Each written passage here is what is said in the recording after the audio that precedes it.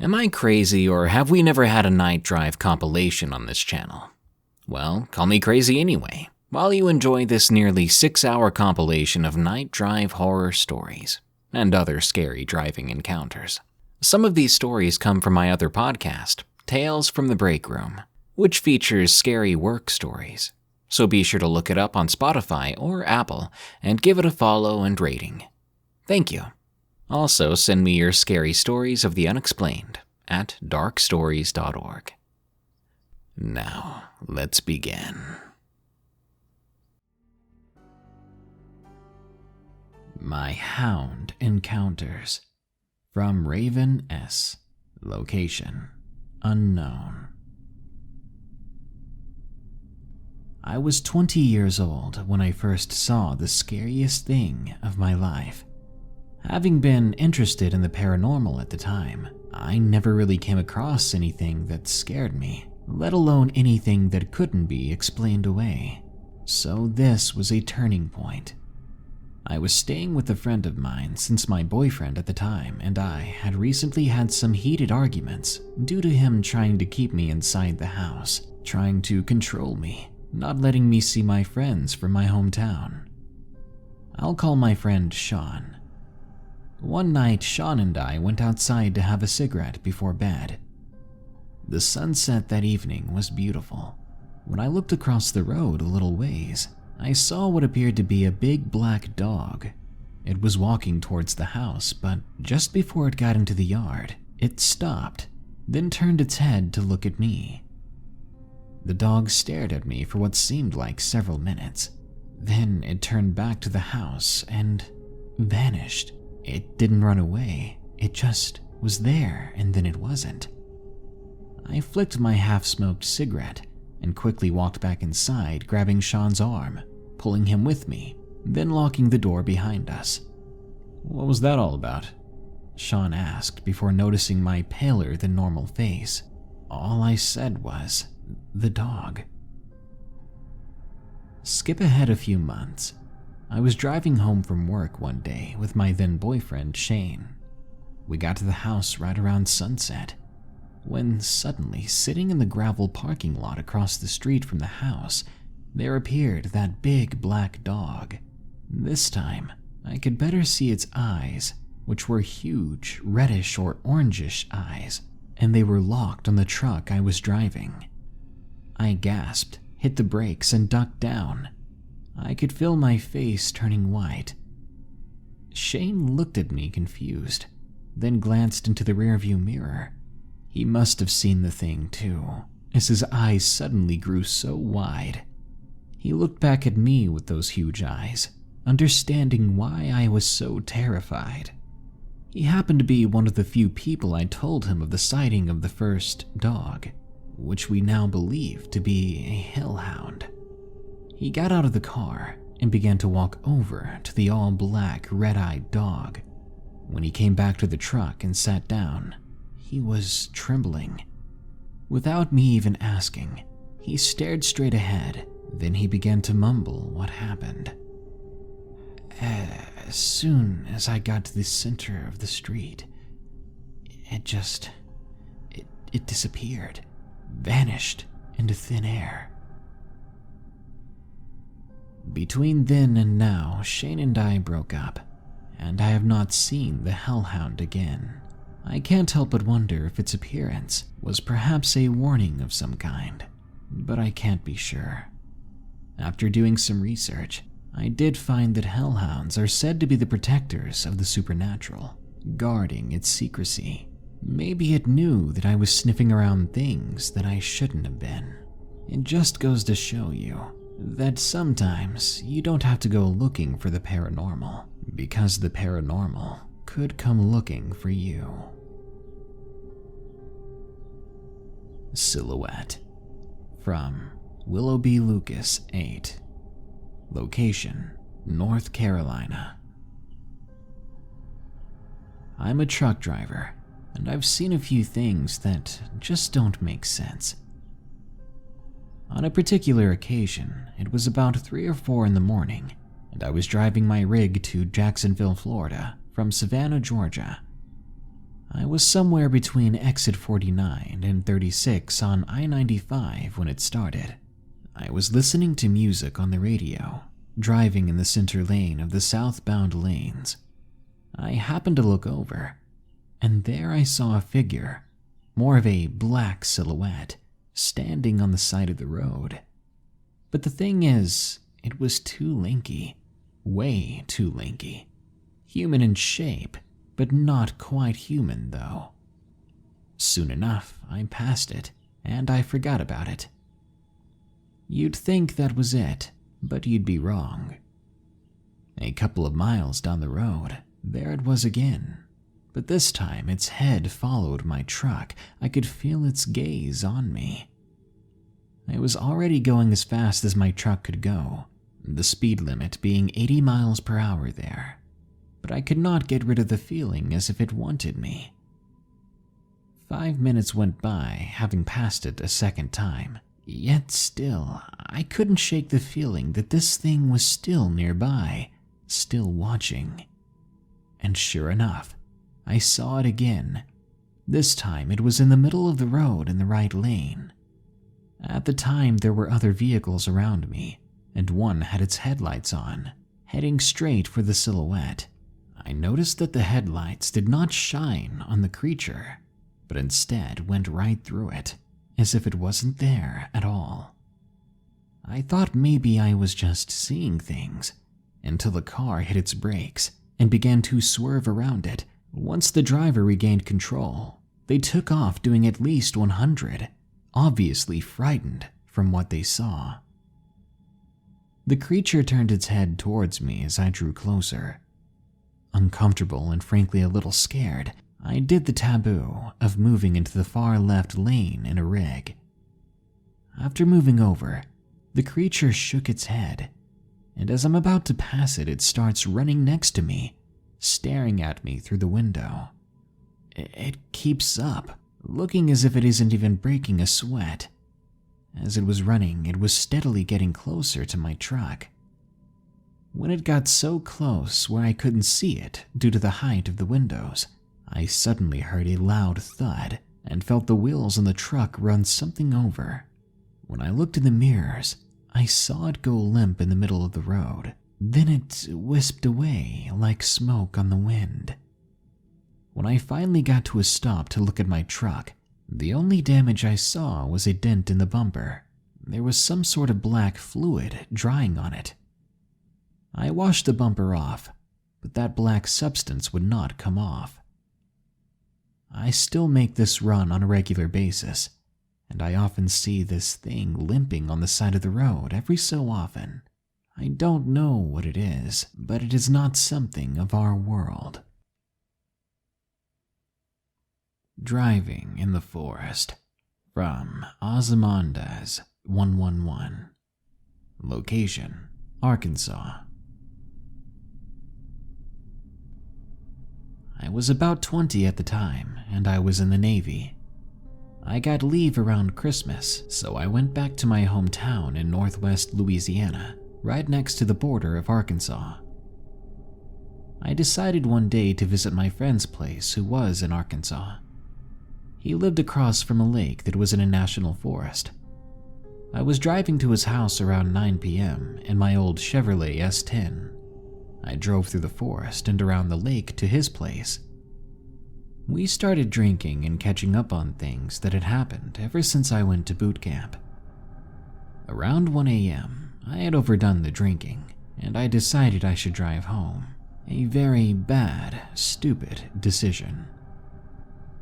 As I was driving and I got past the lake and into the forest, I was swerving and decided that this was a terrible idea and that it would be best to stop and just try to sleep some of this off. I got past the spillway and I turned on this dirt road. I made it to a place that used to be an oil rig or something along those lines. I pulled in the opening and I turned my truck to where it was facing the road. I turned it off and I locked the doors. I was thinking I was in the middle of the forest at night, so no one should be driving past me or bothering me at all. So relaxed and way too warm, I laid down on the seat and I went to sleep. I woke up not long after with a really creepy feeling. I sat up and turned my light on, and out in the forest, I saw a black figure walk out of the forest and stop right in front of my truck. He stared at me for a moment through the glass, then proceeded to walk into the other side of the road into the forest. Having no idea who or what that was, I noped out of there and drove all the way back to my grandmother's house without stopping. I don't know what that was in the middle of the forest at night, and I probably never will. I'm out of the Navy now, and sometimes I drive down that same road, but every time I do, I can't escape the feeling that someone is watching me. Maybe it was a Skinwalker. From Toe and Doll. Location, Southwest Ohio. I work at a freight company on the third shift. I'm the yard guy, which means I move trailers and box trucks around the yard, and I put them onto the docks.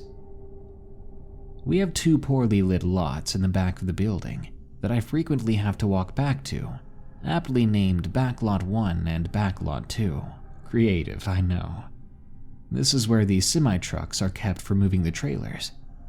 I usually keep a headphone in one of my ears to listen to podcasts or music. The other ear is left open so I can hear if people call me over the radio. Anyway, there have been some coyote sightings on the property as of late. This is odd, because we are in a warehouse district virtually void of any woodland or wilderness.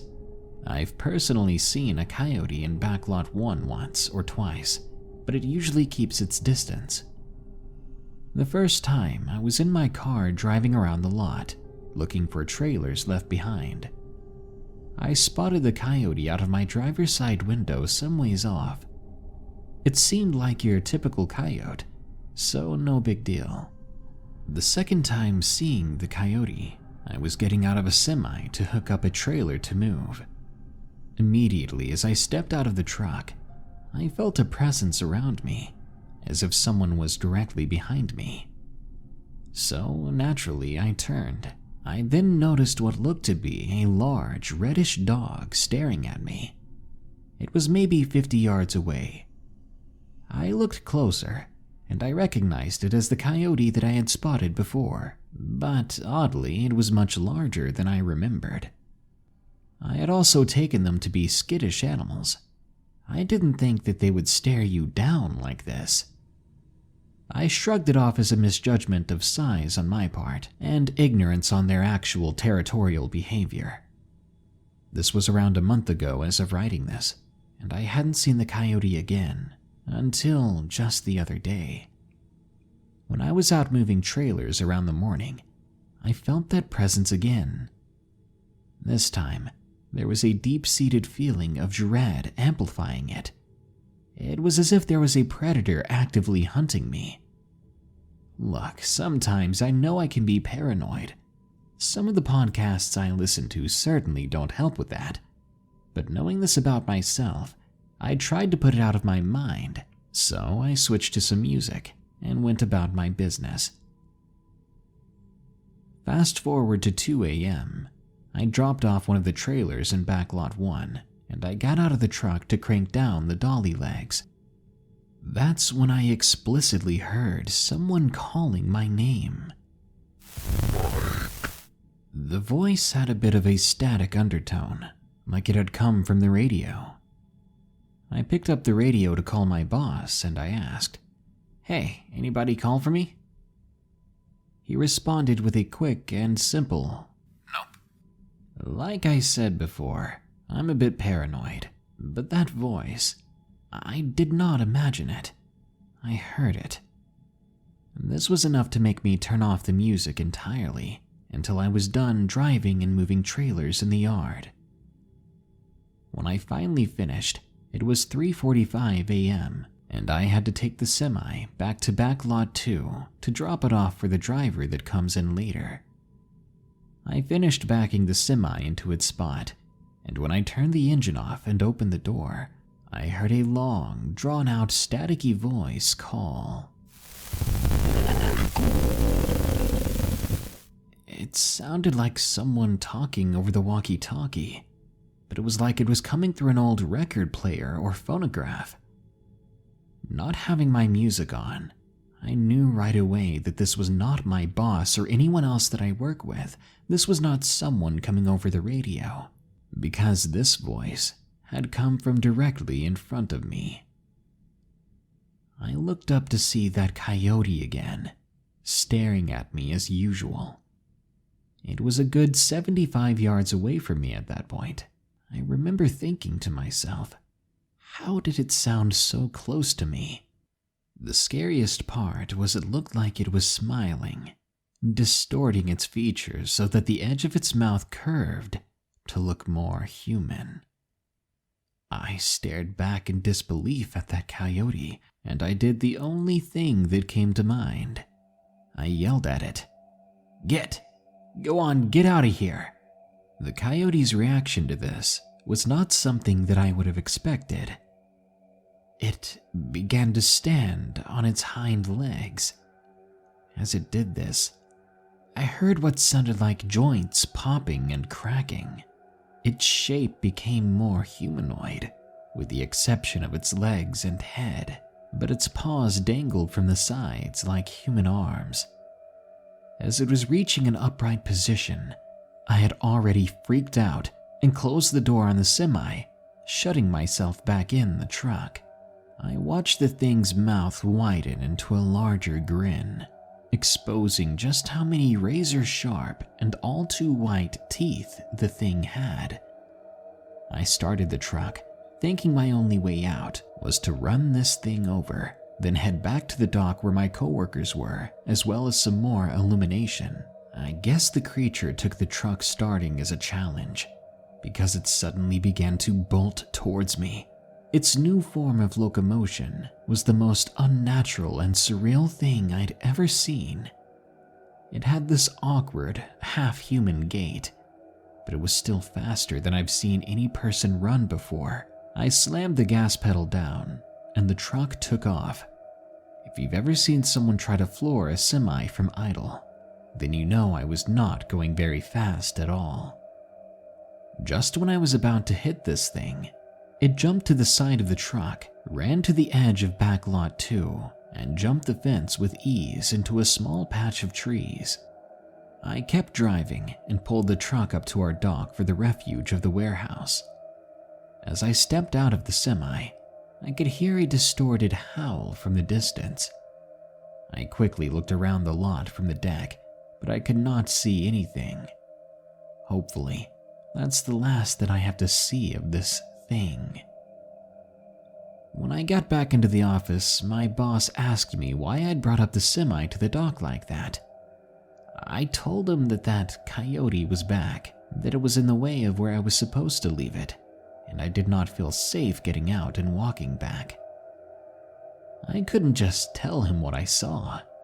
No one on this planet would believe me.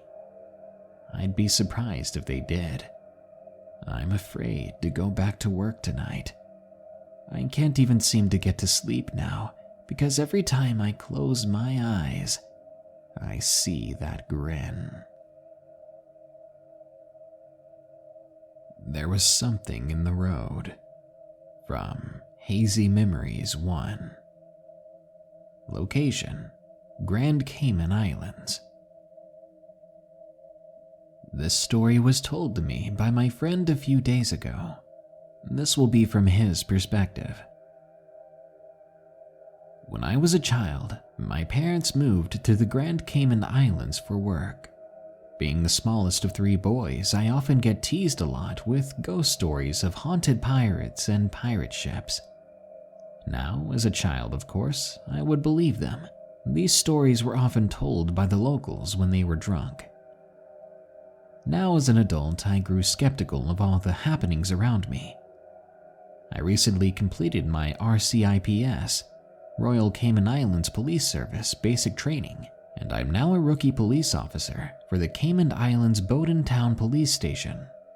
I work mostly night shift with my partner, Peters.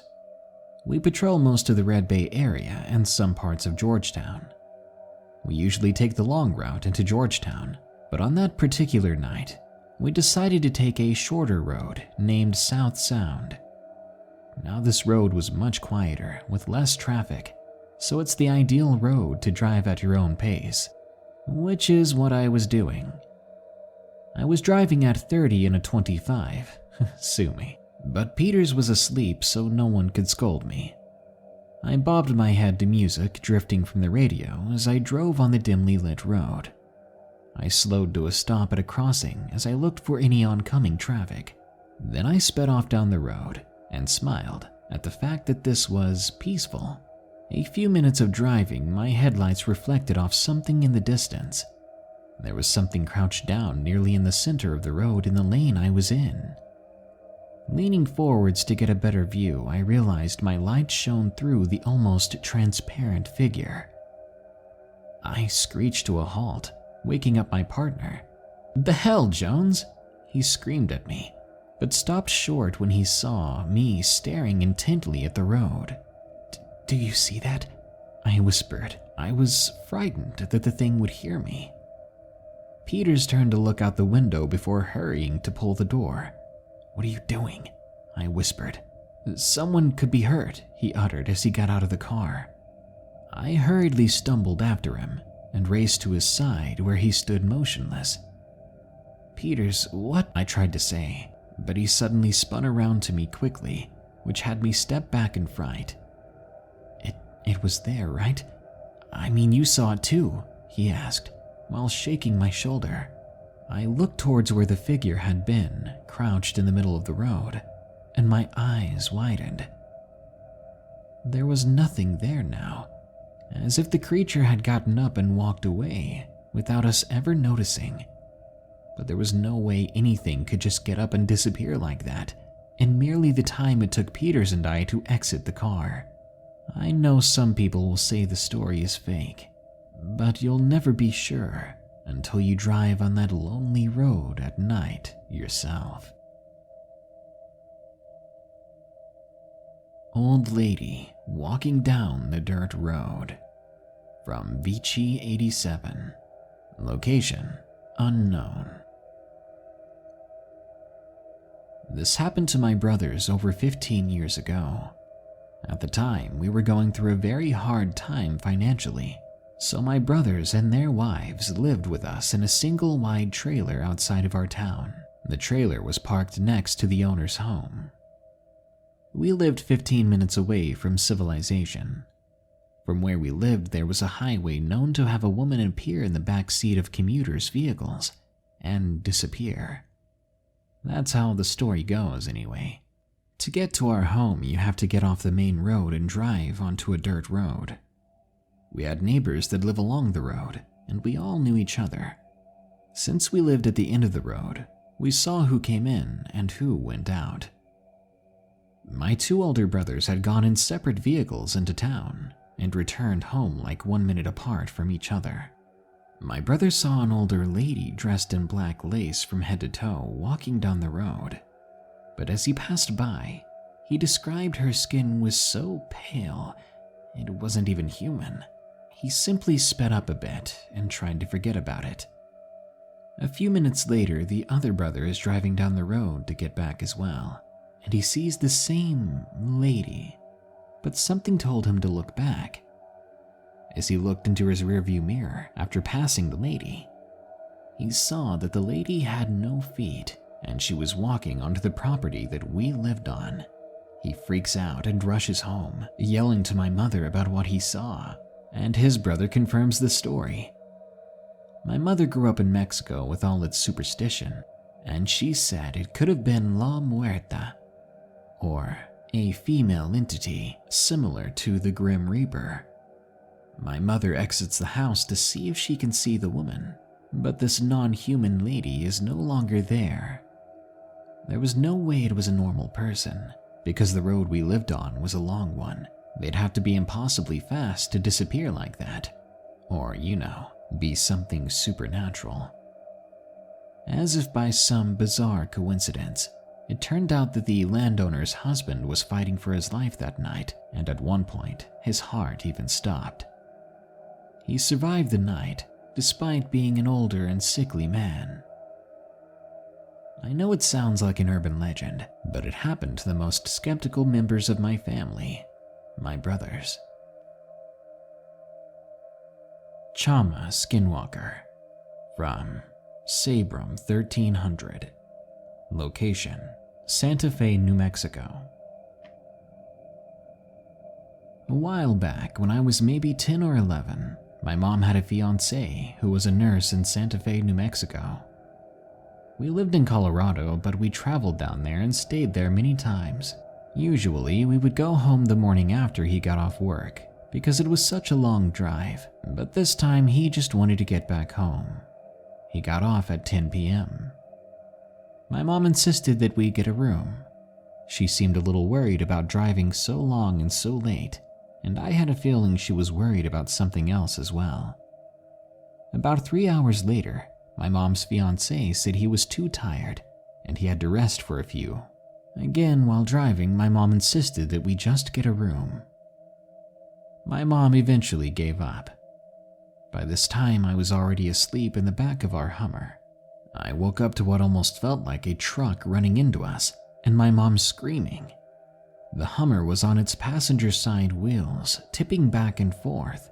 As this was happening, I was looking out the window in shock because I did not see another truck ramming into us. I saw nothing but darkness. While I was looking out the window started to roll down and I dove onto the floor on the other side of the Hummer. I covered myself with blankets. My mother was screaming at her fiancé to drive, but for some reason the Hummer wouldn't start. Finally, everything just stopped, and the Hummer started. Even the moon seemed to come back and it was bright. I could now actually see around us outside, but I didn't see anything. The dirt around us wasn't even disturbed. My mom's fiancé sped off down the road, and we did not stop until Colorado. We stopped, and I got an explanation somewhat. While we were driving, something rammed into my mom's door. Whatever it was strong enough to tip over the Hummer. My mom's door was now covered in dents and scratches, and her fiancé was too terrified to describe what he saw. Having finally confessed it to my grandmother, she claims it was a skinwalker, and after experiencing that night, I'm inclined to believe it. I have not found the place it happened, though I am afraid that I may stumble upon it by accident. Kentucky Dogman, or Virginia Werewolf, from Hybrid Musician 333. Location: Pound, Virginia. I have seen a werewolf, or as some may think, the Kentucky Dogman, on several occasions. In fact, I saw this creature around 100 times in my life altogether. I'm 36 years old. The first time I saw the werewolf, I was 17. I was driving from Dalton, Georgia, where my parents lived, to my grandpa's house in a small town in southwest Virginia called Pound. The town is located near the Kentucky state line. My grandpa's house is located next to the forest. The forest completely surrounds his home. It was 3 a.m. when I drove up the gravel dirt road that leads to his home. Something felt odd as I drove toward the house. It was completely silent. No animal noises either. Not even my grandpa's dogs were barking like they always did. The worst part was not even crickets were making noise. It was April, and anyone who lives in this area will tell you that this was impossible. I knew this, as I had lived there with my parents until I was 11 years old. As I got closer to the house, driving up the long driveway, I saw something walking down the road from the forest. At first, I thought it was a man who had on a ripped white shirt, ripped dirty brown jacket, and ripped dirty blue jeans. He was walking normally, but when the clouds moved and revealed the moon, it shined enough on him that I could see everything, like the fact that he was covered in fur, had long claws, and his legs were bent backwards. I stopped my little aqua-colored Ford Taurus about 3 feet away from the creature. I thought at first that I had fallen asleep and was dreaming. This couldn't be real. Then, when he noticed me, he smirked like a psycho. He leapt about 3 times, then landed on the hood near my windshield. I screamed and realized this was no dream. Red fluids and drool dripped down on my windshield as it clawed at the glass. Then this creature reached over to my window on the driver's side door and began clawing and hitting the glass. I could tell this creature wanted to hurt me. His eyes burned like fire. I panicked, slamming the car into reverse and hitting the gas pedal. I backed up so quickly and turned into my grandpa's neighbor's driveway. I slammed on the brake then, making the creature fly off the hood. I put it into gear, then drove as fast as I could to get out of Rat Creek Road. I looked in the mirror several times to see if it was following me, and he was. I kept driving out of South Fork towards the town of Pound. But the thing was not going to give up without a fight. It ran up quickly, grabbing a hold of the bumper. I slammed on the brake again, causing it to hit the back windshield. Then it rolled onto the ground. I hit the gas and sped up even faster, trying to escape. Again, the creature leapt from a tree up above the road and landed on top of my car. It growled and groaned in pain and frustration, continuing to claw at the windshield. I slammed on the brakes again. The creature was flung to the ground in front of my car now. I floored it forward, hitting and forcing it under the car. I heard a howl of pain and kept going, hoping that that was enough to keep it from following me. But no, he was still coming. I was crying now.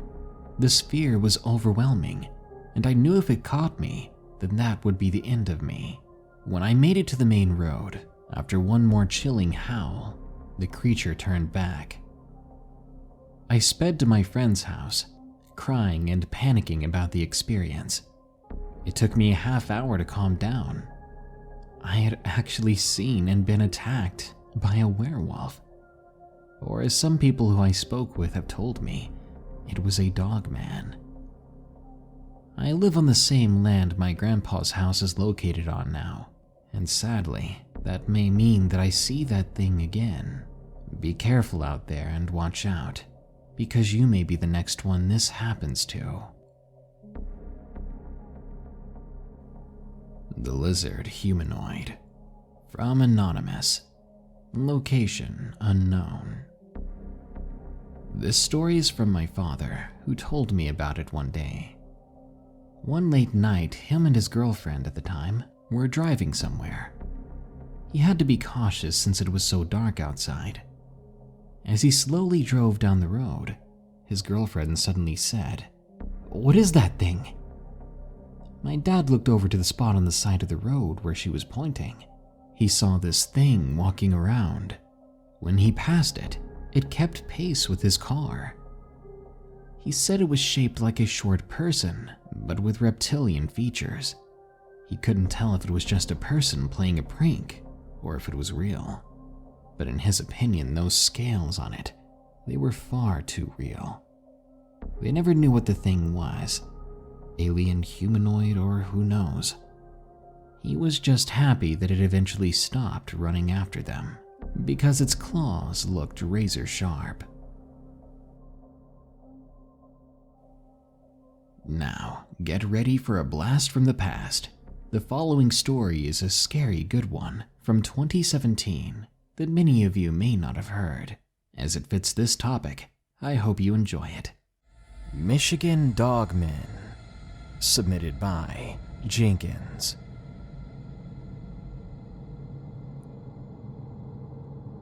I've had some very interesting experiences with the supposed dogmen of Michigan. The first encounter I had with these curious and strange beings was calm and serene, believe it or not. It felt as though I wasn't in any danger and everything was okay. But my second encounter was deathly different, and it left me with a feeling of dread and worry and fear. Both encounters took place within 2 weeks of each other, at night in the same rough area, and there happened to be snow on the ground. I'll begin with the first. Though I've had to move closer to Detroit for a better job and education, I still frequently go out into the country to visit my grandma. She and my late papa took me in when I was a teenager and raised me upright. Since she stays up late, I frequently go over later in the night, and I smoke with her a while before going to bed and spending the night there. My first encounter took place in the second week of December of 2017, on one of these such nights. I'd left the small town of Emmett and was passing by the old country market on the corner of the crossroads of the paved road and the dirt road that my grandma lives on.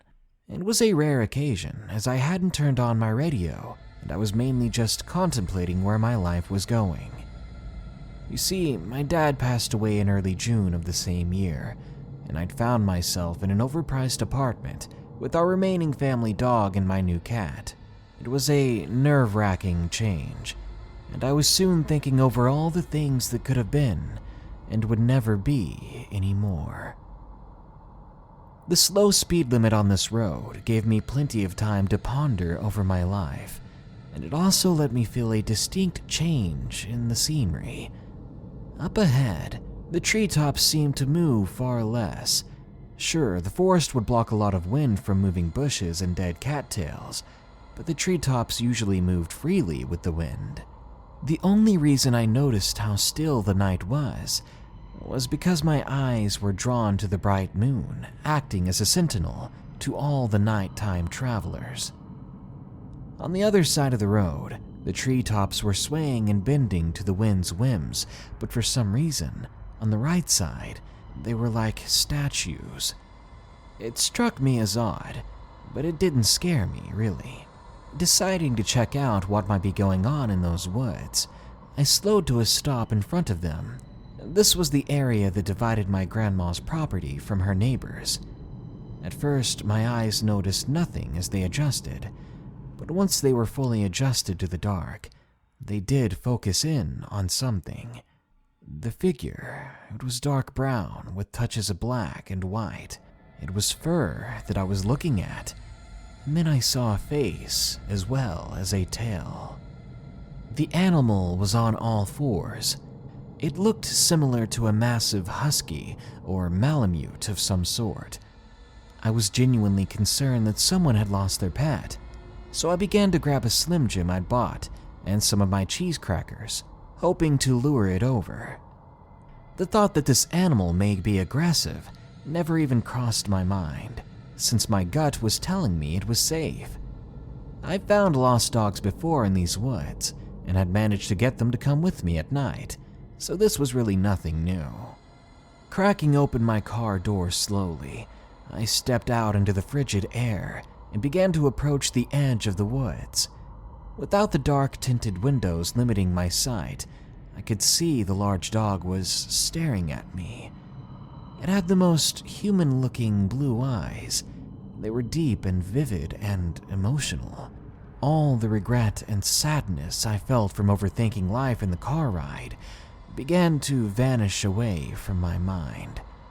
My mind was instead releasing the negativity and overcome with serenity as this beautiful creature's stare persisted, as if it was telling me everything was going to be okay. I'm not sure how long I stood there, gazing into those blue eyes, but I was almost shocked out of my daze when this thing that I thought was a dog stood up on two legs, then sprinted away like a human jogger. It took such long strides that I knew I couldn't have kept up with it if I tried. In seconds, it had disappeared into the night.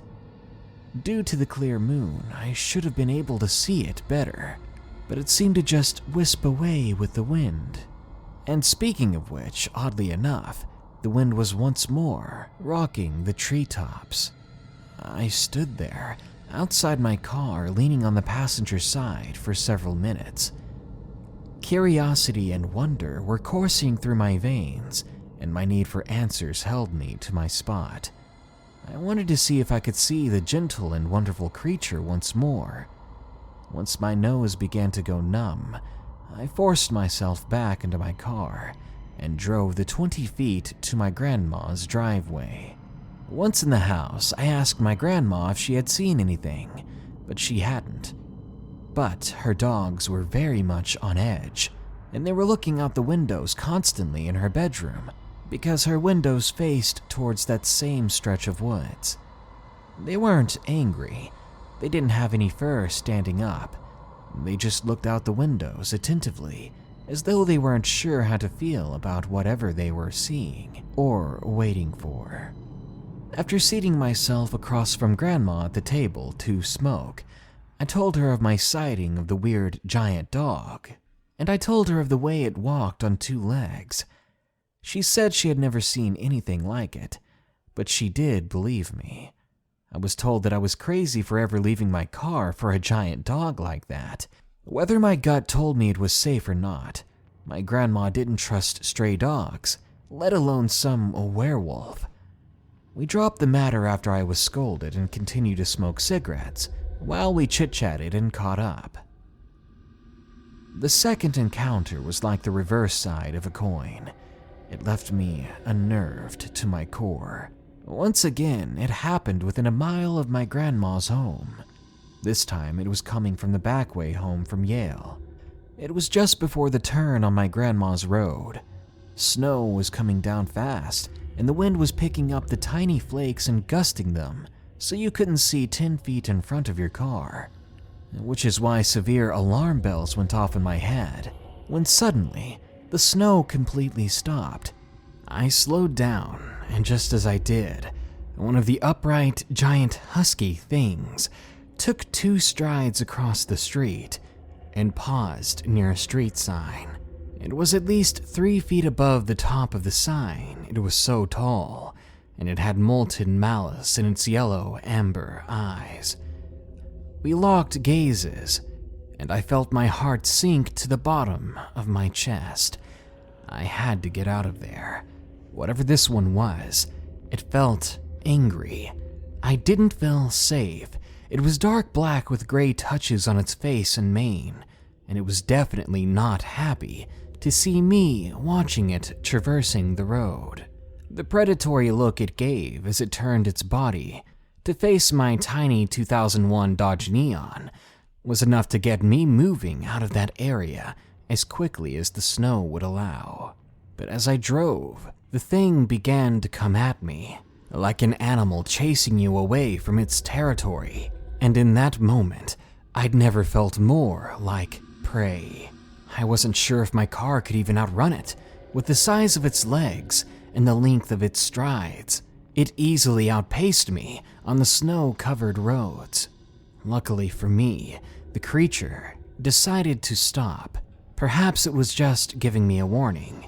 Maybe it thought I wasn't worth it. Either way, it let me go, and I arrived at Grandma's 5 minutes later, going dangerously fast down the icy roads. When she saw me, she greeted me with a Merry Christmas Eve.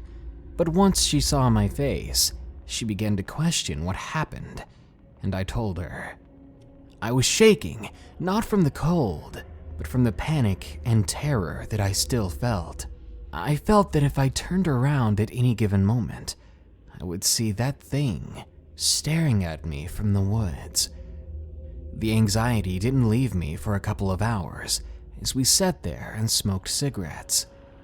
On Christmas Day, when I woke up, I did a quick Google search to see if I could find any information about what I've seen. Maybe some sort of escaped circus wolf or something. But that I even knew was a long stretch. After finding nothing, I decided to draw what I saw. I was listening to things on YouTube when I stumbled across the word Dogman, and this prompted me to research some more online, and I eventually stumbled upon very recent sightings of dogmen in St. Clair County, Michigan. We live in that very same county, so that's what I saw, I wondered. Dogmen. I'm not sure how to feel about everything I'm beginning to learn, but I know I'll be taking a more spiritual approach to my research, because I believe these dogmen are more spiritual beings, with the same kind of dangers attached to them that the physical world affords. While I hope to never see those predatory amber eyes again, I am open to another experience with those mystical dogmen.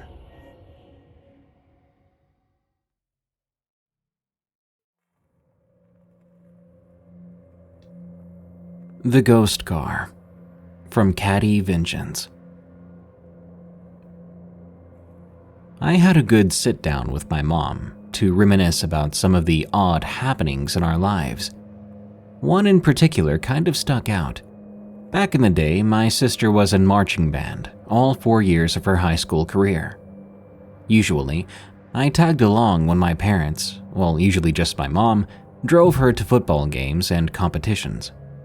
That usually meant my mom was stopping off at the Exxon before heading on home afterward. And a stop at the Exxon usually meant I could talk my way into a cookies and cream candy bar, a favorite treat of mine back then.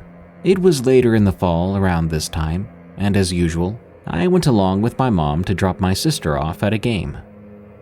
I think my sister was staying at a friend's afterward that night, or with my grandmother, because we didn't stay to watch. Instead, we turned around and headed home. Our home was pretty isolated, about 40 minutes away from the high school, give or take. So by the time we were in sight of the Kenna Exxon, it was dark out. For those of you who don't know, Kenna is a tiny, tiny city in Jackson County, West Virginia, with not much more than a post office, the Exxon, the elementary school, and a restaurant. This time, instead of turning into the Exxon, my mom, however, turned left, down a road which I think was named Kentucky Road. There was some disagreement on this when we retold the story, but bear with me. I'm remembering the details as best I can. I gave my mom a disappointed look, but realized she was staring nervously through the rearview mirror. The road was mostly downhill at the start, passing that restaurant I mentioned before. I think it was named Patty's Country Cookin'. I suddenly then realized there were headlights riding very close to our bumper. My mother is a nervous driver. She's been in a few accidents in the past, and she doesn't like it when people ride too close to her. So she glanced at me and said, "I'm gonna just pull over and let this guy pass whenever we get to a wide spot." I remember nodding in agreement because, while I couldn't make out any details of the car behind us, even I could recognize they were uncomfortably close to us. So we make it to the bottom of the road. My mom pulls into this big, gravelly, wide spot that's on the left of the road. And nothing. No headlights pass us. They just vanished into thin air. The two of us sat there for probably 5 minutes, just staring. Finally, my mom looked at me and asked, You saw a car, right?" To which I nodded, and I even said, "Yeah, Mom, I did." At that point, I had goosebumps all over. "Did you see them pass us?" she asked, still staring at the road. "Nuh-uh, I didn't." We sat there a little longer, searching the road together. There isn't anywhere the car could have pulled off behind us. The road was just a straight stretch at the bottom of the hill. We would have seen their headlights pass us by. We would have seen their taillights too. It looked like a big car, given the height difference of the headlights that had been riding the bumper of my mom's 2003 or 2004 Buick LeSabre. So if it had gone over that hill, we definitely would have heard something. So yeah, I'm pretty sure my mom and I encountered a ghost car that night. In addition to that one encounter, my mother informed me that she had had similar experiences like that numerous times on that very same road whenever she was driving alone. Sometimes the car would be riding her bumper and vanish if she pulled over, like when I was with her. And other times, she would be followed by a pair of taillights, just to watch them disappear right in front of her eyes. My dad confirmed that he had also had a couple of experiences like this. They aren't the most harrowing experiences, but it was very frightening at the time, and to have seen it firsthand, well, it definitely shook me up a bit. Strange things happening on my block. From Slightly Off. I've seen some strange stuff on my block. Of course, there are reasonable explanations for all of it, but I figured I could share some of them. These are a couple of small stories. The first happened 6 or 7 days ago. It was 8 or 9 p.m., and I was riding my bike around. I know it's strange to ride your bike so late, but I don't like riding near people, and the neighbors or their kids are almost always out during the day. So nighttime is perfect for me. Not to mention I'm a night owl. The road that is in front of my house goes down to the next block. Then it ends and you can see a field. The rest of my block is unimportant to the stories. I stopped in front of my driveway, and I was looking on down the road. That's when, I swear to God, I saw something dart across the road very fast. It was 2 or 3 feet tall, and it was a darker color than the shadows. I was absolutely sure it was running on 2 legs. It looked as if it was wearing a cloak. Now remember, I was looking at it head on. It was not a out of the corner of my eye kind of thing. Also, I do scare somewhat easily. I was going to ride the bike around the block again, but at that point, I was too terrified to do so. I walked my bike to the garage and went back inside. These other stories happened recently. Me, my father, and my little brother, who we'll call L, had gotten back from a late-night drive around the countryside. The boys were in the garage opening boxes, and I was walking around in the middle of the road. I was doing that because moving around really helped me get creative, and I wanted to get some writing ideas. At that point, my father had gone inside, but my younger brother was still outside with me. I looked up then and saw something in the sky.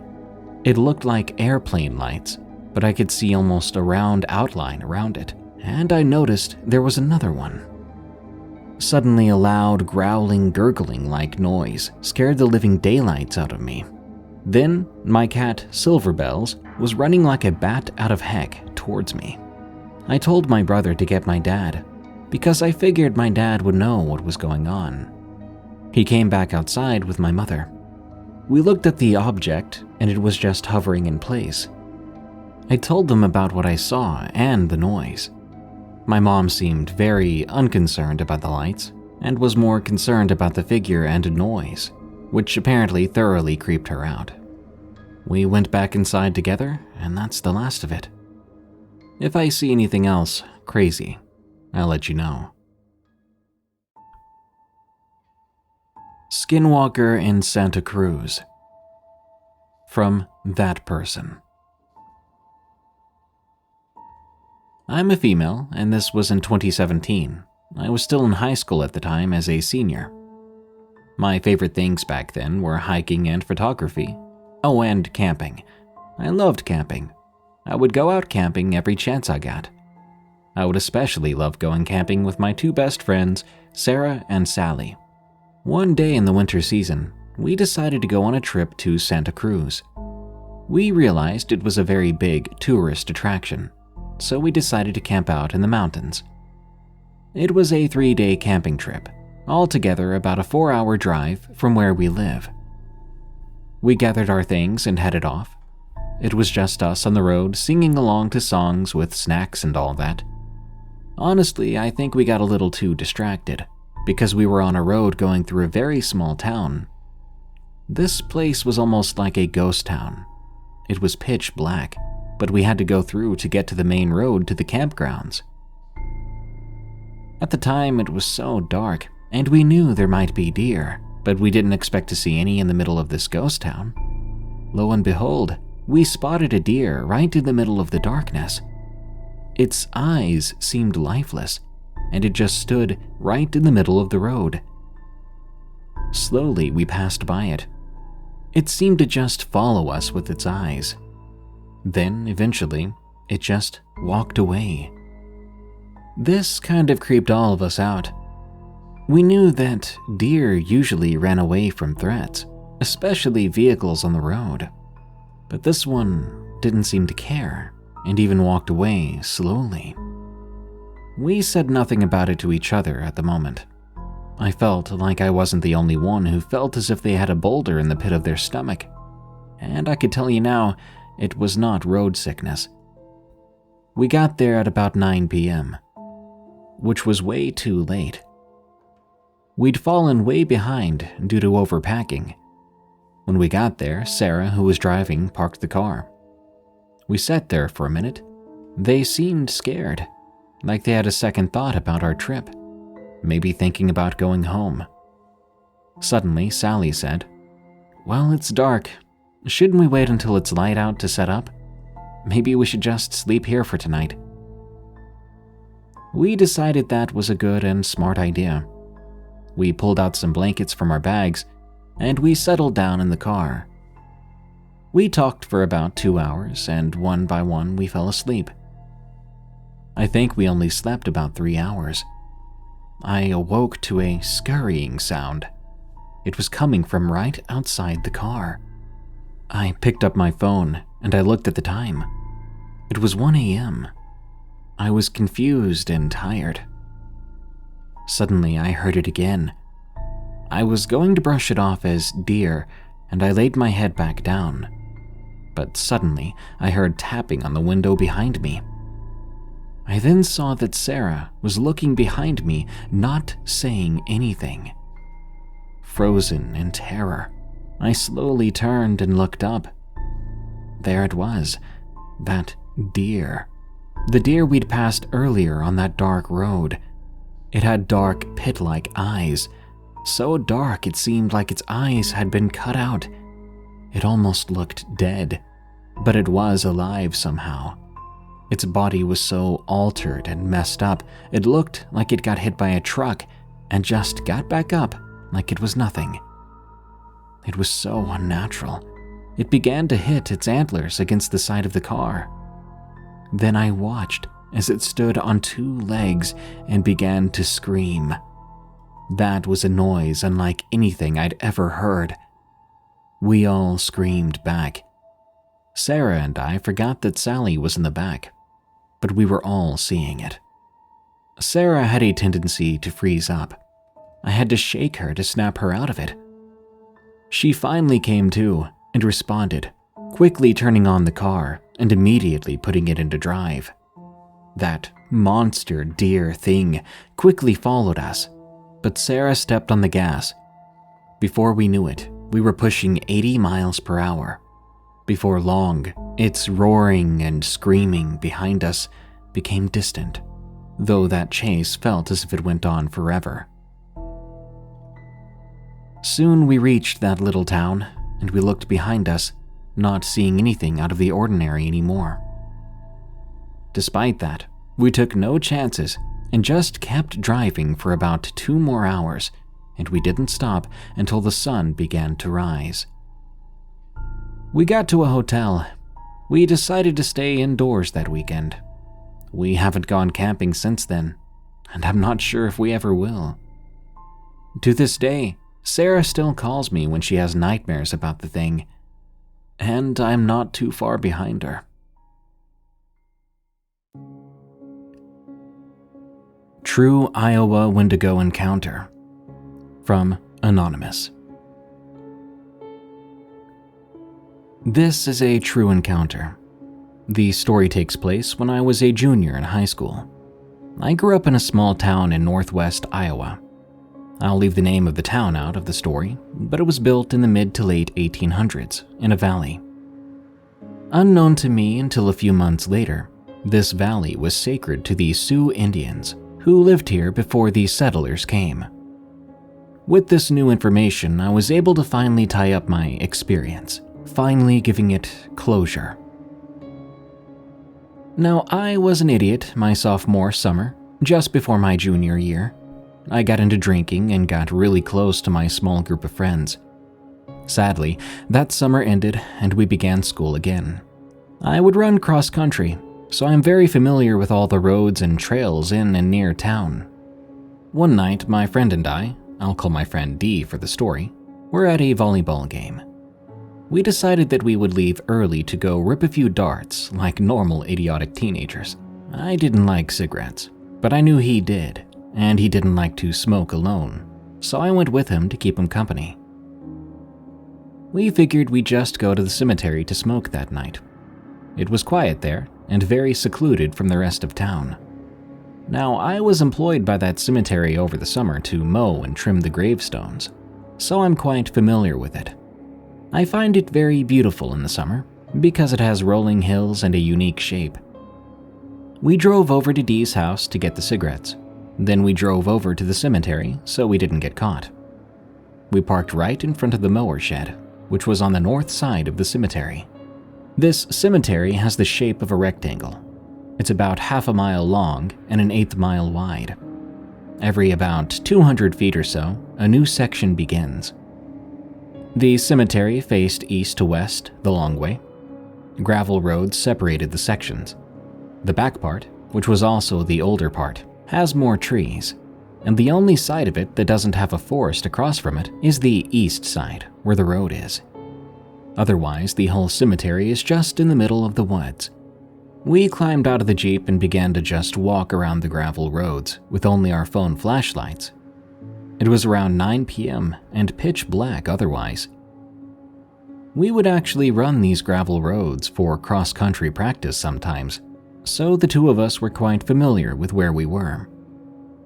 We started smoking as we walked around, just talking about our futures and other things like that. It was actually a heartfelt moment. That is, until Dee noticed he dropped the pack of cigarettes. So we doubled back to look for them, but we couldn't find them on the gravel path. Now, this is when it happens.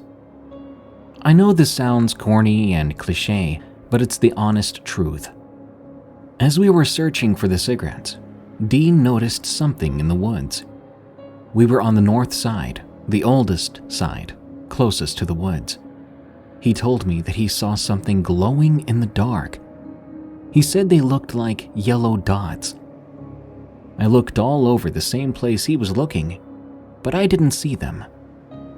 Being foolish, we walked into the section to get closer to the woods to find out what it was. We got about halfway from the woods to the gravel path, and that's when I began to hear the faint sound of a voice. I asked Dee if he heard it, and he said no, keeping his gaze fixed on the supposed yellow dots. I couldn't make out what that voice was saying. At that point, I'm freaked out, but Dee really wanted to know what it was, so we did press on a little farther. As we did, the voice got louder. I still wasn't able to make out what it was saying, though. However, now, Dee was beginning to hear it too. I said to him, "You hear that?" The voice sounded familiar to me now. It sounded like my little brother. Dee responded to me, saying, "It sounds like my mom's voice." My heart sank into my chest. It suddenly felt very hard to breathe. I told Dee what it sounded like. It looked like his face went white. He began to breathe fast and heavy. We both looked back into the woods, and now I too was beginning to see those glowing yellow dots. But only for a moment. They seemed to vanish without a trace right then. We looked at each other and decided without speaking a word to go a few more steps. Just as we took our first step, the sound of something moving very fast and heavily behind us forced us to turn around. But we found nothing. We glanced at each other once more and booked it back to Dee's Jeep. Luckily, we weren't very far from the Jeep. We jumped in and he threw it into drive. The two of us sped out of there without looking back. I drove us back to the school so I could get my car. We didn't say a word and I just got out and went home. The following day at school, we met before our class started. We talked about what the heck happened last night. Neither of us knew, and we decided we just wouldn't talk about it again. I soon resigned from that summer job and gave it to a younger kid. This happened about 2 years ago now, and recently I learned what a Windigo was. They are creatures in Native American legend who look like human-deer hybrids, or maybe that's just a modern interpretation. They're said to be able to move at freakishly fast speed and can mimic the voice of loved ones to draw you in close. Apparently, they roamed Native American land. When I read that, my experience came back to me, and it all made sense. The only part of the Windigo we saw were what we believed to be its yellow eyes. So yeah, I do believe what we encountered that night was a Windigo. The scariest part is I found this out just before Christmas break, and when I returned home, Dee and I went back out to the cemetery to confirm our suspicions. What we found scared me so much, I never wanted to go back. We got out of my car, walking the same path. Only just a few minutes into the walk, we found the same pack of cigarettes Dee had dropped, lying in the snow. The Great Uber Houdini, from Kingmaster 88. I knew there was a lot of crazy people out there in the world, but I didn't know just how many crazies there were. A little backstory: I'm a guy in my mid-30s. I'm an Uber driver, and I've been driving for them for about 3 years now. For the most part, the passengers have been quite normal and mundane. But let me tell you about this one passenger I had one night. It was about 1.5 years ago, and I can still remember it like it just happened. This one night it had been snowing for about 6 hours straight. I decided I could take one more passenger, and it was about midnight. That's when I got the request to pick up my next passenger. So when I arrived at this person's pickup spot, I confirmed where he was going to. I almost got halfway to his destination. The route the GPS was taking me through had 4 lanes, 2 going one way and 2 going the other. I was in the fast lane, going about 40 miles an hour tops. After all, it had been snowing for about 6 hours at this point. That's when my car started to scream and beep at me. When I looked to see why, there on the dashboard of the car, it was telling me that the door to where this guy was sitting was opened. So I looked over my shoulder real quick, and before I could say a word, like, "Hey, the door's open, could you shut it please?" Without warning, I basically saw this in slow motion.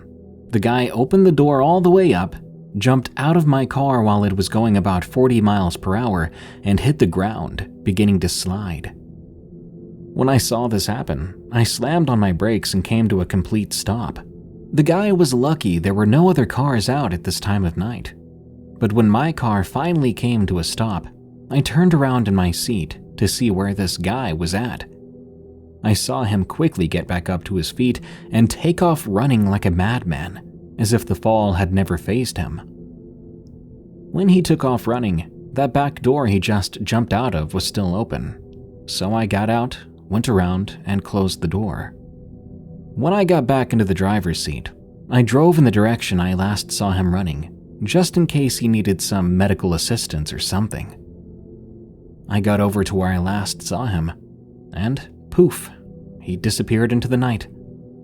When I couldn't find the guy, I just called up Uber to file a report with them, and they told me they put this incident on their file, flagging that specific passenger. Since then, or even before that, I've never had any kind of fares that came even remotely close to this one. Spooky experience with a client. From It's Scary Every Time. Before my current job, I was a driver for transportation services that took people to and from doctor's appointments and the like, so I'd always get my share of interesting people. One of them, whose name I'll keep to myself, was a really cool guy. The very first time I met him, he admitted right away that he was schizophrenic, but he knew enough of what he saw to where he could differentiate between what normal people see and what I see. Like I said, a very cool guy. I got the opportunity to drive him several times. We would talk about books, movies, etc. When I put in my 2 weeks' notice to come to my current job, I got to drive him one last time. I remember telling him it was my last time I'd get to talk with him. We were both a bit sad. We shook hands and made our way to our destination. Right when we got there, he said to me, "Do you mind if I tell you what I see right now?" I was always curious because he would always point out things while we drove, but he would never say exactly what he was pointing out. This was around Thanksgiving, so every time the holiday comes around, I remember what he told me. He described it as people dancing, but the more he explained, the more traumatic it got. He said he saw shadows of people twirling and spinning like ballet, but their heads would just come off, and ribbons would burst out of them and get tangled with other dancers. He also mentioned big, sometimes building-sized shadows stepping on these dancers as they moved, jumping and playing like dogs. He describes these images for about 5 minutes before he has to get out of the van and on to his appointment. I stayed professional, leaving my horrified expression locked behind a smile. He jumped out of the van, spun on the spot, and said, "Hey, good luck with your..." And he completely froze, his expression wide-eyed and fixed on something that was apparently right outside my driver's side window. Then he snapped out of it a few seconds later. "New job," he finished, before closing the door and walking into the building. I have to admit, I turned around and looked out my window. There was nothing there, just a couple of trees in the parking lot. I was very alone. I got the impression that whatever he saw was huge and right behind me. But whatever it truly was, I'll never know. And I honestly think I'm okay with that. A Ride Through the Woods, from Anonymous. This happened years ago.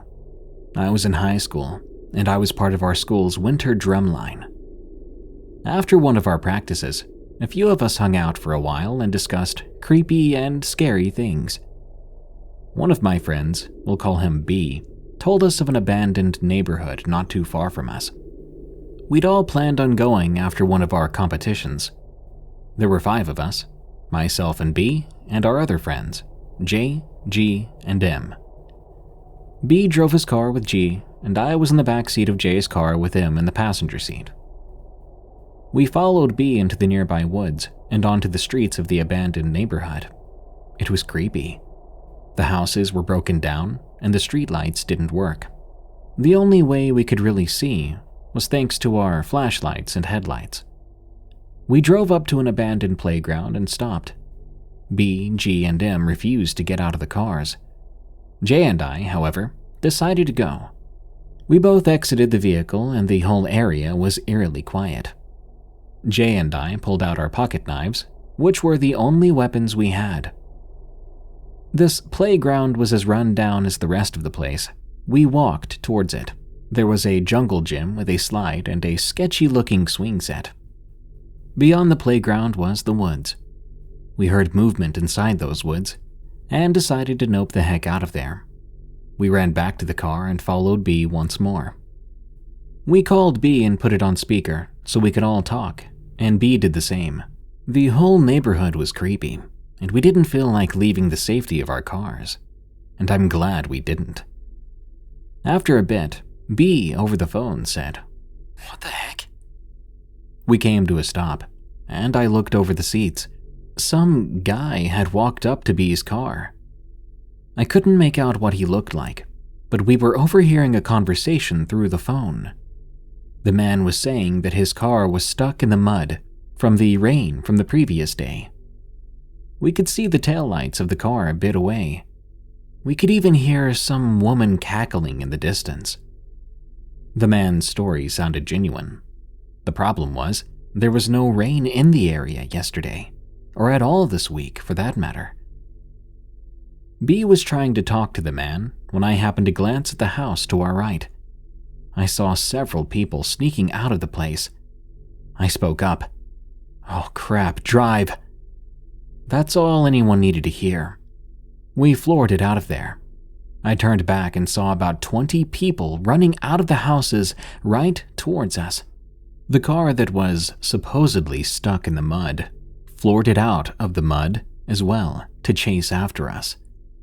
We flew through the neighborhood, and eventually we made it out.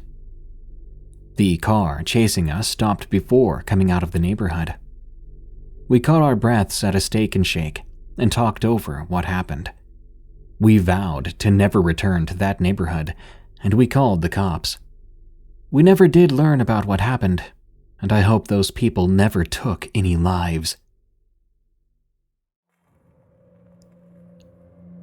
Possession of Mo. From Dell 6511. I've always believed in a higher power, and to some I understand that's a sensitive subject.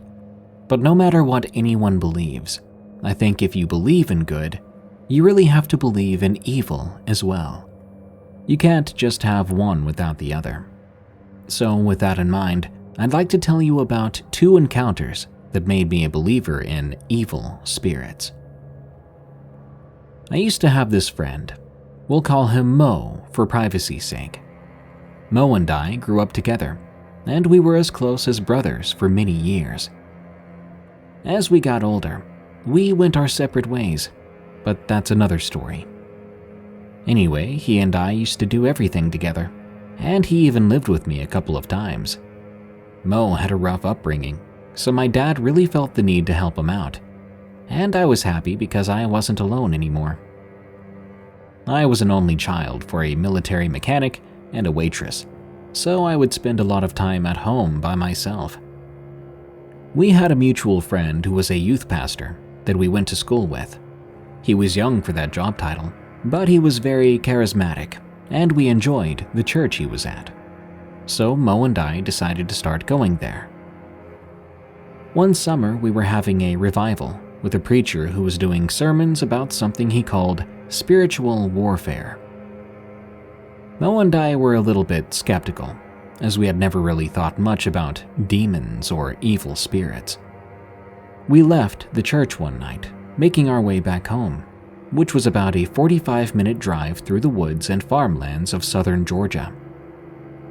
I noticed at some point, Mo got really quiet. This wasn't like him at all. He just kept staring out the window into the woods, which we were driving through. "Hey, what in the world are you doing, bro?" I finally asked. No reply. "Hey, are you okay?" I asked, this time with a little more bass in my voice to get his attention. Still nothing. So then I tapped his shoulder. He didn't move and he didn't speak. This continued on for about 15 minutes. Finally, out of nowhere, he asked, "Can you see it?" See what?" He then pointed out the window. I hadn't been paying attention before, but now it was all too clear. What we were seeing defied all logic. There was definitely something running in the woods beside us. It was keeping pace with our car, and the car was going at least 60 miles per hour. The thing, whatever it was just inside the tree line, running straight through the trees, across bridges, and sometimes through nothing but thin air. This thing had the shape of a human, but its head was in the shape of an upside-down triangle. It was black, blacker than the night around it, with orange and yellow running through its body, almost like veins. It had long black hair, glowing yellow eyes, and horns that curved back in towards the eyes. But the worst part was the razor-sharp teeth. They were jagged and appeared to be covered in blood. I had never seen anything like it. Not before, not since, and I hope I never do again. I floored the gas pedal on my 80s model Chrysler New Yorker, hitting 80, trying to just outrun this thing. But suddenly, it was gone. Before I could let out a sigh of relief, something hit the top of the car. Not hard like something large, but more like an acorn or something just fell on it. Right after that, I saw this black hand with claws come sliding down the top of my windshield where my rearview mirror was.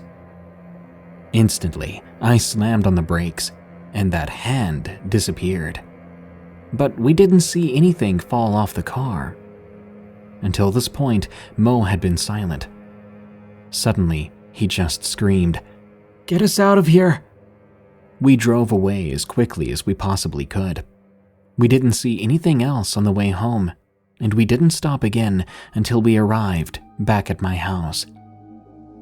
We were silent the whole way there.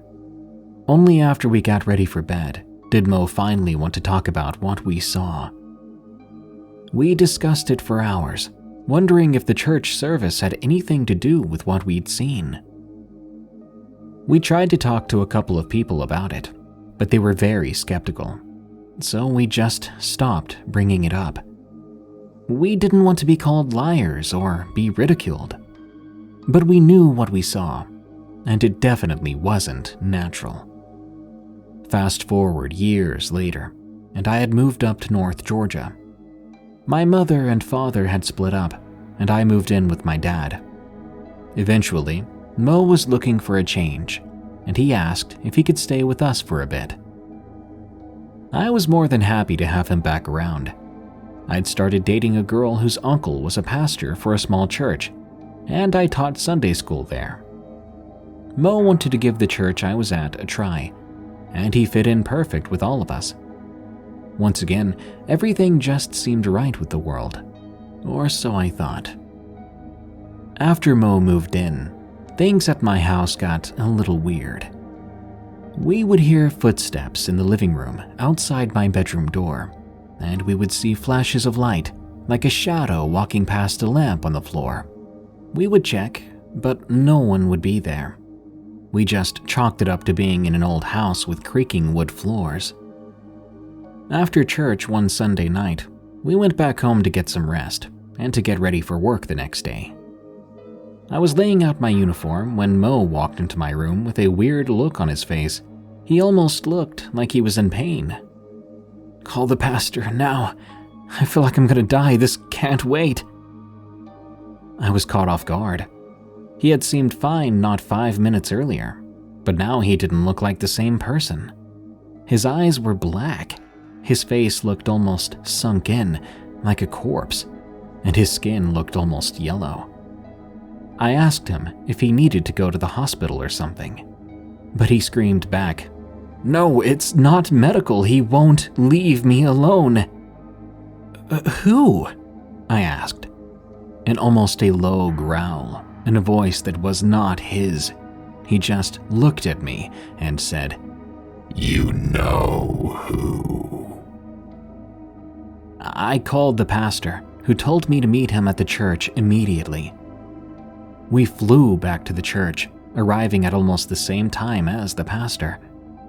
"Get inside, quick," the pastor said, as we helped my almost unconscious friend into the building.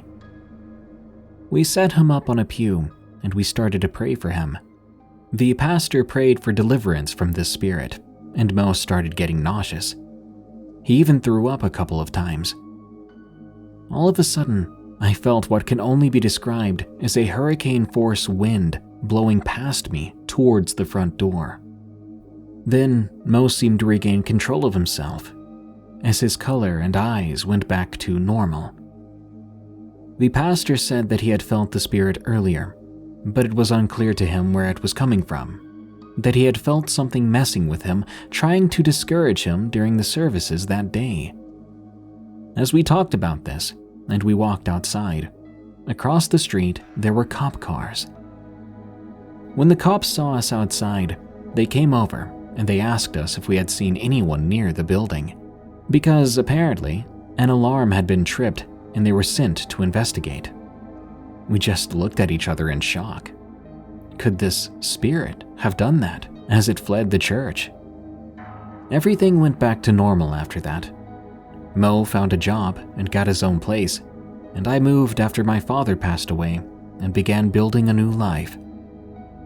I often think about those nights with Mo and wonder what he's up to these days. I hope nothing like that ever came after him again. I'm still interested in the paranormal, and I'm definitely conscious of the fact that there are some things that inhabit this world which do not want what's best for you. I saw a werewolf twice. From Swiss Dog. These events happened 7 years apart. My first encounter happened when I was 11 years old. It was 2013. I'd asked my dad if I could spend time at my friend John's house. He said, sure, just be back by 9 p.m., okay? And take Ruppy and Clark with you. Ruppy was my 4-year-old Rottweiler, and Clark was my 1-year-old standard poodle. I had another dog, Keys, a 6-year-old bulldog, but he stayed at the house to keep Dad company. Later on that night, it was getting close to 9 p.m., so I started to walk back home. I lived in the country at the time. There were a lot of wild animals around. As the dogs and I were walking, I began to hear noises, but I was thinking it was just a raccoon. We were about 6 feet away from my driveway when Ruppy stopped and started to growl. I thought he was just growling at another animal, but when Clark started to growl too, I knew it was something worse than that. Something was wrong. You see, Clark never really growled at anything. I was getting ready to say something when a large, dark creature ran out from behind a tree and took off running. I stood there, startled, dumbfounded. From what I saw, I remember thinking right there, that couldn't be real, right? My dogs and I then ran and ran until we made it back home to the front door. We burst through, and Dad said, "What in the world?" before he slammed the door and grabbed his gun. My dad looked at me and said, "Stay inside, there's something out there." Fast forward to 2020. I was 18. Clark and Keys were gone by then. My dad and I were driving back home from the lake one night with our dogs, Zach, a border collie, Lucky, a Doberman pinscher, and Loki, a black wolf Malamute mix. As we drove, everything was really quiet. Suddenly, I saw something dart across the road. I quickly yelled, "Dad, look out!" He slammed on his brakes and said, "Another one?" I looked at him and I told him we have to get home. I looked back at our dogs. They were growling and baring their teeth. We made it home fast and slept in the living room. Nowadays, my dad and I avoid walking or driving at night whenever possible. Road Trip from Hell, from Odd Bolio. When I was 20 years old, I was driving from New York to my home in Florida. I stayed overnight at my grandparents' house in Virginia. After hitting the road from Virginia, I hit some dense interstate road where I was traveling in inner-city interstate roads. I was in the left lane with a semi in the right lane right by me, and a 5-gallon paint bucket lid was rolling vertically at my car. The semi on the right did not let me over, so the only thing I could do was yell some swears and hit the lid straight on with my little Toyota Yaris. After that little incident, I was stressed about the drive, though it's not like I haven't done it 8 or 9 times by that point. I also had my small hound dog with me, Lucy. We kept on driving, and when we reached the Georgia line, I stopped and got some gas, letting Lucy out to do some business. When we got back on the interstate, maybe 20 miles afterwards, I noticed someone was following us. They drove in a white van with a handmade barricade from the driver and passenger seat to the back of the van. The windows were painted white in the back, so you couldn't see what was inside in the back. There was an old man driving the thing with a permanent scowl on his face, and he wore those old 1970s Chester molester glasses on his face. He was so close to my car on the interstate at times, I couldn't even see his headlights. He stayed so close to my vehicle the entire time. I tried to speed up. I drove along the Georgia interstate, going 100 miles per hour to try to evade this guy. I was weaving through traffic, and no matter what I did, he stayed right by me with his face scowling and serious. For some reason, he just had to stay as close to me as possible. Now, Lucy was not an intimidating dog whatsoever, being a 30-pound dwarf tree-walking hound lab mix, so I don't think her presence was having much effect on this guy. I've never been so terrified while driving, and I was looking for any cops on the road to pull over to and to explain my story to. But there were no cops, and this madman stayed on my tail the entire time. That's when I decided, because I just gassed up my car, that I would simply outrun him. He would have to get gas way before I did. It was 182 miles of him following me, tailing me, so I couldn't see his headlights, or being just at the side of my car. From the state of Georgia to well past the Florida-Georgia line, he followed me. 182 miles total, and finally he was running out of gas. I'm so thankful my little car and one tank of gas got me 350 miles. I could not have imagined what would have happened if I had to stop for gas first. I wonder what he was trying to hide. I wonder what he saw that made him harass me. I-95 can be scary. I've done this trip many times, and I've never, until now, had anything like that happen to me. Now I pack my Springfield Hellcat whenever I drive. The gut-wrenching feeling I had with that old man and his homemade rigged-up van driving behind me for so long was too much. I hope no one else has to deal with that sense of dread driving on the road. And if you do, I hope you're armed. I hope your dog is more intimidating, and I hope your car can outrun them.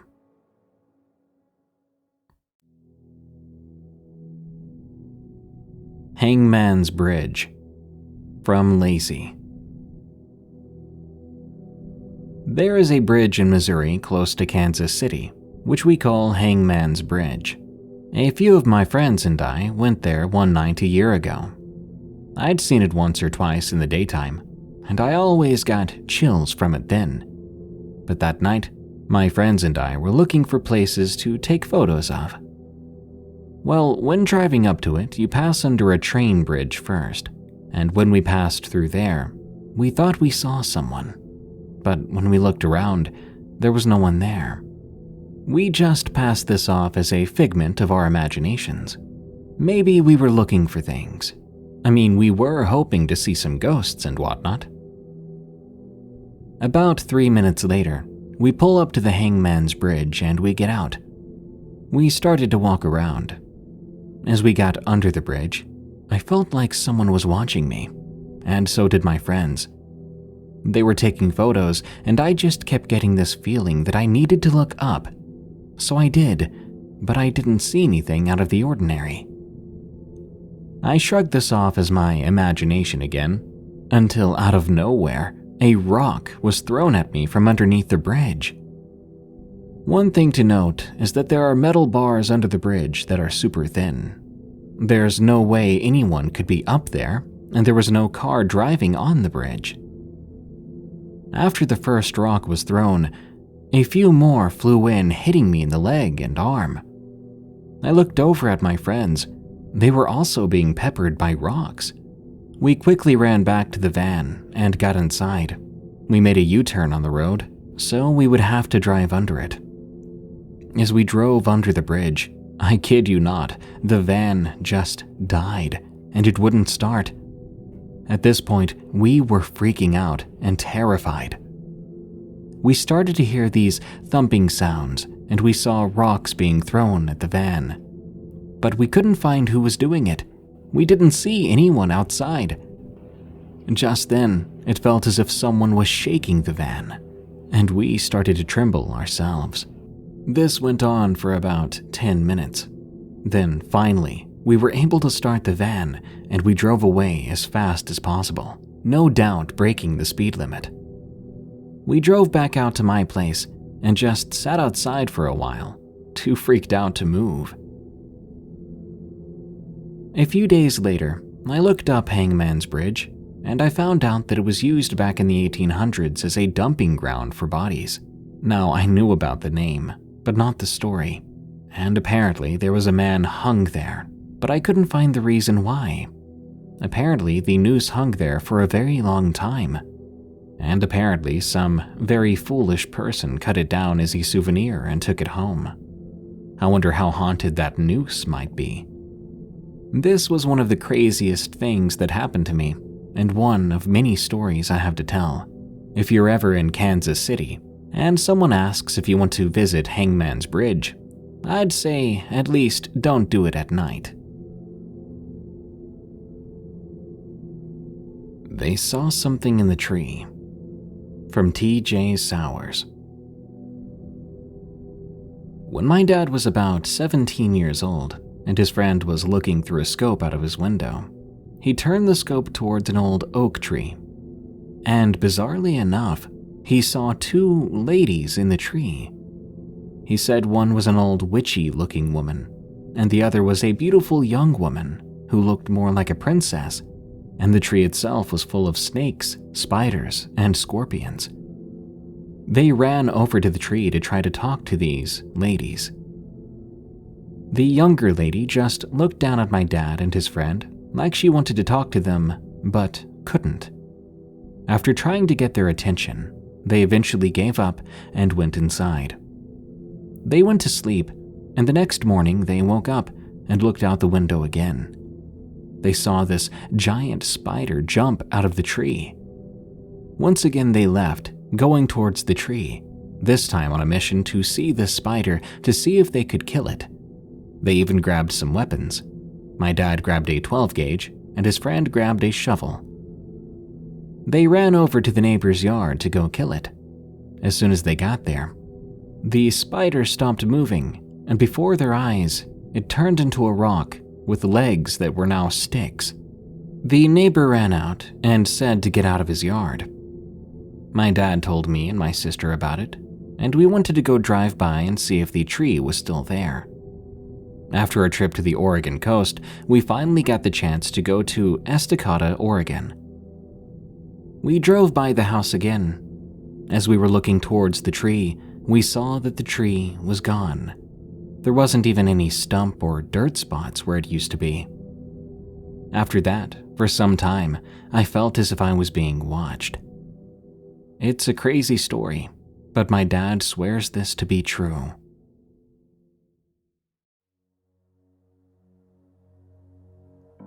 Driving home from work. From Naughty Illuminati.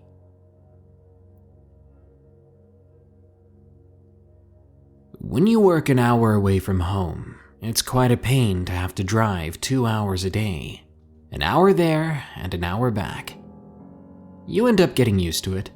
For me, I usually play some podcasts or music, distracting myself as my mind is on autopilot. I work at a call center in Georgia. I work the old 9 to 5, which again is more like 8 to 6 for me, thanks to my long drive. But because the job pays well, and I own my own home, then that's perfectly fine to me. Now, this drive takes me to several miles of farmland and field. It's some really pleasant scenery, but it was during this stretch of road, the part that I always thought was the most peaceful, that something horrific happened to me. So I left work at around 5:15 p.m., having to stay a few more minutes late due to an irate customer I was on the phone with. This happens quite a lot, as you could probably guess, at call centers. That workday was a bit more bearable though, as it was a Friday. I had a whole weekend to look forward to, as well as some fun plans with friends that my wife and I had been scheduling for the last month. I clock out, say my goodbyes, then get in my car. I'm driving for about 20 minutes, playing some classic rock, but just thinking about my day. It's funny how long stress can stay with you, even though it doesn't matter anymore. As I hit that stretch of road surrounded by fields and farmland, I received a call from my wife. She wanted to go over the plans with friends tomorrow, so that we wouldn't be late, we knew what to wear, where to show up, and all that jazz. She's the kind of person that, even though we've gone over something several times, she'll go over it with you several more times. I kinda like it. It's nice to have someone to make sure you're prepared. We talked for about 10 minutes straight. Glancing out the window, I saw that I was passing by rows upon rows of corn or something.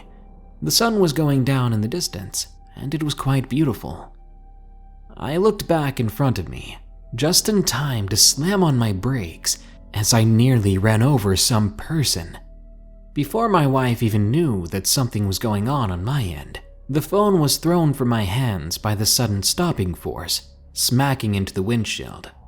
I came to a complete stop, nearly hitting my forehead on the steering wheel. "Christ," I muttered, praying that I hadn't hit someone. I rubbed my head and got my wits about me as the car idled on the side of the road to the right.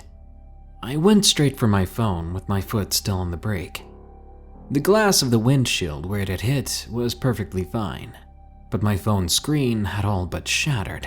The screen was now completely black. There was no call or sound on the other end either. I couldn't get it to turn back on, so it was basically dead. Great, I thought. Talk about making a bad situation worse. If someone was hurt, I wouldn't be able to call 911. I then quickly glanced out of every window, trying to find the person that I nearly hit. I didn't see anyone. Then again, it was getting darker by the second. The sky was a dark purple and blue at this point, and in moments it would be completely dark. Still, I didn't see anyone around me. Maybe I'd spooked them, just as they spooked me, and just ran off. I wanted to get out of the car and be perfectly sure. But when my headlights automatically came on from the dimming sun, I quickly found who ran out in front of me. They were nude, and there were scars all over their skin. And the weird thing about this was that this nude person didn't have any defining features, not even any gender-identifying features on their body. And before long, I realized what I was looking at in the middle of the road ahead of me was the partially illuminated right side of something that wasn't human. There's no way they could be human. I let off the brake and turned on the steering wheel to the left a bit, aligning my car to the center of the road. Then I got a full, good look at it. For the entire duration that I stared at this figure, I couldn't breathe. It was like I forgot how to for a moment. Nothing I was looking at made sense. From head to toe, this thing was human in shape. 2 arms, 2 legs, a head, torso, it was all there, but it wasn't right.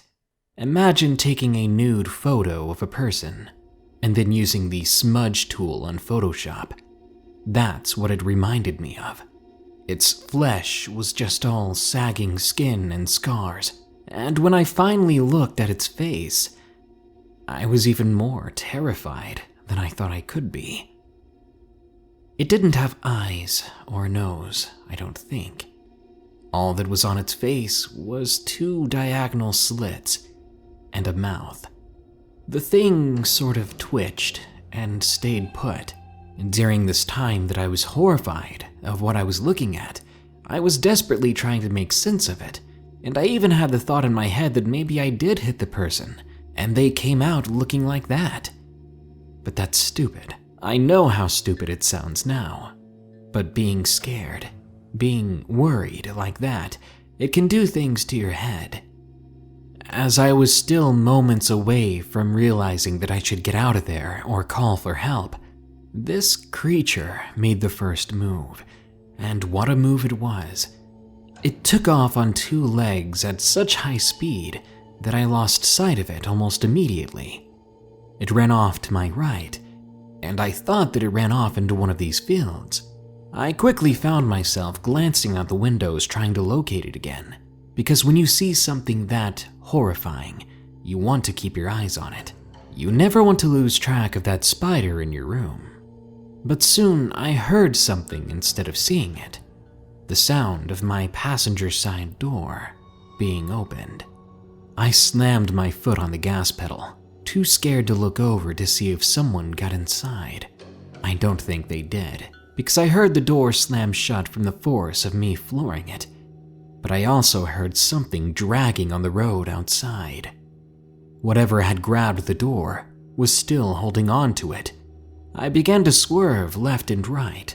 I nearly swerved off the road and crashed into a ditch, but I managed to shake whatever was holding on to the door. With a thud and a scrape, the dragging sound stopped. I looked in my rear view and saw the thing standing perfectly still in the middle of the road. I never saw it get up. It was just fast and twitchy like that. I sped off down the road, going twice the speed limit to get home. I made it home quickly, arriving to a very distressed wife. I told her everything that happened, even though I'm not sure she believed it all. Even she was worried that I simply hit someone and mistook their appearance or something. I assured her that it wasn't that. Whoever was on the road I had not hit. I knew that for a fact now that my head was clear. No accident occurred, but I definitely saw something that defied reality. Something that gave me nightmares for months on end. From that day forward, I didn't use that route to go to work or to go home. There was an alternate route that increased my drive there and back by about 20 to 30 minutes. That sucked, but I'd rather avoid ever having to see something like that again. Silent Hill creature thing in the fields of Georgia. Please leave me be.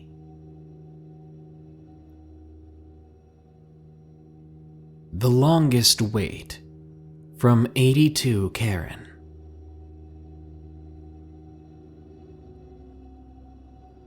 My husband and I are a couple of retired 60-somethings living in British Columbia, Canada. We enjoy long drives and visiting family as often as we can. I'm the one usually doing the driving, while my husband falls asleep in the other seat. 2 years back, we went to a family get-together. This took us a couple of hours into wooded mountains, where my grandson's cabin was located. We get together at this cabin every now and then, so getting there really isn't the problem.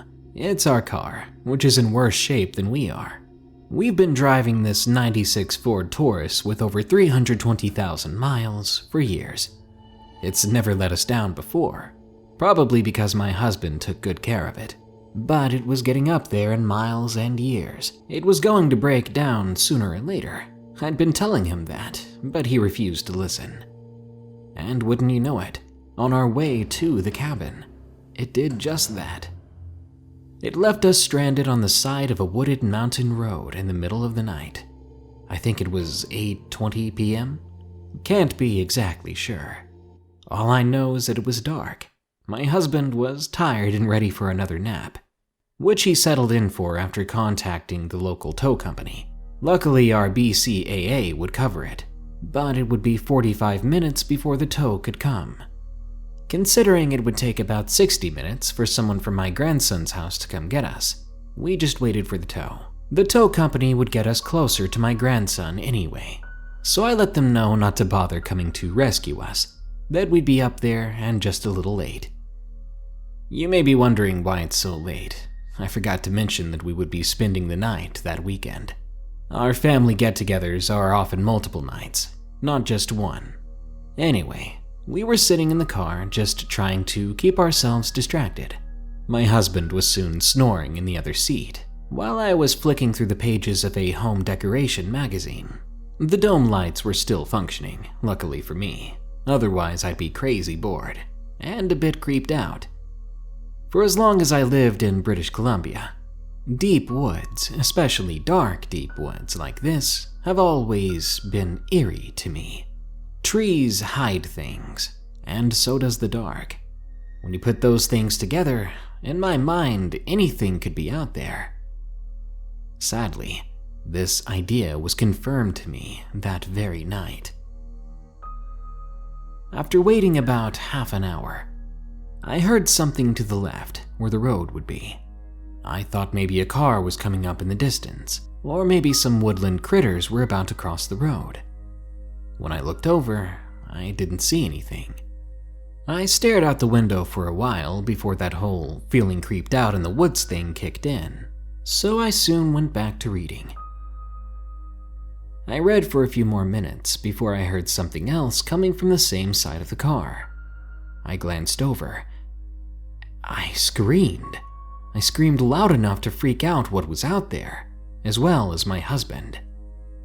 When I turned to look out the window, there was something leaning up against it.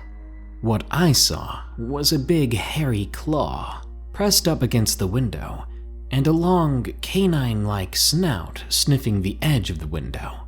When I screamed, it jumped back away from the car. I then got a pretty good look at it thanks to the full moon. To be honest with you, I thought it was a bear at first. I had a lovely time feeding a bear by hand once. This was at a zoo I went to that I remember as a child.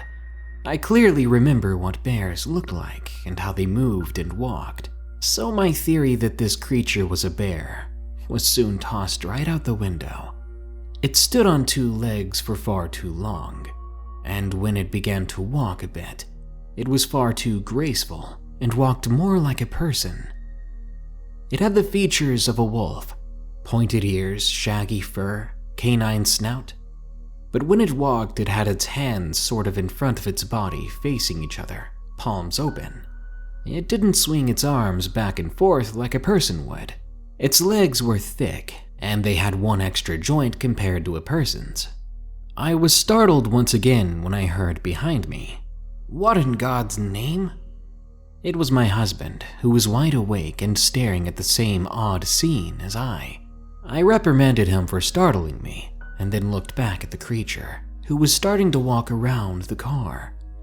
From the look on its face, it appeared to be more curious than anything.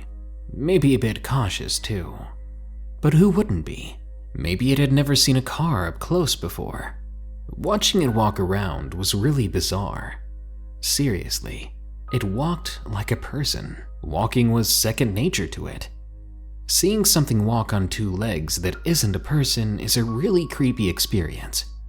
An experience I wish, and also didn't wish, other people could experience.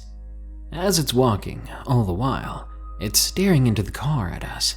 Again, I was sure it was being curious, but being looked at by something far bigger than me like that, it was very spooky. It got up real close to the car again, and began to rake its claws across the top of it. That disgusting sound made me feel like my ears were going to bleed. It stopped doing that after a few moments, then got low to the ground, low enough that it was below the windows of the car, and it started to tug at the handle of the back passenger door. The entire car was locked, so I wasn't as worried as I could have been, but I was starting to think that this thing really wanted inside the car with us. My husband, beginning to panic, leans over and presses on the horn. The creature once more jumps and goes back toward the road, a spot that I think it felt safe at for whatever reason. Still, it's walking on two legs, never once trying to go on all fours like you'd expect any animal to. I think that spooked it enough though, because it turned around and walked away to the opposite side of the road and disappeared into the woods. By then, it was right about time for our tow guy to get here, and after a couple of minutes, he arrived, though I wished he would have arrived early enough to see that thing. Though my husband and I had both seen it, it would have been nice if we had some confirmation from a stranger or a third party. The entire time this happened, it felt like time had slowed down. It was definitely the longest I felt I ever waited for anything. We made it to my grandson's quite late, but I'll be darned if we didn't have quite the story to tell. One that might be a bit too unbelievable for them.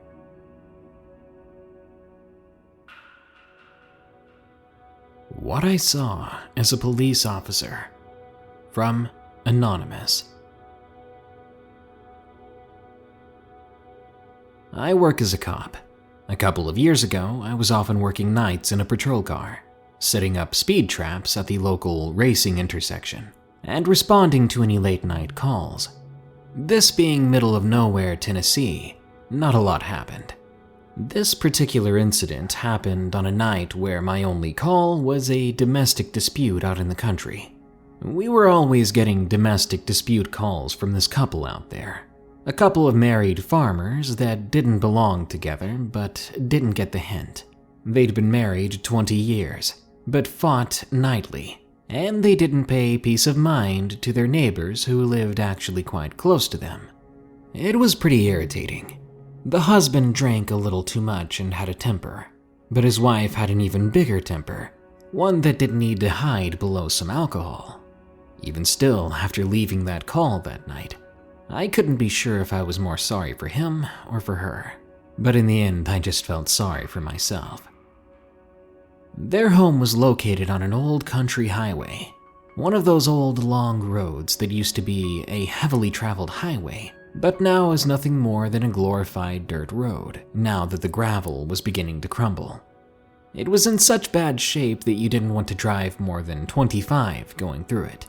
Luckily, the surrounding area was quite serene, so it wasn't so bad when you had to stick around longer than you had to out there. After the call was done and I was heading out, I was driving down this old road.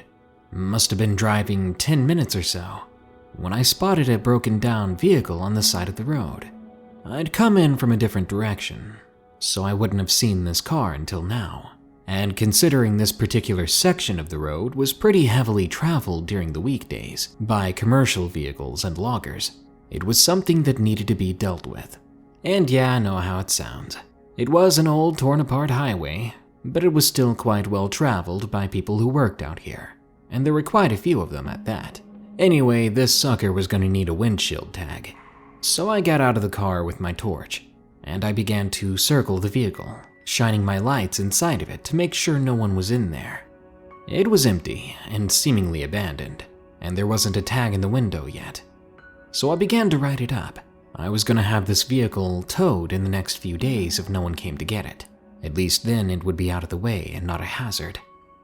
As I'm filling out the tag, it starts. The ground begins to shake a bit in a sort of pattern. The thing it immediately reminded me of, and this is going to sound silly, sure, but Jurassic Park, where the T-Rex is walking in the distance and it causes the cup to vibrate with each step. It was like that in a way. After a couple of these vibrations, I was beginning to freak out.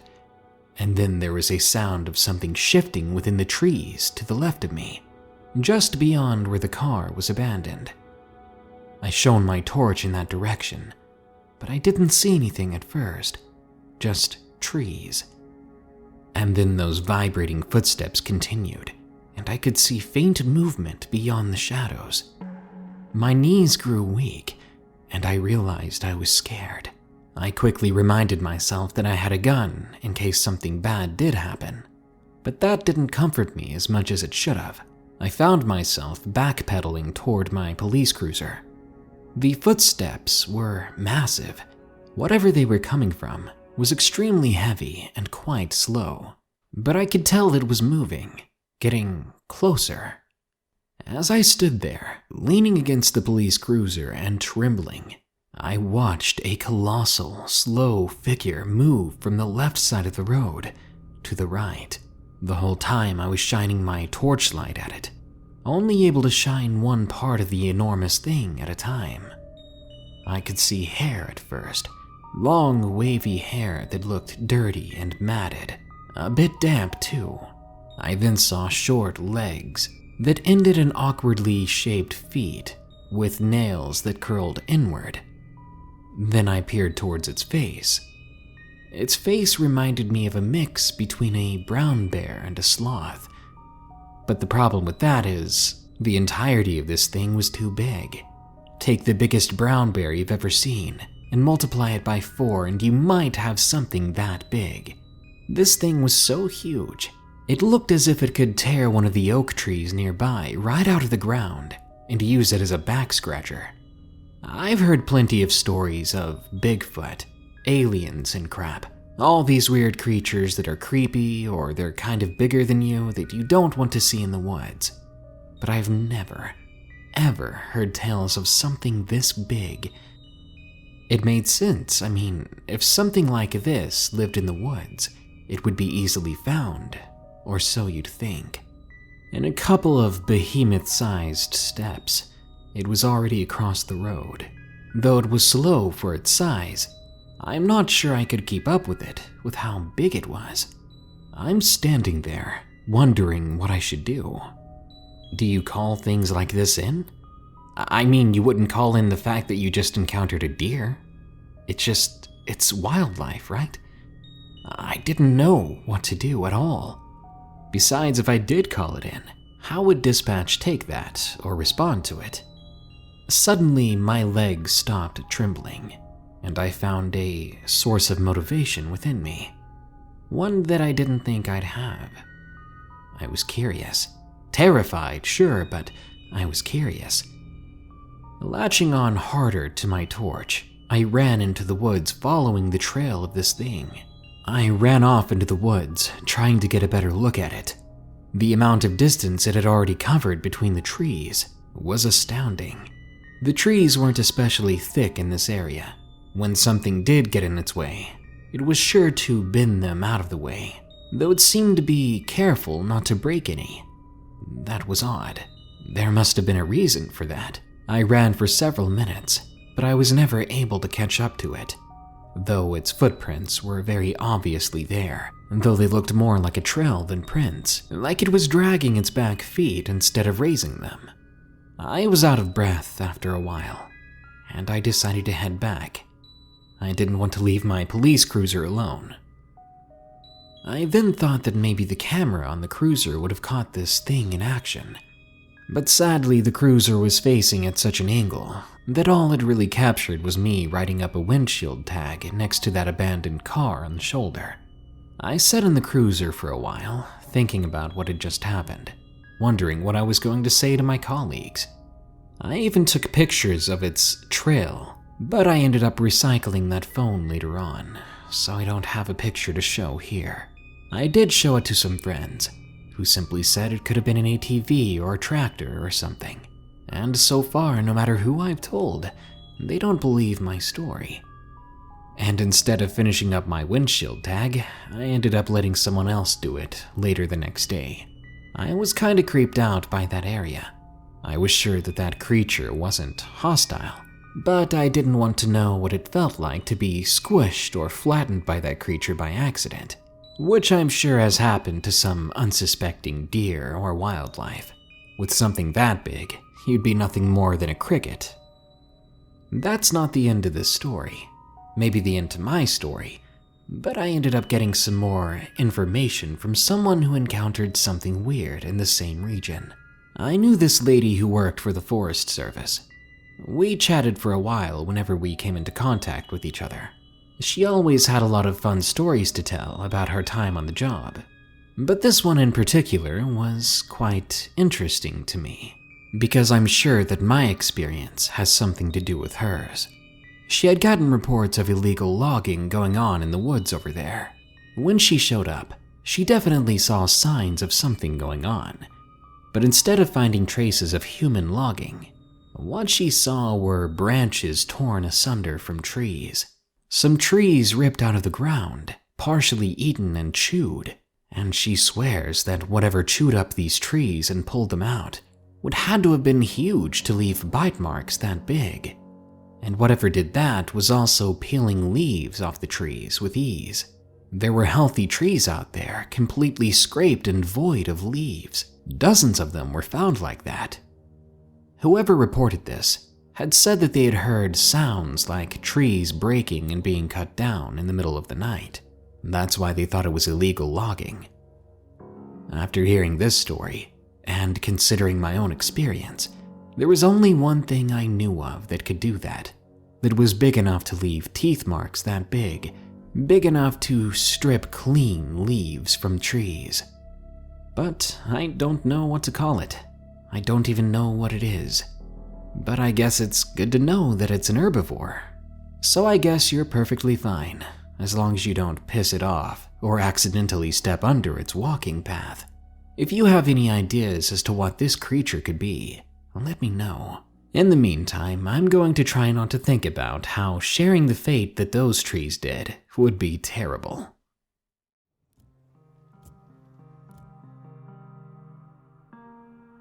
The Arkansas Story, from Ronin 316. I found myself heading from northwest Indiana to Houma, Louisiana on a Friday evening. I'd set out sometime in the afternoon. My best friend at the time had made an agreement with his ex-wife to come get his eldest daughter over Thanksgiving weekend, and this was the return trip to take her home. I should mention here that this occurred in the early 2000s, and I was in my early 20s. My friend, who for this story I'll refer to as D, was a truck driver and had been OTR, or over the road, the last few days. So the agreement was I would start the drive and he would sleep. Then when he woke up, we'd stop somewhere and swap. His daughter, who was around 7 at the time, quietly played on her Game Boy for the first few hours, before falling asleep in the back of my Blazer. I found myself driving down either I-55 or 57, I can't remember, when around 3 a.m., D started to wake up. He asked me how the drive was going. I told him it was fine. He glanced in the back to see his daughter sleeping, then asked me what state we were in. I told him Arkansas. He nodded. Then he watched as a couple mile markers went by. He told me there should be a rest stop ahead a few miles. Then we could stop and stretch our legs. Then he would take over driving. I nodded, and we conversed about nothing until the exit sign for the rest stop came into view, within a few miles, just like he said. Now, I was driving fast. Not insanely fast, but maybe 80 or so. When the exit came around, I took it, not really slowing down.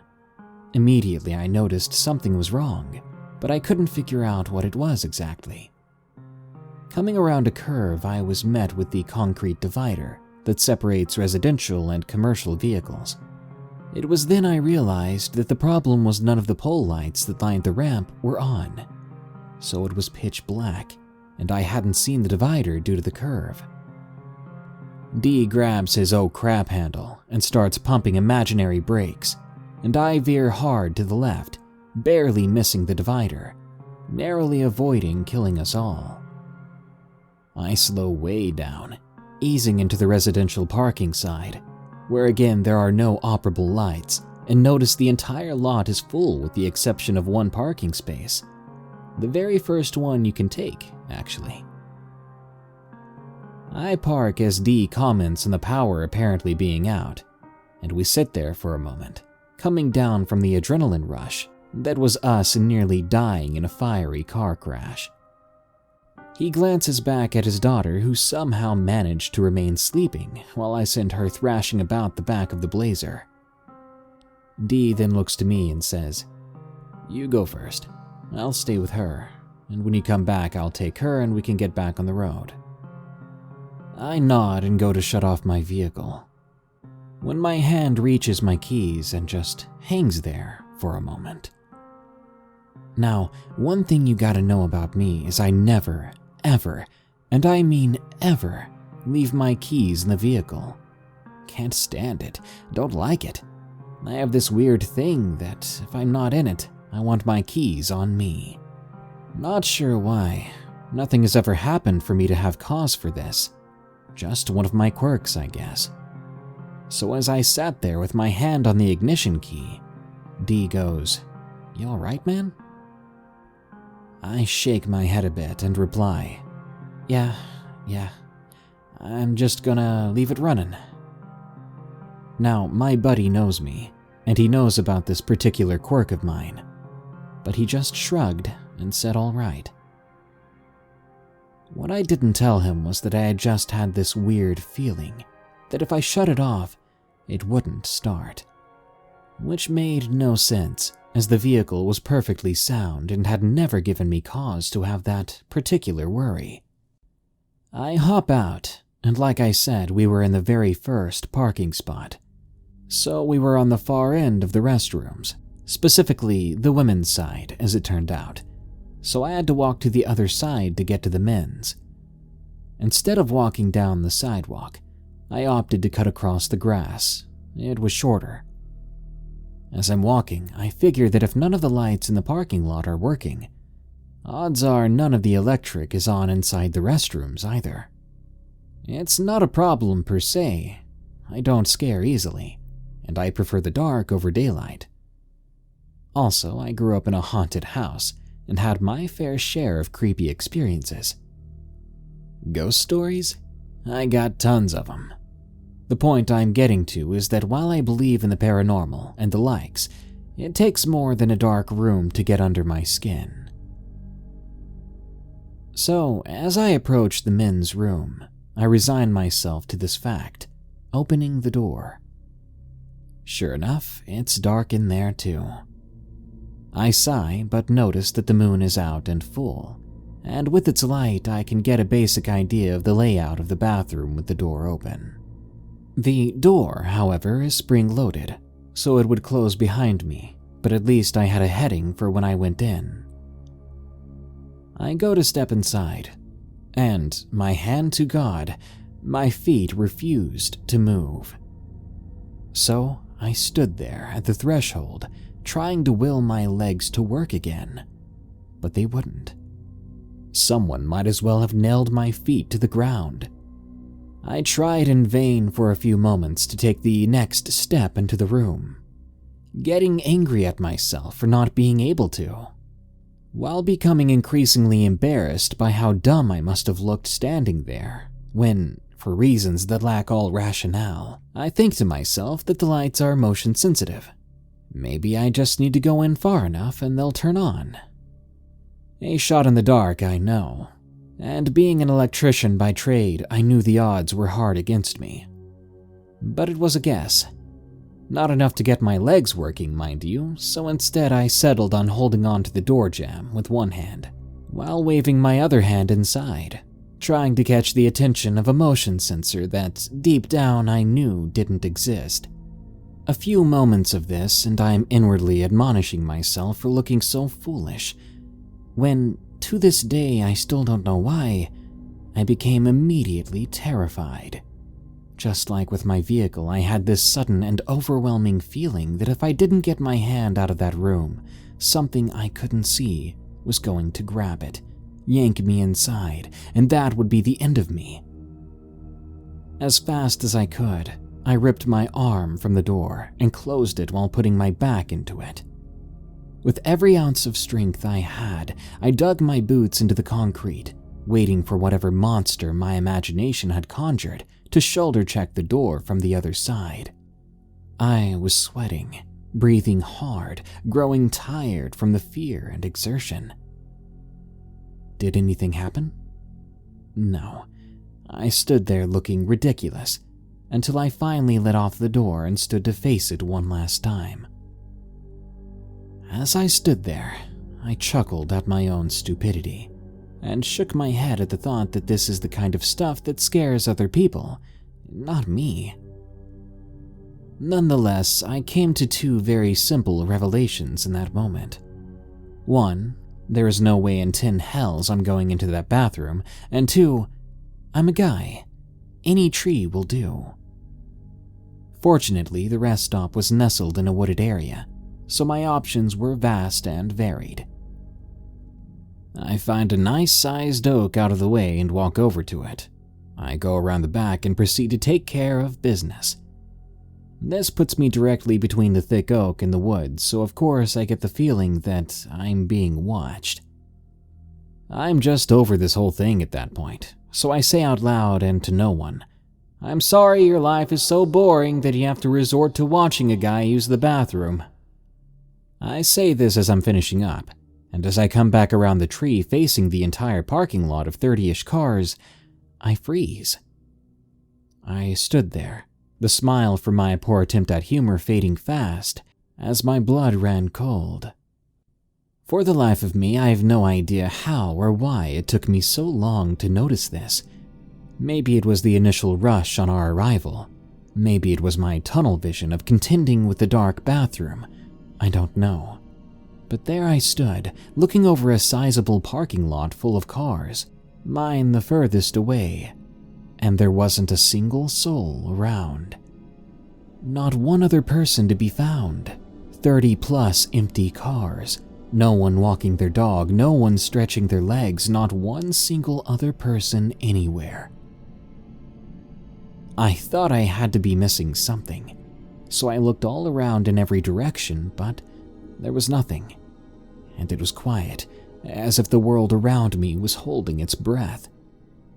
It was one of the weirdest, most unnerving moments of my life. I took a breath, and I started to make my way back to the vehicle.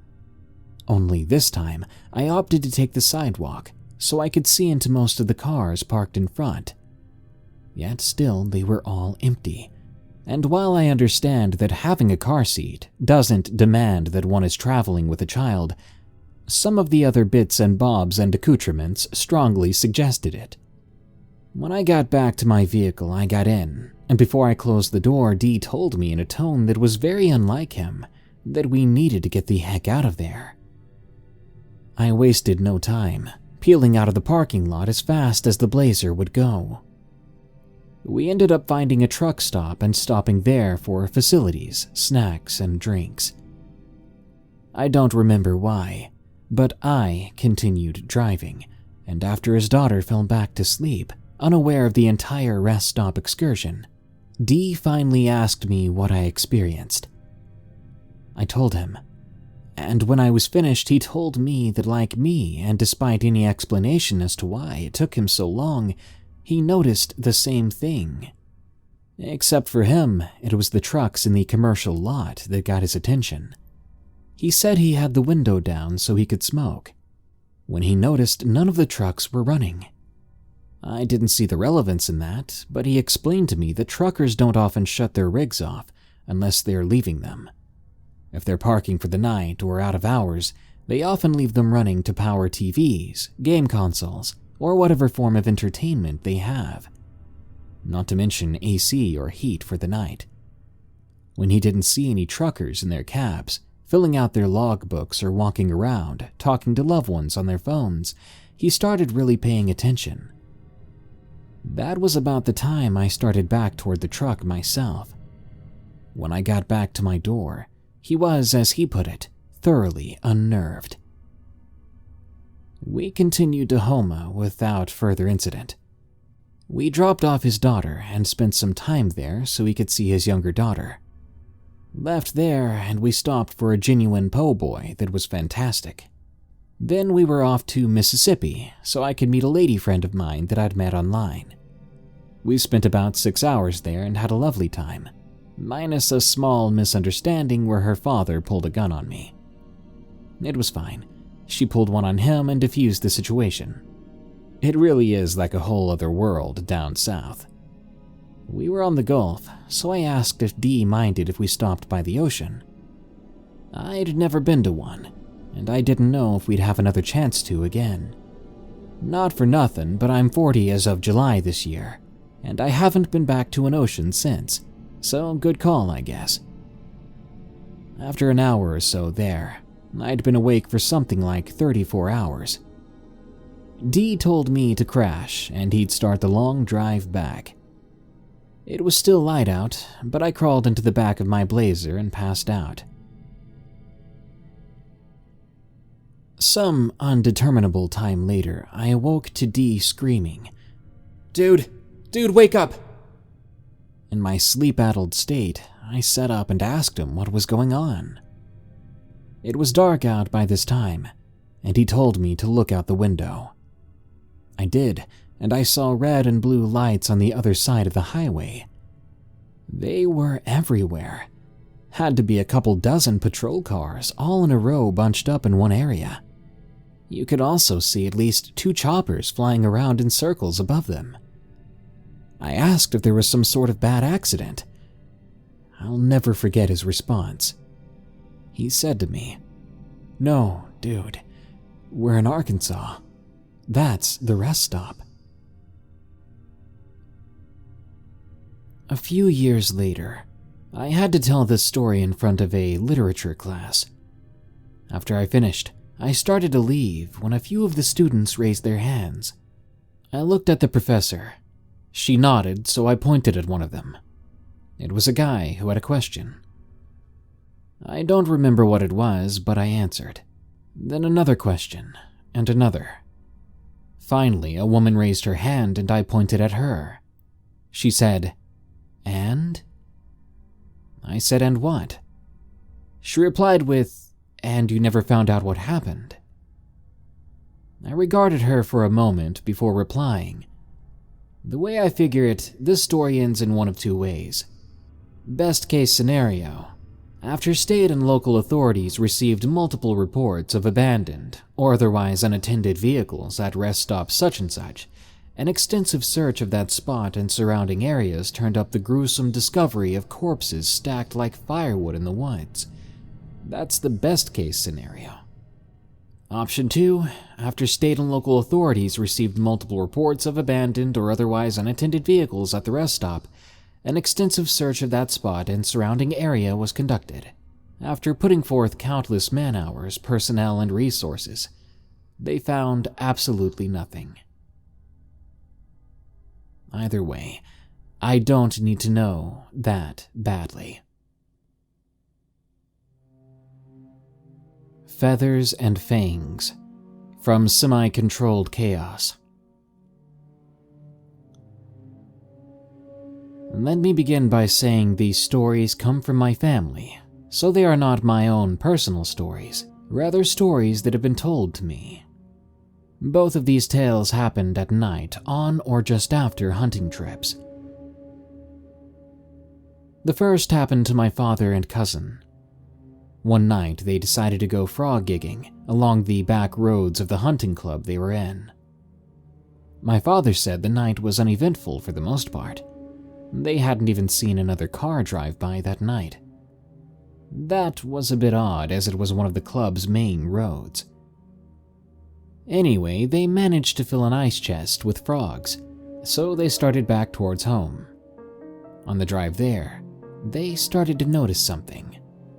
Eyes glowing in the trees. Not just a single pair, not even a dozen pairs. My father swears to me that there were so many eyes, he wasn't even able to count them all. Then the next thing he knew, there were owls in the road, flying around his truck. He said there were so many owls that they surrounded the truck and even started to attack it. They would fly headfirst into the windshield, clawing at the sides. Both he and my cousin were terrified that one of the owls may eventually be able to break the glass, and if that happened, they worried they wouldn't be able to keep the owls out. My father says he had to slow the truck to a crawl. Not by choice, mind you, but the owls were so thick in the air that he couldn't see the road ahead of him. They had to crawl along at around 5 miles per hour for about 3 miles. The entire time, these owls never let up the assault on the truck, scratching, pecking, and body slamming it from all directions. Eventually, the birds let up, and my father and cousin were able to speed up, leaving the swarm of angry claws and flapping wings behind them. To this day, no one but me seems to believe it. My cousin doesn't even talk about it anymore, because he's tired of people calling him a liar about it. Which seems odd, given what happened to him just a few years later. It happened in the same area. He and some friends had once again gone frog gigging. It was much of the same. A particularly uneventful night where they got a decent amount of frogs. But once again, on the way back to the truck to go home, they started to hear something. A long howl. My cousin and his friends recognized it as a coyote howl. They paid it no mind and kept walking. But then there was another howl. This time it was from behind them. It hadn't even been 10 seconds after the first. Then more and more howls came. Slowly at first, from different directions, but quickly picking up by the second. My cousin and his buddies were more than spooked at this point, because these howls sounded like they were coming from all around. They kept increasing in number and volume until, from what my cousin says, it sounded like an air raid siren. He and his buddies dropped the chest and booked it back toward the truck. The whole way back, the sound of howling never died down. It stayed with them, and they could hear things rustling in the bushes all around them. Keep in mind it was dark, and from what he says, they were too scared to use the light they had, because they were in panic mode. As a result, they never actually saw any of the coyotes. My cousin, however, says that once he was within 20 feet of the truck, a howl came from right in between him and the truck, meaning one of these creatures was blocking their way to the vehicle. My cousin, in a panic, threw his frog gig in the direction of the howl. He then heard a high-pitched yelp, and he kept going until he reached the truck. Once they were all inside, they sped off, and, to my knowledge, they hadn't gone back since. Some context I later found out about the area.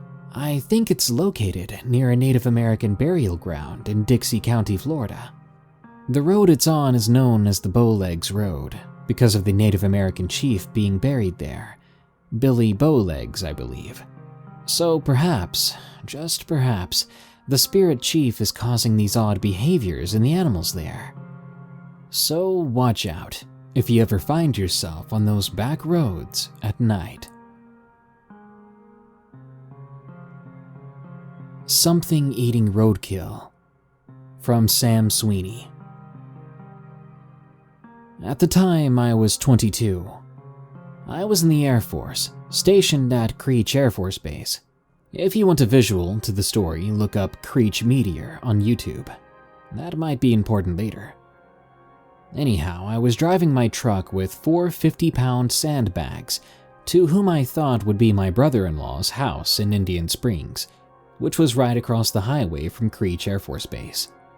He was engaged to my sister, and I had no problem picking up some sandbags and driving up to him. He was trying to DIY a basement.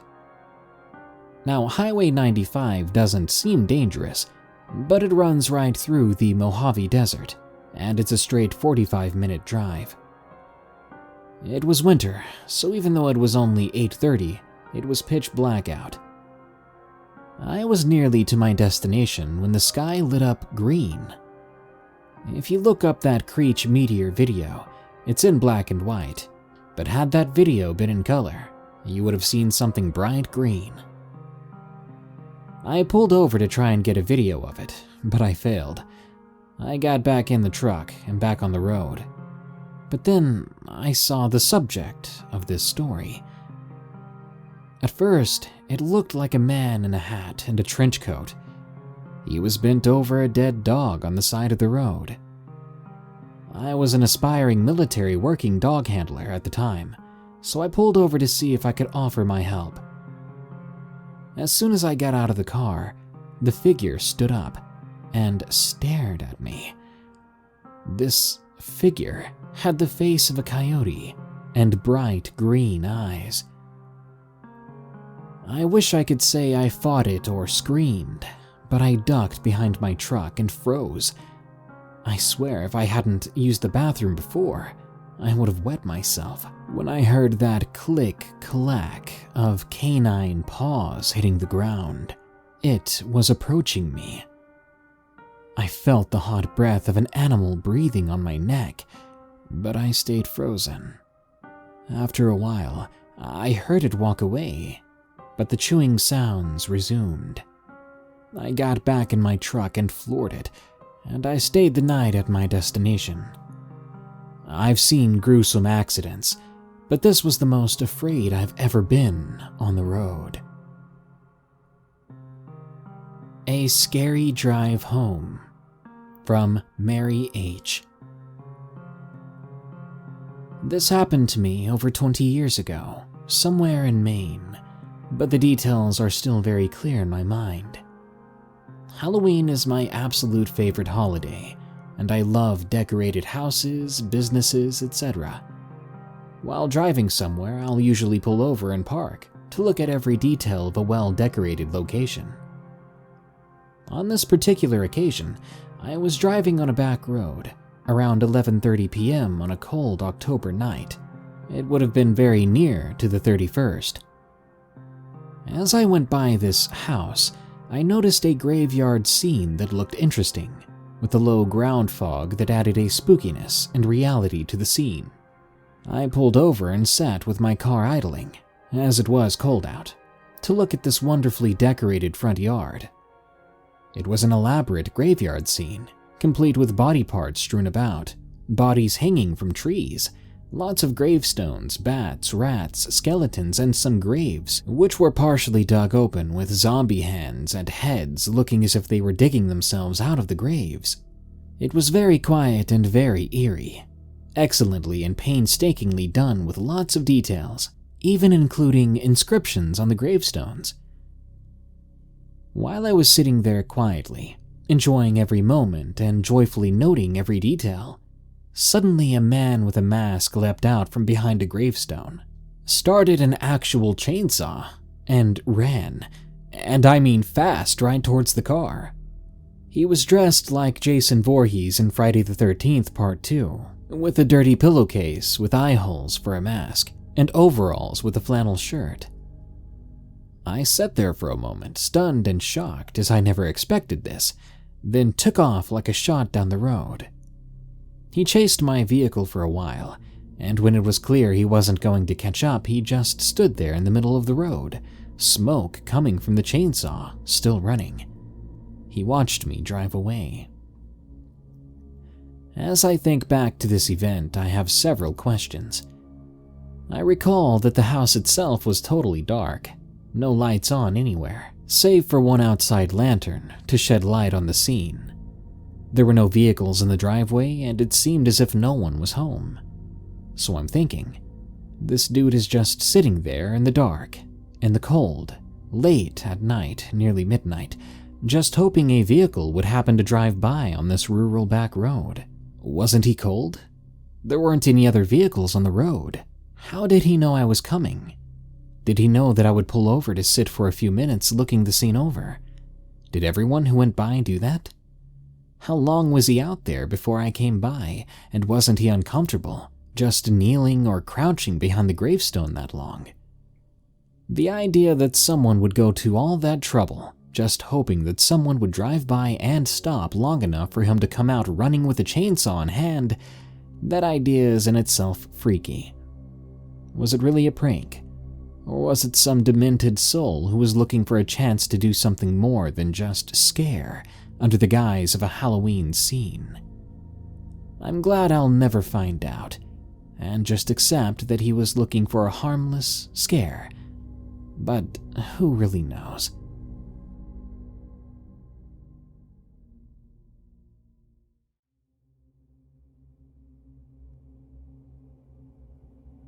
Strange Night Out, from Jackson. This happened in the summer of 1978, so it was a bit of a while ago, but I still remember it to this day. I was just a 17-year-old guy. I was with my friend and my older sister. Our destination was going to be Lake Bloomington. Lake Bloomington is just outside of town where I lived at the time.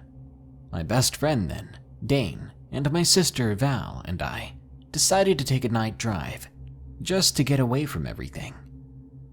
The lake was not the kind of place that you would consider scary or even foreboding in any way.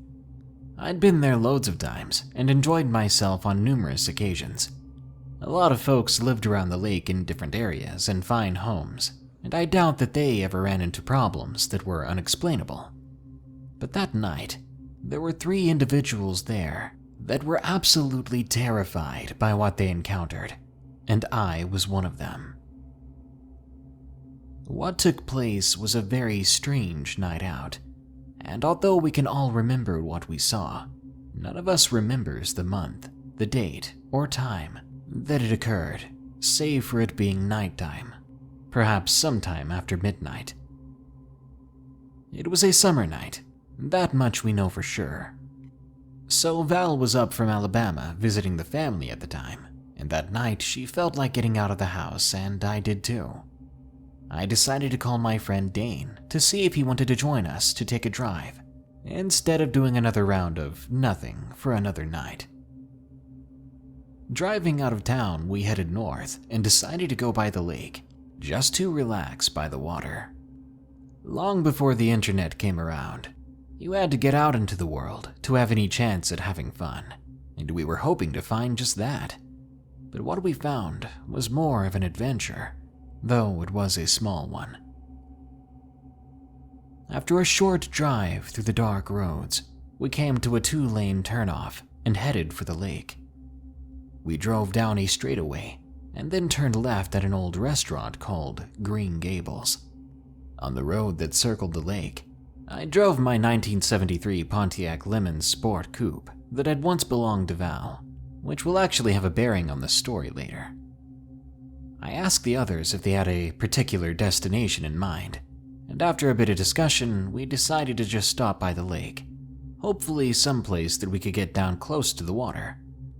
I wasn't familiar with the roads that took us around the lake, but Val remembered from when she used to live in the area, so she directed us, and we drove on, catching a glimpse of the lake through the trees as lights in and around the water reflected off of it.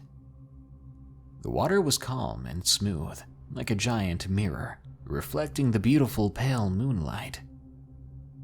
Dane was in the back seat, Val was in the front passenger seat, and again I was driving. There was an abundance of brush down by the water's edge in spots that were never used by anyone to access the lake, but we could still catch sight of the water quite often. Most of the trees between us and the water cast shadows from the moon that reflected off the pavement as we continued to drive. It was a long way around, but it wasn't like we had anything else to do. A hurry was the last thing we were in. We eventually came to a familiar area, even though it wasn't very well lit. When I was younger, I used to come to this spot just ahead on a church picnic, which was called Three Bears Park, and as I knew where we were for the first time that night, I decided it would be as good a place as any to stop and walk down to the water's edge. The sign next to the road announced where we were as we pulled into a half-circle gravel drive, with a small place to park up against a line of large railroad ties laying end to end. The first strange occurrence happened as we were pulling into this parking area. There was another car pulling out, and though we did not see the license plate, we could plainly see that it was a gold Ford Mustang convertible with a black vinyl top and black stripes up the center.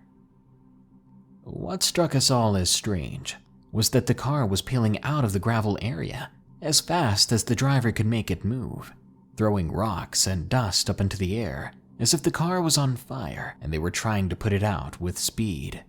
When it hit the pavement of the road we had just left, it continued to pick up speed, burning rubber until it disappeared into the night. We wrote it off as just some kids showing off or being stupid, but later found out that none of these were the case. I pulled the car up to the railroad ties and put it in park, and then I shut off the engine. We all got out, and then I ignorantly locked the door, telling Val to do the same, as this was long before power locks. We then proceeded to walk down toward the lake at a leisurely pace, just enjoying the night. As we were walking, we noticed what appeared to be a person, wearing jeans and a white shirt, similar to that of a lab shirt, and he was bending down to do something close by the water. We decided to go down to the lake and maybe visit with him for a while. After all, we didn't have any real plans for the night, and this was a time when there was little to no fear of someone being hostile. Maybe we had just been raised differently, but I had no reason to believe that this person had anything but good in them. As it turned out, that being was someone or something we would never be able to meet or even reach. As we continued to the lakeside, there was no conversation between us that I can remember. After walking for an indeterminate amount of time, we should have made it to the water several times over, but when I looked up and toward the lake, we were still the same distance away, if not further. At that point, we were startled as a line of what I can only call beings appeared from out of the darkness. We all stopped dead in our tracks and watched in awe at what lay in our paths. It was a full line of forms all holding a single light, wearing robes that resembled a reaper, except for the color. Oddly enough, all three of us deferred after this encounter as to what color the robes were. Well, as for me, the robes were white, but they did not flow in the breeze, nor did their lights flicker at all. At first, I'd even considered the possibility that these were clan members, even though we were not in the South. Their faces and hands were not visible, but they looked as solid as we were. The location that should have been their face was as black as the night, and their line in front of us looked formidable, as though they were prepared for battle.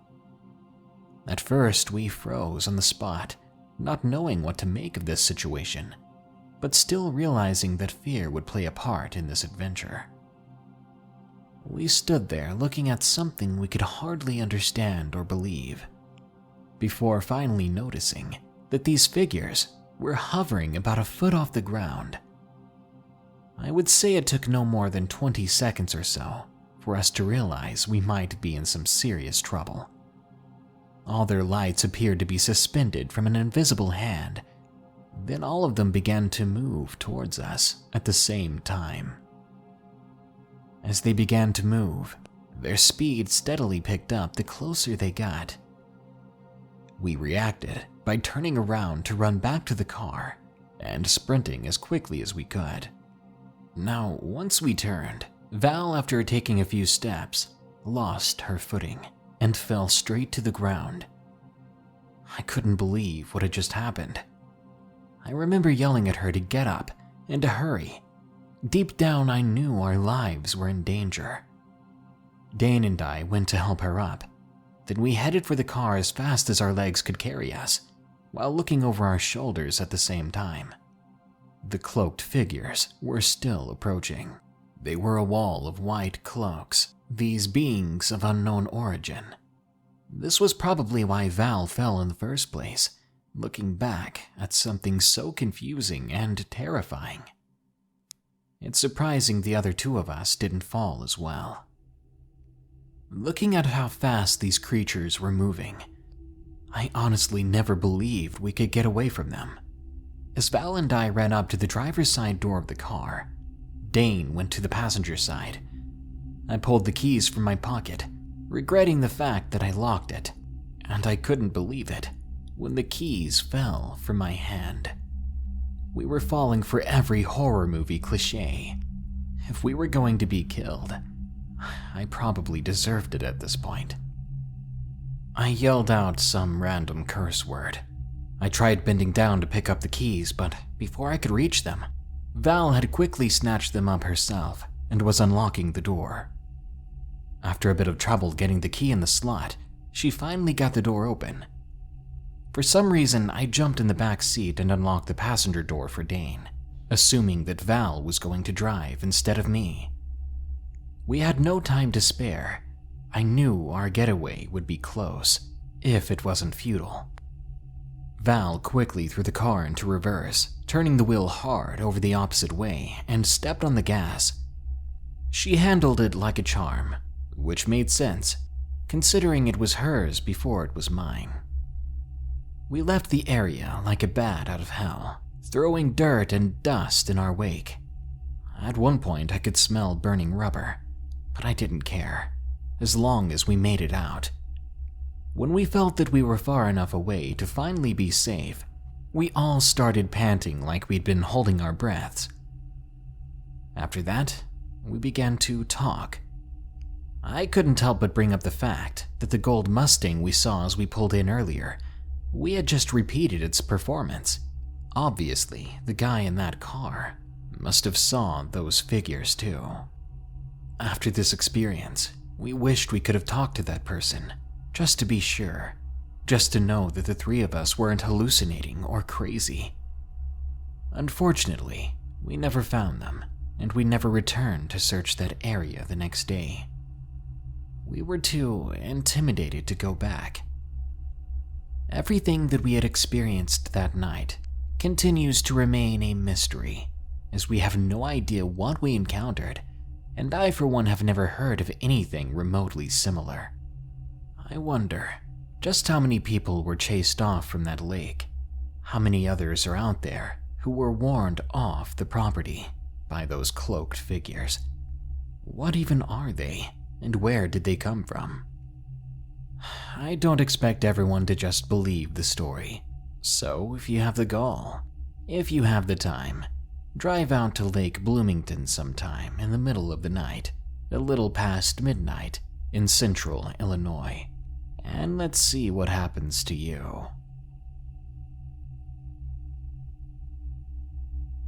Skinwalkers on Navajo Station. From Anonymous. This encounter took place west of Window Rock, Arizona, in a forest littered with pines known as the Summit. One night at around 1 a.m., my mother and I were driving home, when out of nowhere, we saw what we could only describe as two coyotes sloppily jogging across the narrow stretch of road. What separated these coyotes from just being coyotes was the disturbing fact that they appeared malnourished, patches of fur missing throughout their hides, as if plagued by a serious case of mange, not to mention the fact that they were jogging, something that I thought only humans did. They appeared more like emaciated people, glaring at us as we drove by with eyes that reflected red. The only thing about them that looked coyote-ish were those canid faces. They were even especially lethargic, as if they didn't give a ding if we hit them head-on with the truck. We allowed both creatures across the road safely, even as they continued to walk on two legs in the most bizarre, disturbing way. They disappeared into the darkness, leaving us to drive home in the dark, in silence for a while. After that night, I have an uneasy feeling driving through that particular stretch of forest, especially after dark. Rest in peace. From Kim B. I work as a seamstress for a wedding dress shop in Lincolnshire, UK. I was driving on my way home one night from a fitting, which had me going back and forth the last couple of weeks. As I had to fit around the bride's schedule, this meant that I wouldn't get started until around 5 or 6 p.m. sometimes. This particular fitting had gone on longer than I wanted, and it had gotten really late by the time I left. I never truly liked driving this late at night. From the bride's house, I tended to drive down the back country lanes as the traffic on the main roads was always really bad. After I left the house, I could see the taillights of the traffic on the main road ahead, so I made the decision to drive home down the back lanes again. I was familiar with these roads, and there is one road you have to drive really slow on, as there's a nasty sharp corner. If you weren't paying attention, this would come out of nowhere, and you could possibly get hurt. So if you were going too fast, it can turn out to be very dangerous. Due to my recent late finishes and the bad traffic of the main road, I'd ended up taking this drive home quite a few times over the last week, and I had experienced a few strange moments near this corner. A couple of evenings prior, I swore I heard a car horn beeping like crazy behind me, and I saw a flash of light. But when I looked, there was no one else on the road with me. This one was easy to shrug off, though it was pretty weird. The next night on the same area of the road, something ran across the road ahead of me. This wasn't unusual, as this was the countryside, but I do recall it being weird, as whatever had run across was larger than the wildlife I knew we had. I put it down to being tired and maybe there were kids messing about. On this night in particular, I was just getting to the corner, and in the slight distance on the side of the road, standing in the darkness of the night, was very obviously a woman. From the shine of my headlights, I could see that the top half of this woman looked to be mostly covered in some sort of dark substance. It almost looked like blood. I pulled over next to her, and I was about to get out of the car when the woman looked directly at me. Reflecting my headlights, I could see her eyes, and they made me stop dead in my tracks.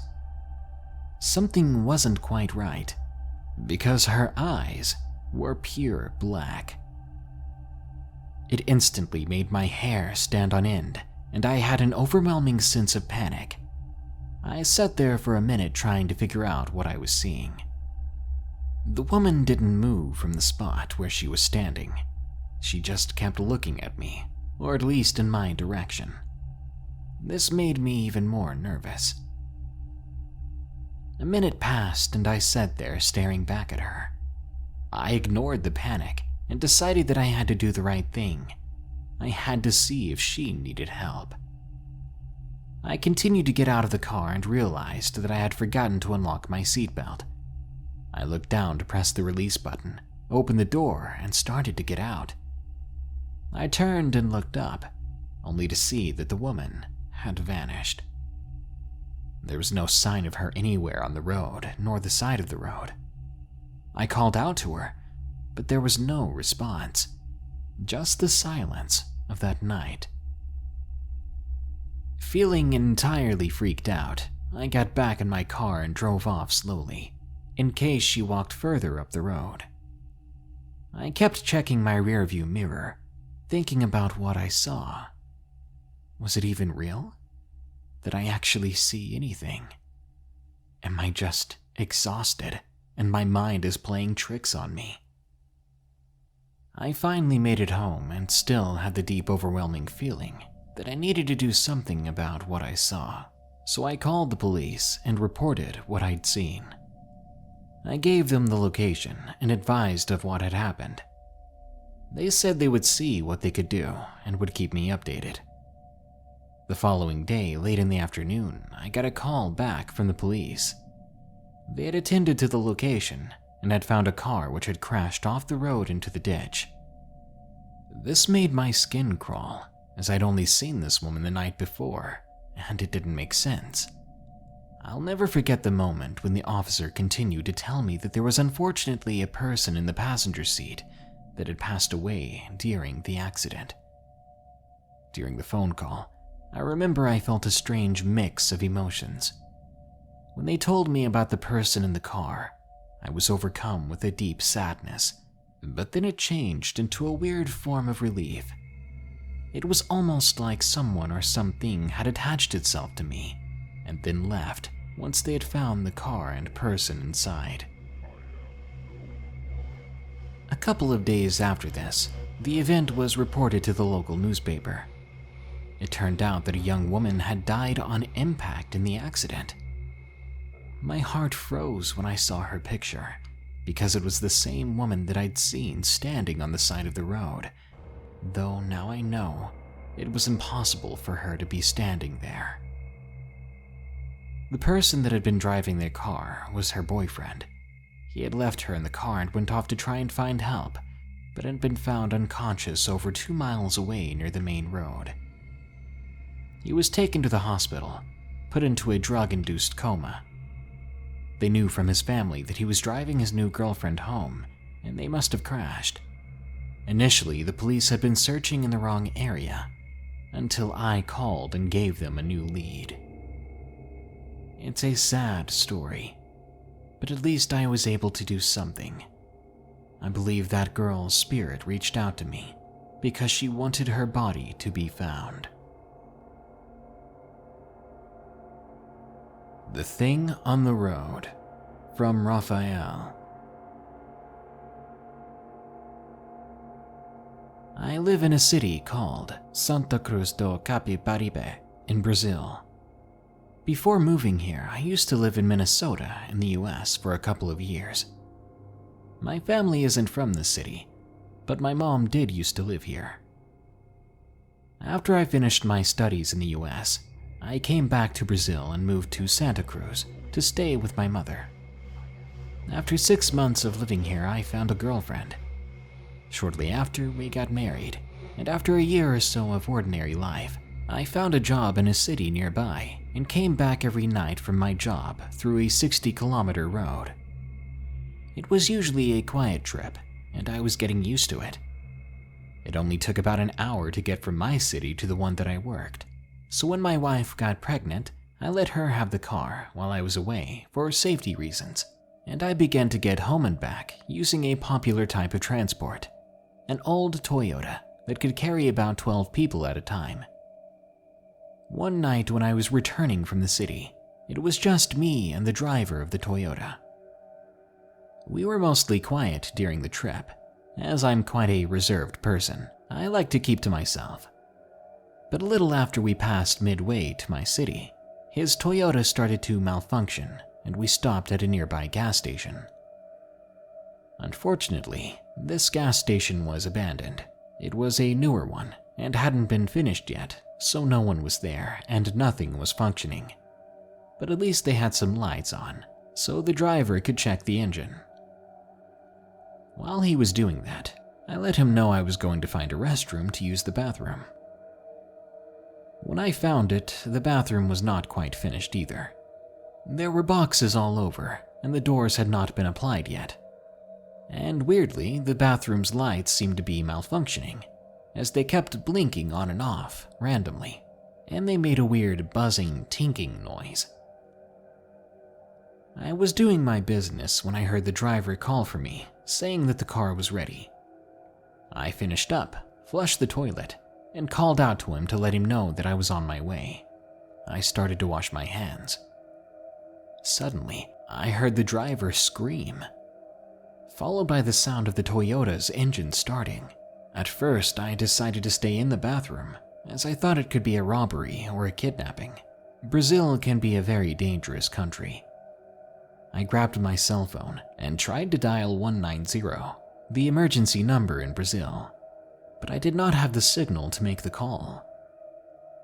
Then a dreadful sound came from outside. Tires peeling out. The driver of the Toyota had left me alone at an unfinished gas station. I swallowed hard. It took me a while to gather the courage to peek outside, and when I did, I didn't see anyone.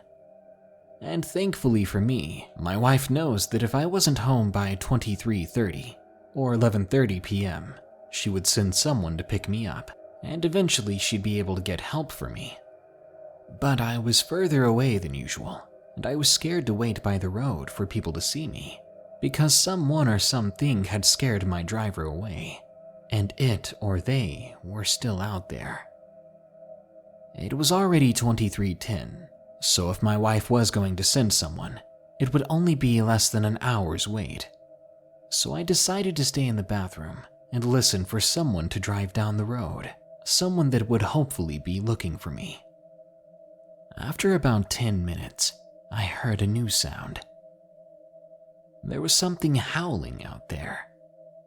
It sounded almost like someone who was in pain, but I knew it was an animal, because people sound like people, and this howl was a strange mix.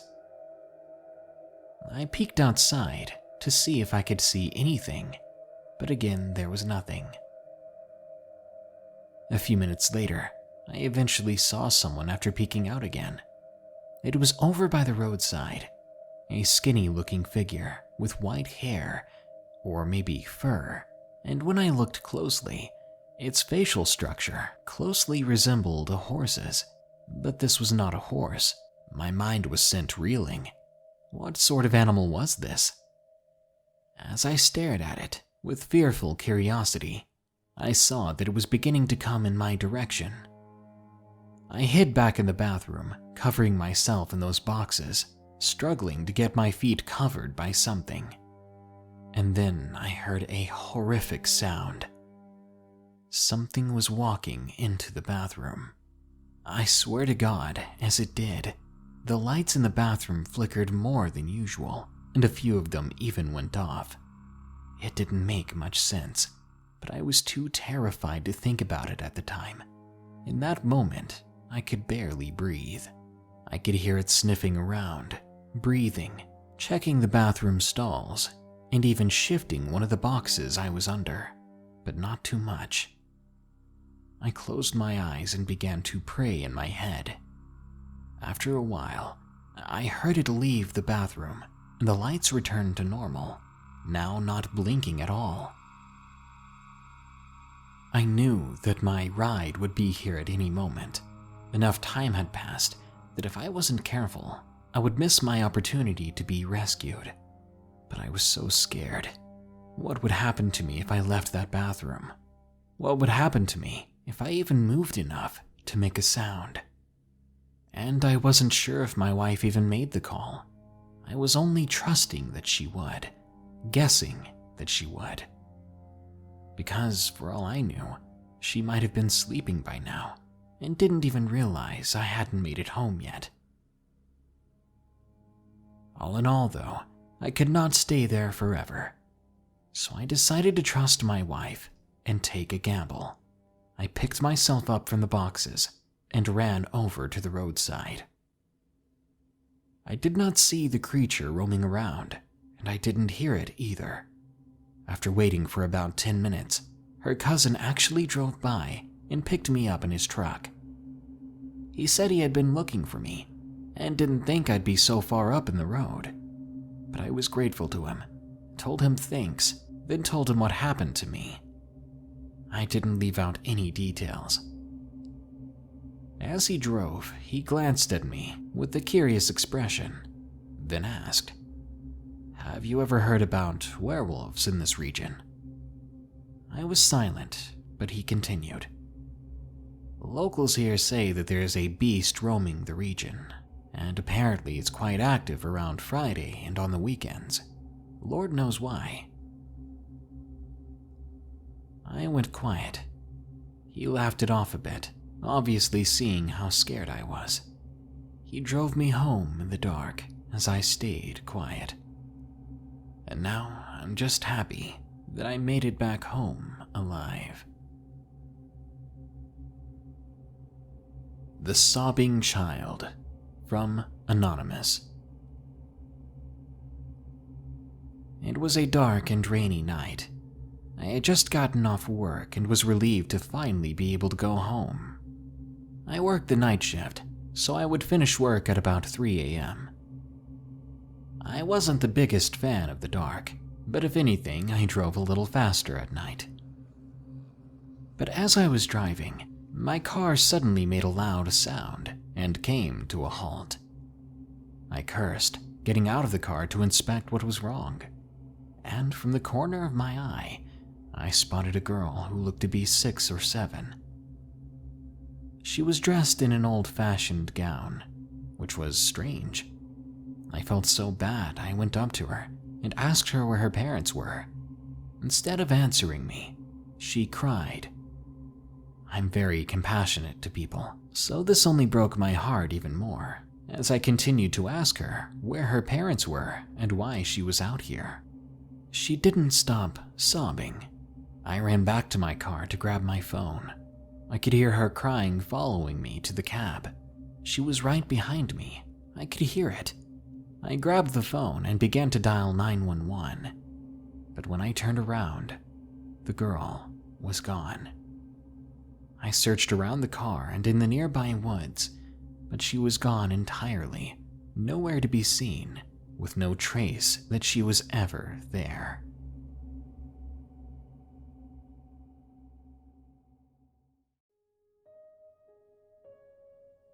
Night Drive, from Scott C.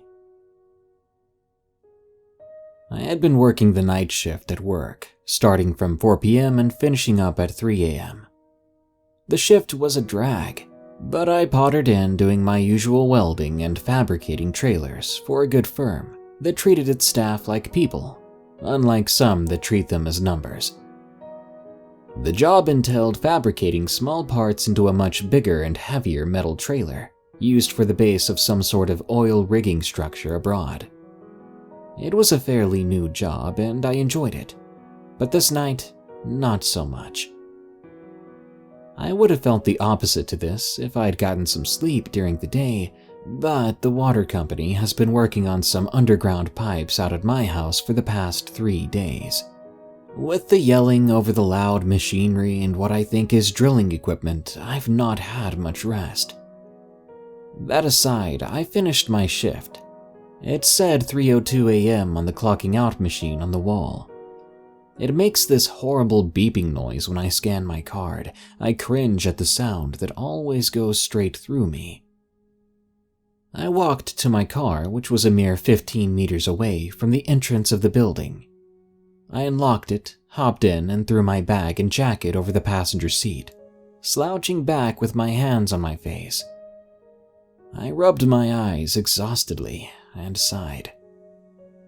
Just to get through the drive home, it was a 52-mile round trip with 5 miles of motorway and the rest country lanes. I usually enjoy the country roads, but how crumpled I felt right now, I didn't want to do anything silly. I fired up the car and pulled out of the works car park. It was silent, not a peep on the road.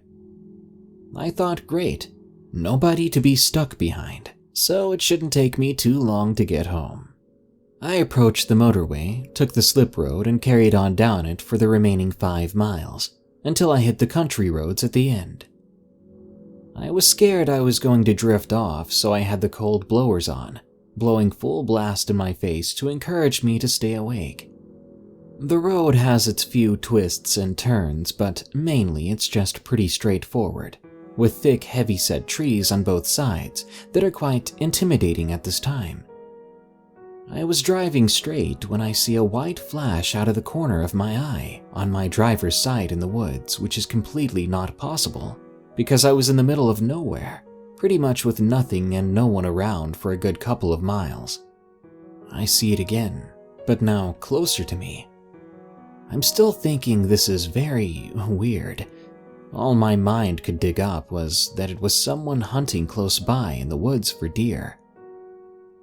My mind settled until the thought that it had been deathly silent when I saw the 2 flashes. I didn't have the radio on. It was completely quiet. My mind begins going again. The quicker I get out of here, the better, I thought to myself. There was a long, tight corner coming up in 500 yards, and this is one you don't want to lose control on.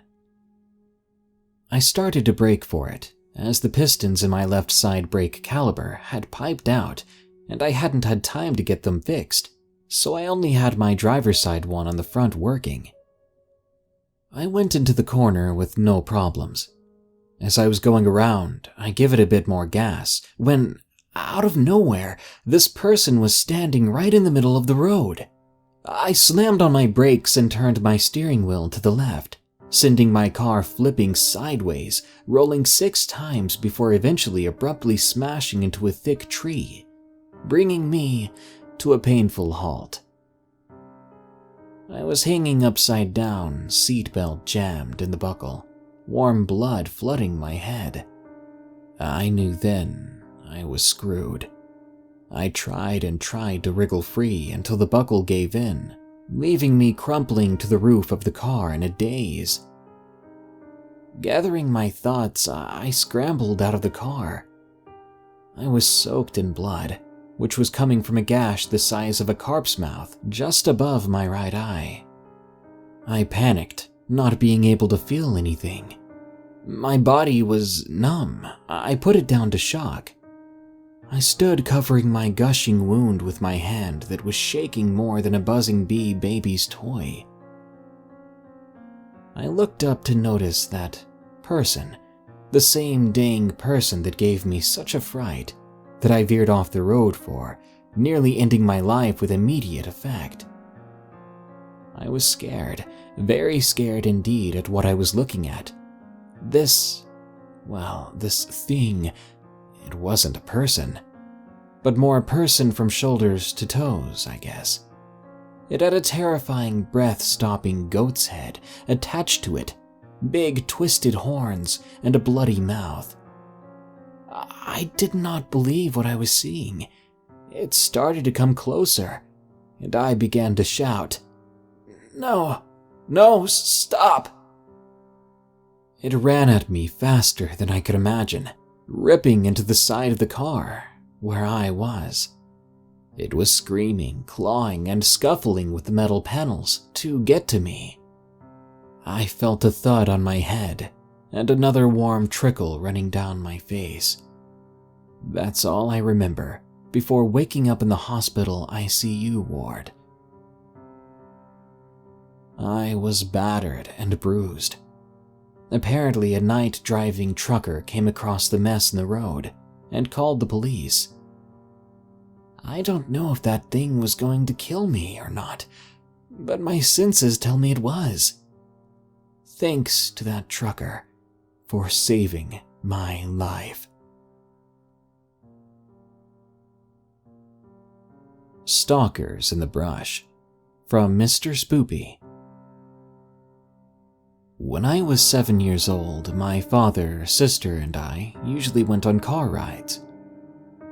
Many a time, these were just fun, enjoyable experiences that pleased and excited me, save for the times when my, at the time, teenage sister and her friends suggested to my dad that we investigate abandoned structures or graveyards.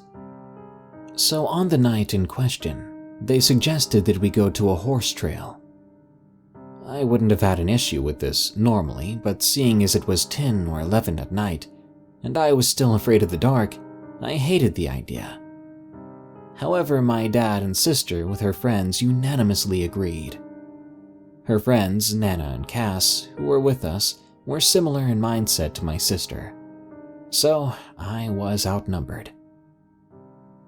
As we were cruising down the road toward the place, I was heavily breathing, heart already racing.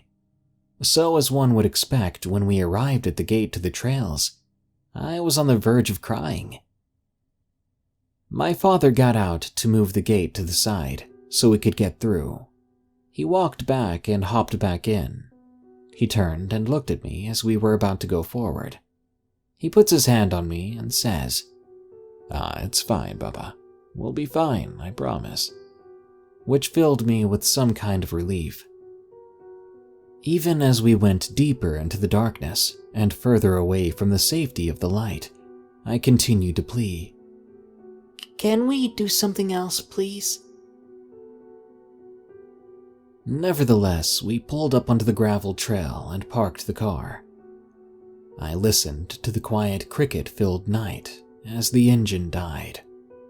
My sister had no such hesitation, jumping out as soon as the car stopped moving, her friends following after her.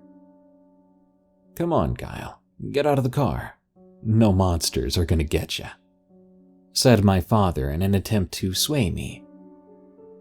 "Yeah, are you afraid, buddy?" My sister asked, genuinely seeming to care. I shakily replied with a simple, "No," and stepped out, needing my sister to help me to the ground. I remember that night had been bright, with no clouds in the sky and a full moon illuminating the ghastly trees around us, looking like a bony version of what they were during summer. The gravel made it even worse, always making me look over my shoulder to see if someone was behind me. The howling wind lapped at my skin like a whip. Behind me, my sister and her friends were conversing about something I didn't care to concentrate on. My father was up front shining a light as to allow us to see. Nana and my sister were talking about how bright the night was and how great an idea it was to come out here. Oh, how they were going to come to regret that. We came upon a glade with grass that towered over my dad, who was 5'11". Even as young as I wasn't dumb. I knew that cornfields and any place where you can't see 5 feet in front of you is killer central. I turned to my dad. Dad, can we go? I'm scared. Before he could answer my query, a faint rustling rang through our ears. My dad immediately warned us to shut off our flashlights. Me and the others obliged, albeit confused. If not for the beams of moonlight raining down, we may not have seen the shape moving through the tall grass before us. By then, my dad had whispered to us, "We're leaving." That was just what I wanted to hear, minus the creature in the brush. Fortunately for us, the trail looped around, meaning that no matter which way we went, we would arrive back at the parking lot. We moved slowly down the path as to not provoke whatever creature or creatures were pursuing us. The rustling continued behind us. The source of the cacophony remained unknown. We then arrived on a narrow part of the path that could only fit about 2 or 3 people side to side at most. By now, my sister and her friends had gone from creeped out to full-on panicked. I was in the middle, protected by my father behind me and the others ahead.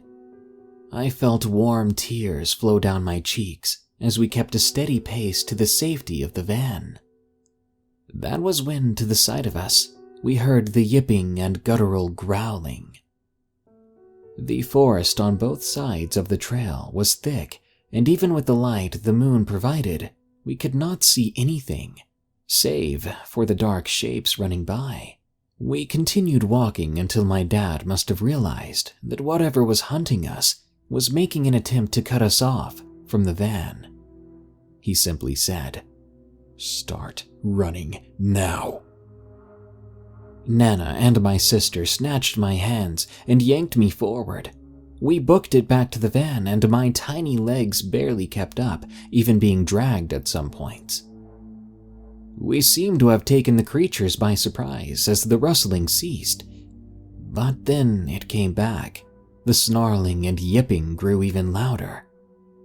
My dad stopped and yelled to my sister to go to the van and to start it if he was not back in 10 minutes.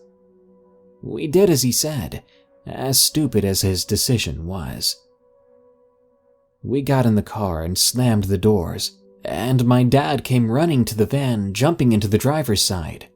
He started the car and we got to the exit when something big slammed into the side of the van. We felt it tip onto 2 wheels. I reeled from the impact as it was right on the driver's side backseat door. Everyone except my father screamed. We floored it out of there and down the road. I cried and cried until we arrived home. All of us were shaken from the encounter. My mother asked what was wrong, but I could barely speak for the rest of the night. The day after the incident, my dad called me outside and presented to me the massive dent in the side of the van. 7 years later, my sister and I still question what they were. It was possible that it may have been a Skinwalker, something my sister claims to have encountered many times, but to my knowledge, they don't hunt in packs. Whatever it was no bear, because where I am, there are none. Be careful when you decide to hike a trail at night, for it may be your undoing. Horror at a government property. From Made It, the Body. It was June of 2018. My family, a family friend, and I decided it would be fun to drive out to a particular place that is popular among people searching for aliens. Chances are you've heard of it, as it's extremely popular and is owned by the government. The location is in the middle of nowhere, and what was supposed to be only an hour or 2 long drive turned into almost 4 hours. By the time we got to the themed gift shop, it was already 9 p.m. We stopped in the gift shop, which was closing, and looked around for a bit. We then decided to drive farther up the road and see if we could find anything interesting. As we drove down this dark road, we must have hit like 5 rabbits. They kept darting across the road, so the trip was already off to a terrible start. After about 20 minutes, we turned down a dirt road. Finally, we reached the gate. It was covered top to bottom in no trespassing signs, with watchtowers on either side. It seemed pretty legit, so we turned around and drove down the road for a few minutes so we could stop and look at the stars. We could still see the gate in the distance. Basically, the way it's set up is a road with expansive desert on either side, with pitch black darkness in front of us and the gate behind us. Now, this is where it gets weird. We parked our car on the right side of the road, and then went to the other side to sit and look at the stars. We kept hearing strange noises, like bushes rustling and footsteps. It felt like we were being watched on all sides. We thought it must have been a bunny, right? Wrong. We realized that after turning down the dirt road, there were absolutely no animals. I can only assume that it must have been guards of the area watching us. We continued looking at the stars, and we kept seeing these bright lights that looked like stars, but they were moving very irregularly.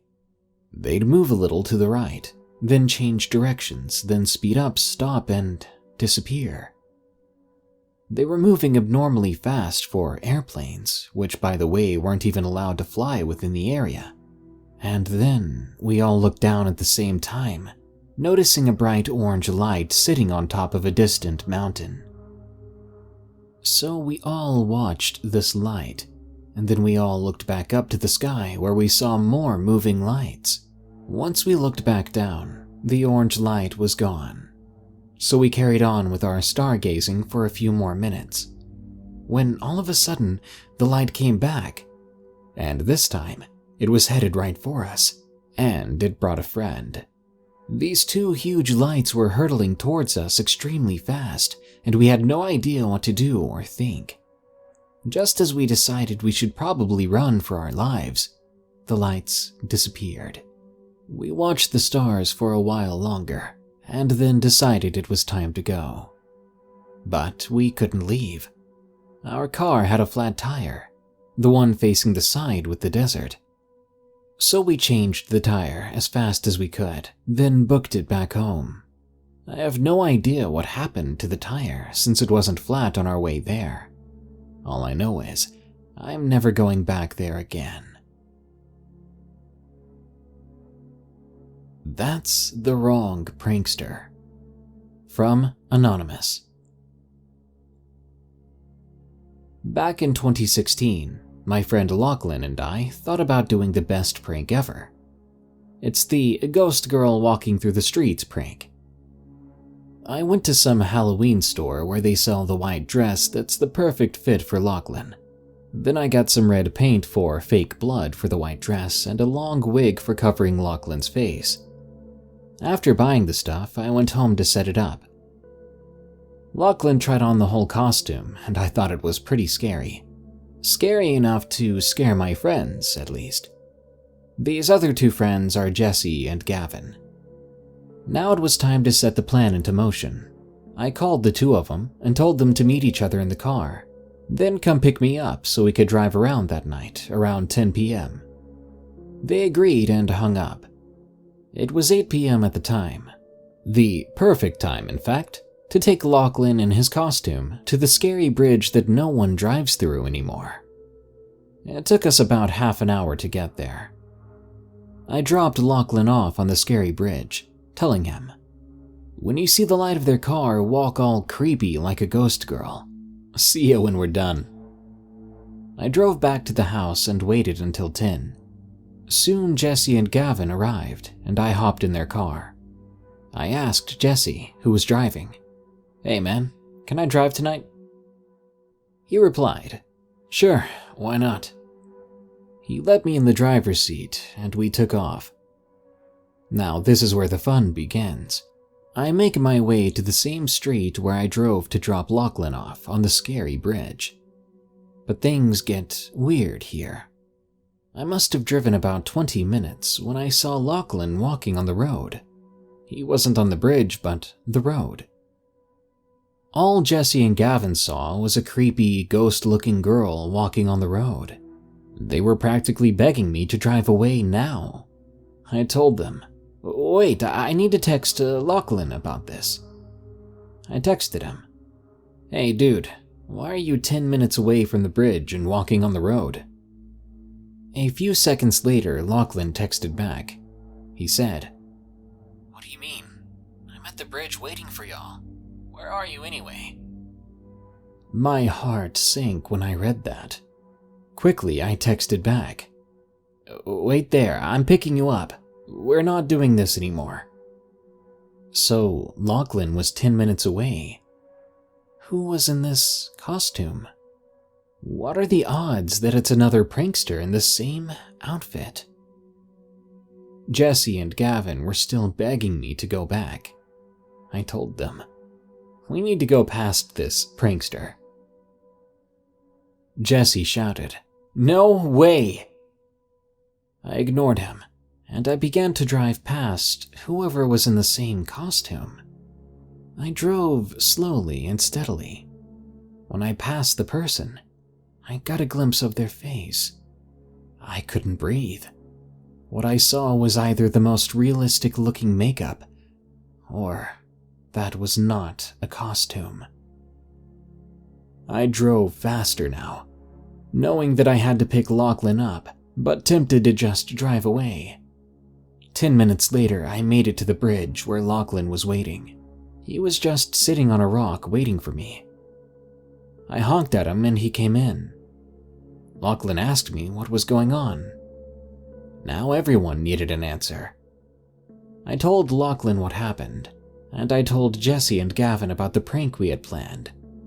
It was supposed to be a prank for you guys, but it was interrupted. I began to drive back, dreadfully knowing we'd have to pass the same stretch of road where we saw that girl. But 10 minutes later, when we should have been seeing her, she wasn't there. But I wasn't going to ask why. I just wanted to get home safely. 20 minutes after that, we got back home okay. We all talked about what happened. After the conversation, Jesse and Gavin headed home. Lachlan stayed the night, which was probably for the better, because what we saw that night made me lose sleep and terrified me for months. Followed home during a late-night drive. From Must Have Been a Ghost. This happened when I was 16. I'm still freaked out about it today. I had a thing with this girl. One night we made plans to sneak out and go stargazing. I lived in the woods about 15 minutes of a drive out of town, so I had to pay my brother gas money to take his car. I got his keys, picked up the girl, who I'll call Elle for this story, and drove to the high school we went to together. Once there, we hang out at the football field for the next 2.5 hours. While we were enjoying each other's company, Elle noticed the same white Ford F-150 driving by the road by the high school several different times, as if they were watching us. I took note of this, but didn't pay it much mind after that. We didn't want to go home yet, as we were having a good time together. It was only 2:30 at that point. We chose to drive to a park about 20 minutes of a drive out of town together, 10 minutes away from my house. As we were driving, I noticed the same headlights behind us for the last 10 minutes, which kinda gave me bad vibes. I mentioned this to Elle, who immediately brought up the white Ford. Us being young and paranoid, I decided to pull off into a neighborhood and see if they followed. After a few random turns, sure enough, it was still following us. The headlights were still a little ways behind, so after making a right turn, I floored it down the road. I turned off my headlights and pulled into some random driveway next to a big truck and turned off the car. Elle slouched down in her seat, but I turned around to watch as the same white Ford F-150 drove by. At this point, Elle was freaking out, and I was trying to calm her down. The truck drove by one more time, so we waited 15 minutes or so before leaving the neighborhood from the opposite way we came. Elle had called her older sister, and we agreed it would be best if we just went to my house since it was closer. We waited an hour or two before taking Elle home. By then, we were about 10 minutes from my house, and the roads to my house from there were 2-lane forest roads with no lights. Elle had mostly calmed down, as had I, but I was still very cautious and constantly checking my mirrors. 2 minutes after we pulled out of the neighborhood, I checked my rearview mirror and my heart sank. There, about 200 feet behind us, I could see red taillights on the road, but no headlights. The truck began to follow us, with no headlights on. I immediately called my brother, who said he would meet us on the edge of our property with his AR-15. Elle was crying, and I tried my best to console her, but she was terrified, and rightfully so. We make it back to the house, and my brother was waiting with his AR-15 at the beginning of the driveway. At some point, the truck behind us had pulled off, which I didn't notice because the headlights were off. My brother came with me to drop off Elle. I stayed with her till the early morning, until her parents would be waking up. She is still traumatized by that night, and I feel really bad for asking her if she wanted to hang out that night. Nothing else ever came of the situation, except a creepy story for me and a bad memory for Elle. Real disturbing encounter. From Anonymous.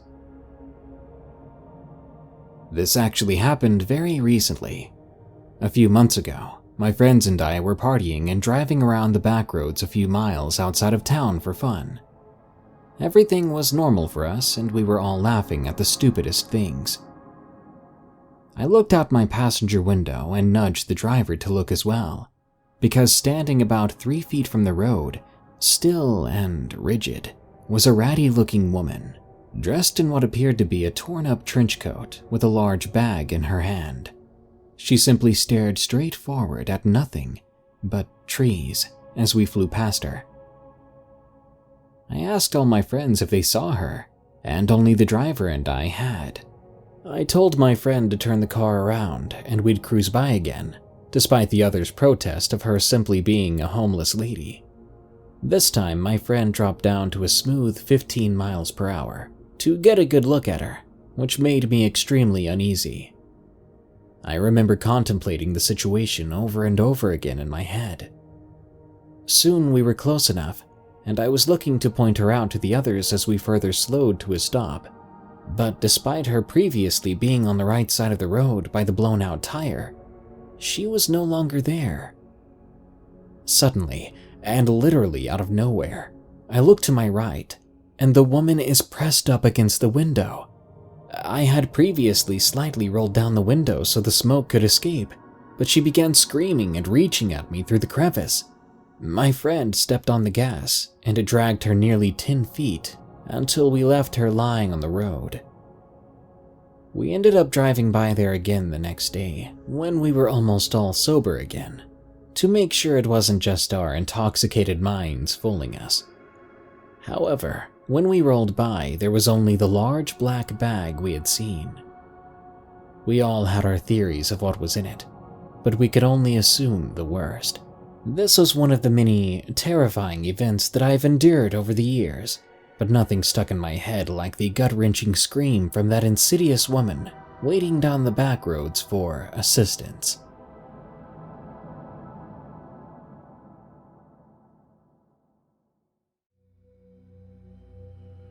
A Scary Police Story by Audrey.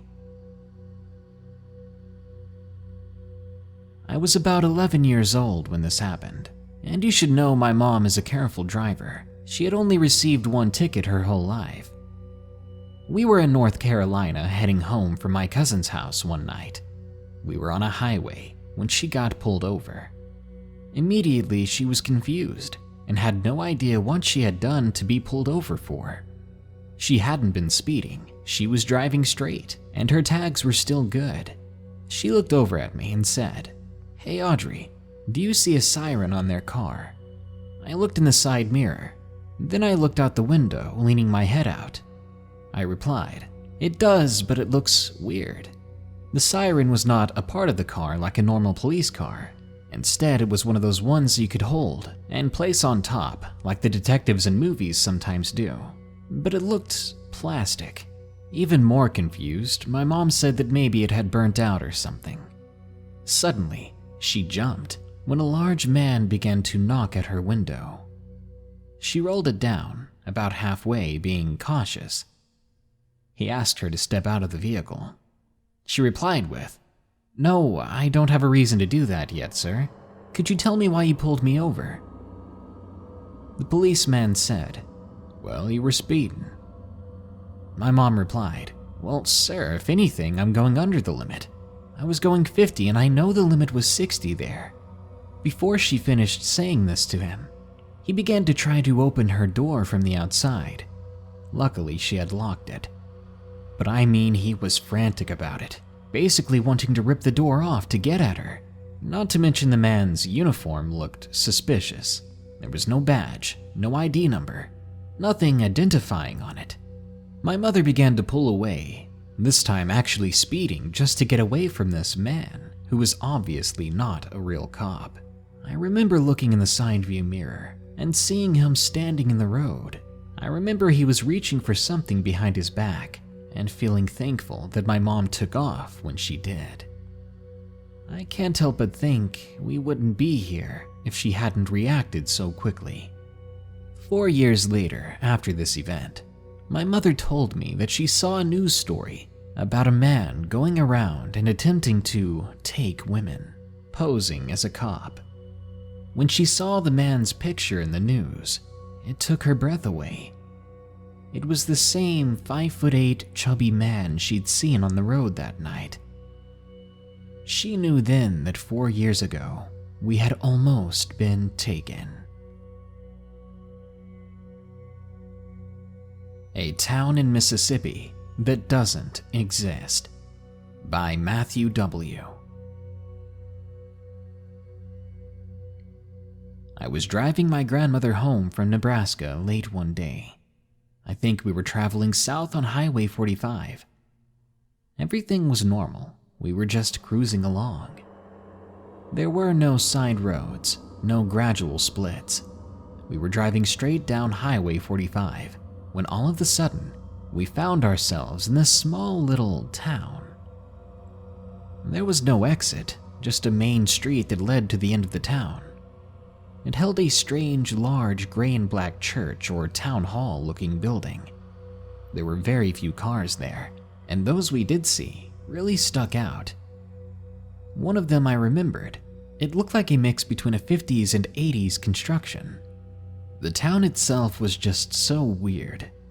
The second we pulled into the little town, my grandma began getting extremely uneasy. I knew something was up. The town was just wrong. What it looked like to me was an artist's rendition of a town. Like if you took an artist and sat them down and asked them, someone who has never seen what a small town in America looks like, to recreate it. Everything was just out of place and fake looking. Better yet, the road never made any turns and never led anywhere but straight. One moment we were headed south down Highway 45. The next, the forest on either side of us thickens to the point where you couldn't see anything through it. Then it opened up, and we were slowing through this small little town through its main street. We didn't see any people either that night. In hindsight, that's probably a good thing. I don't think I wanted to see the residents of this town. There was also this way too big building at the end of the street. It looked like it was the most important building in the town. Gray walls, black roof, and 4 towers. It was very apprehensive and awe-inspiring. When I saw it, I knew something extremely strange was going on. Highway 45 doesn't just stop. In fact, most, if not all, highways don't just end at a town in the middle of nowhere. All we could do was continue driving. Because, again, the town did not have any turns or side roads. Just a road right through the middle. It's the kind of thing if you were quickly driving by, everything would appear normal. But if you take even 1 second to stop and look at it, you would be just as horrified as I was. The buildings had windows that didn't make any sense. They were in between the floors, in positions where people couldn't even look out if they wanted to. There were stores that had no doors and no signs. There were no other roads turning in or out. It seriously looked like just the description of a small town.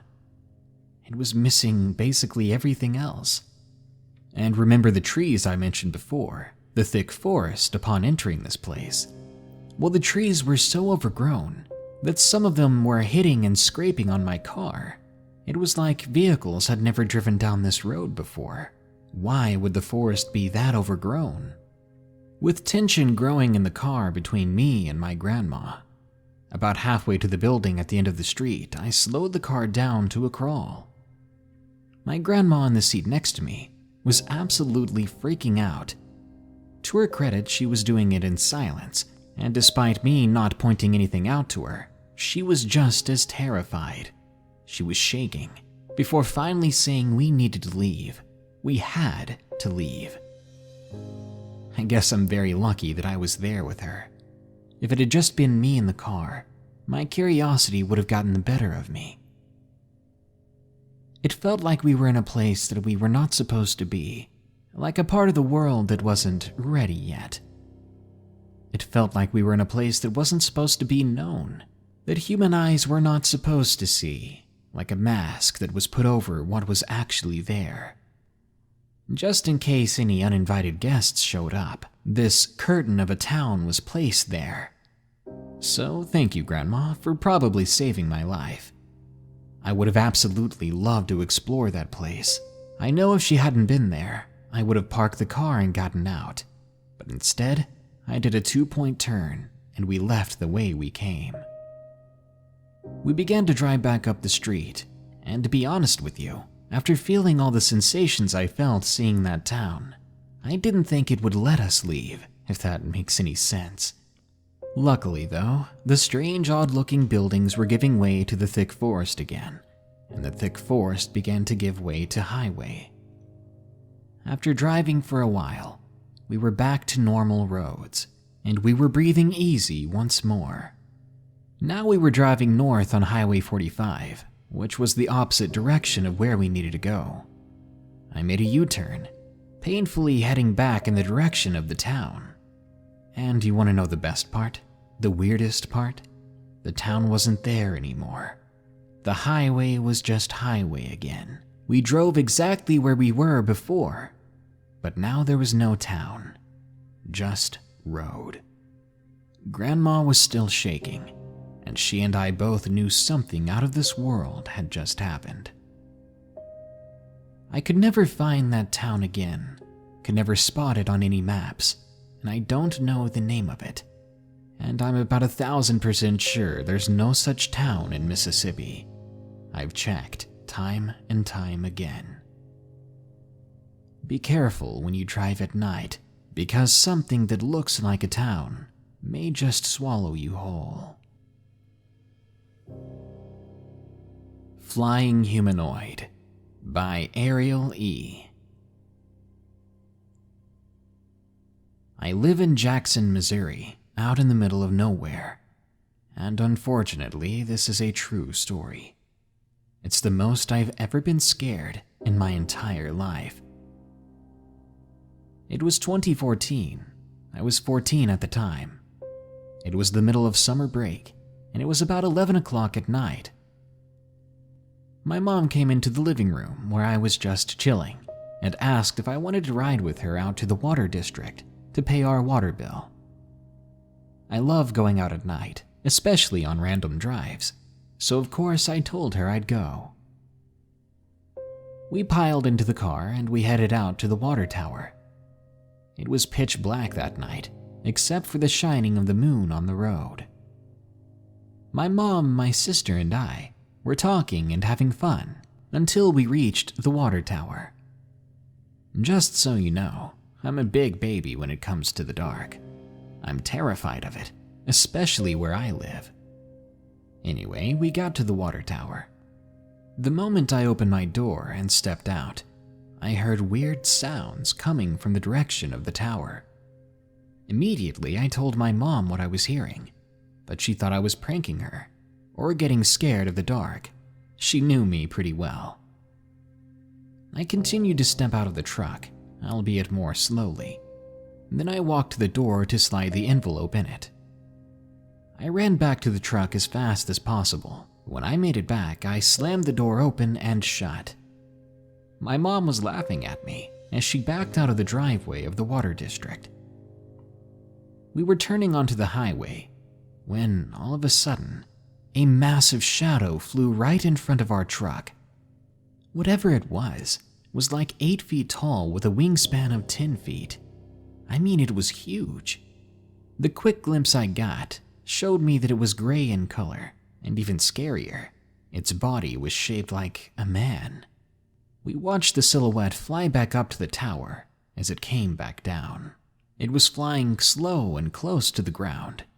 As we watched it in disbelief, it was like time slowed down and the world stopped for a couple of minutes. All the while we stared at a creature that simply couldn't exist. Before I knew it, my mom and I were screaming, and she floored the gas pedal. She had me looking behind us to make sure the thing was not following our vehicle.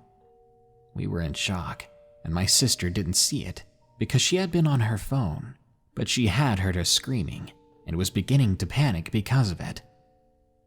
When we pulled into our driveway, we all ran inside at top speed.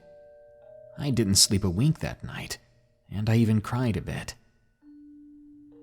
I'm still terrified of that water tower, and I swear I'll never go back there at night. I found out that a conservation area is out there, and it's probably where the creature lives. About a year later, I caught an episode of Monsters and Mysteries in America, and it was about flying humanoids. I automatically began to tear up as I saw it. Stories about creatures that matched what we saw almost perfectly. I ran to tell my mom about it. The sighting was in the Ozarks in Missouri, and for those who don't know, the Ozarks are about 4 hours away from where I live. The men in the show described exactly what we saw.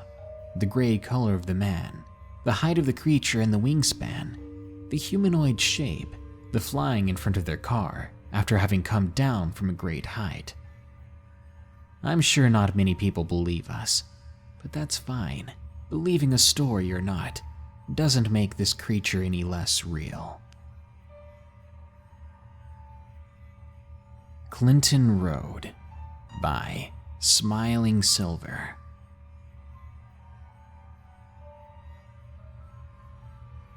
This is a story when my mother, my older sister Kate, and her friend Amy and I took a drive down Clinton Road.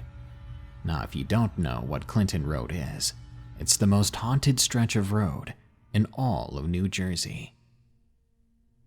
My mom knows that I love the paranormal, so Kate, Amy, and her all decided that late one night we should take a ride down Clinton Road.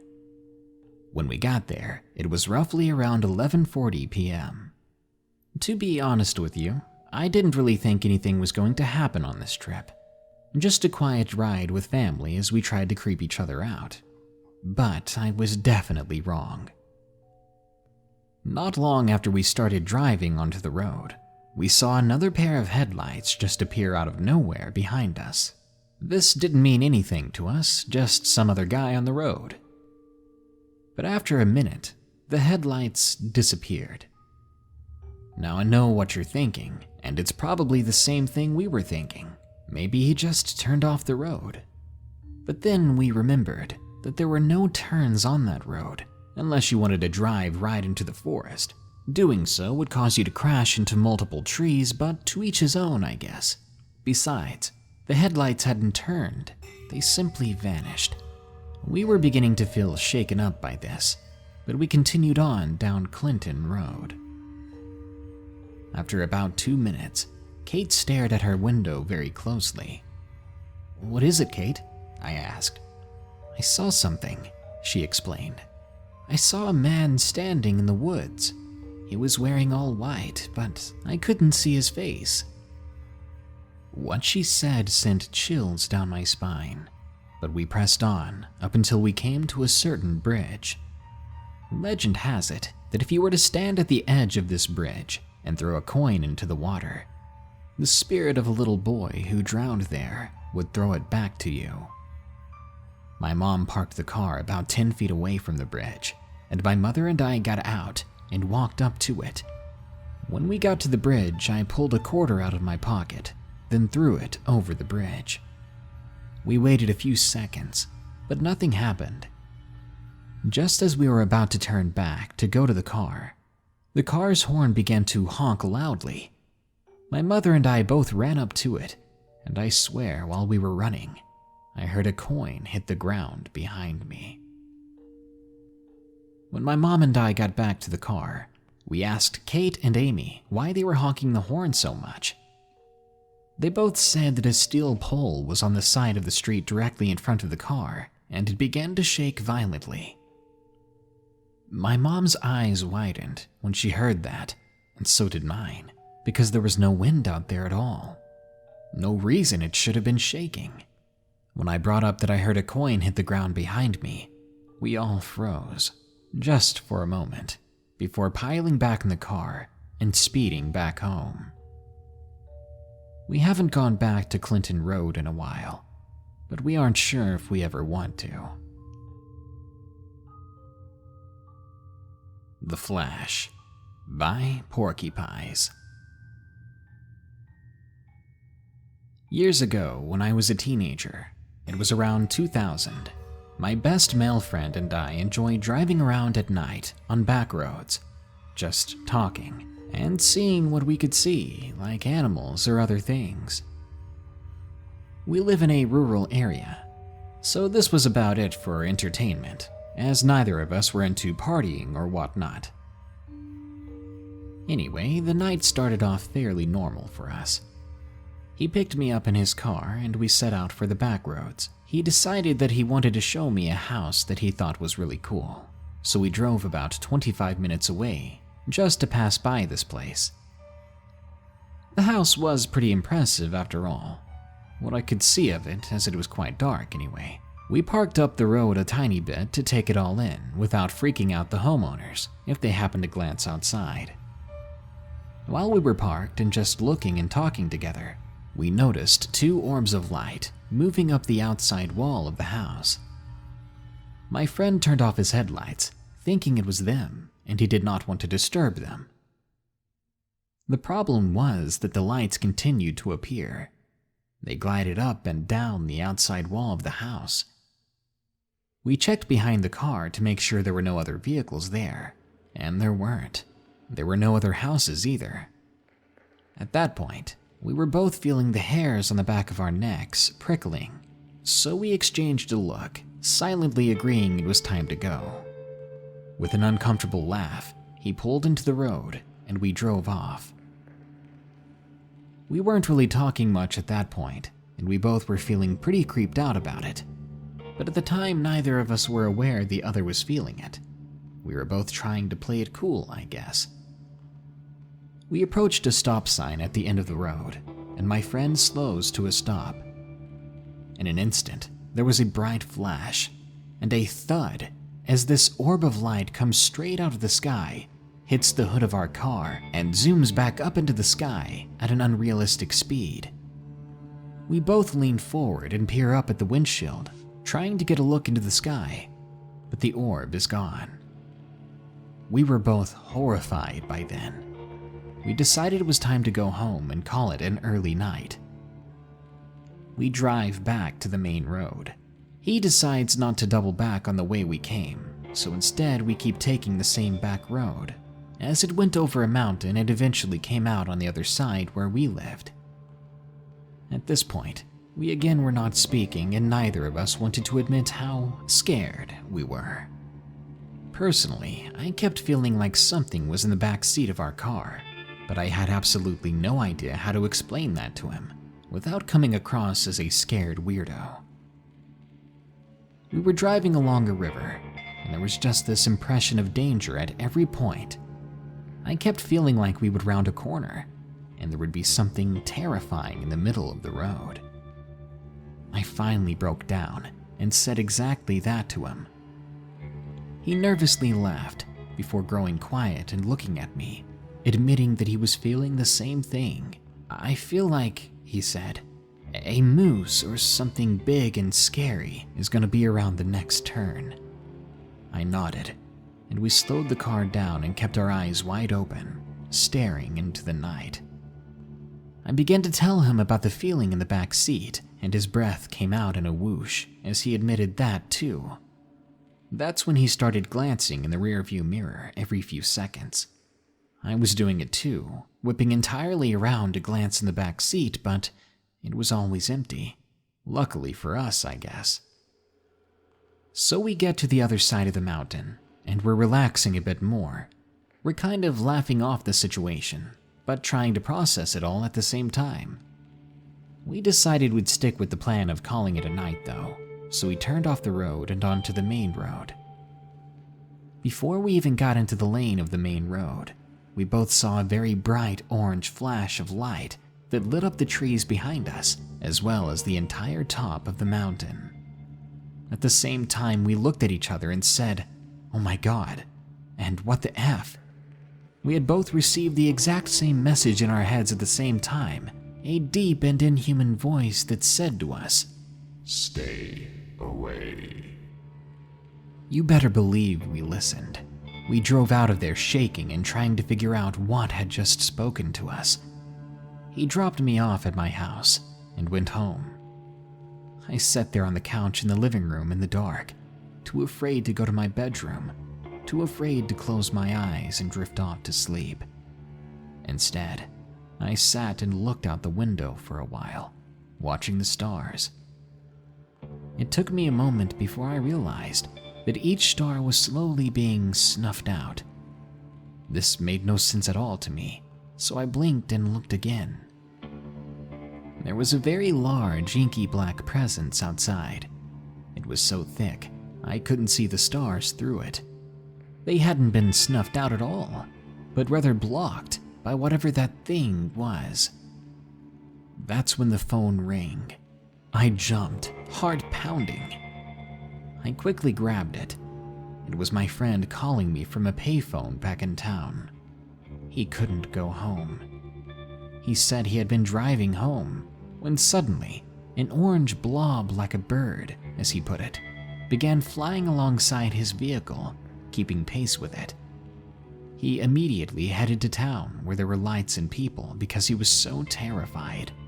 Together, we were afraid and wondered what had followed us and why. Eventually, we calmed down, and I decided to try to get some sleep. My friend decided to try to head back home, and I guess he did with no issue that time.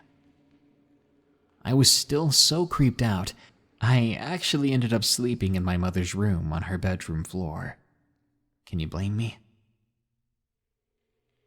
Years later, when I talked to him about our experience, he did his best to downplay it and said we both must have been seeing things, hallucinating. But I know we didn't. We weren't drunk or high or anything like that. Neither of us did anything like that. I do know I've never ever taken that particular road again, but I do have to drive by it on occasion, as the clinic I take my kids to is just up the road from it. Every time we head to the clinic, I always notice that road, and I shiver a bit. I doubt I will ever drive down it again, and I'll take every possible option to avoid it.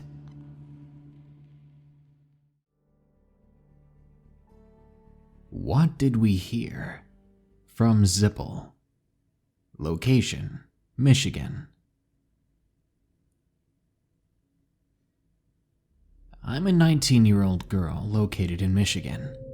I've always been interested in the paranormal, and so is my best friend. We can call her Hunter.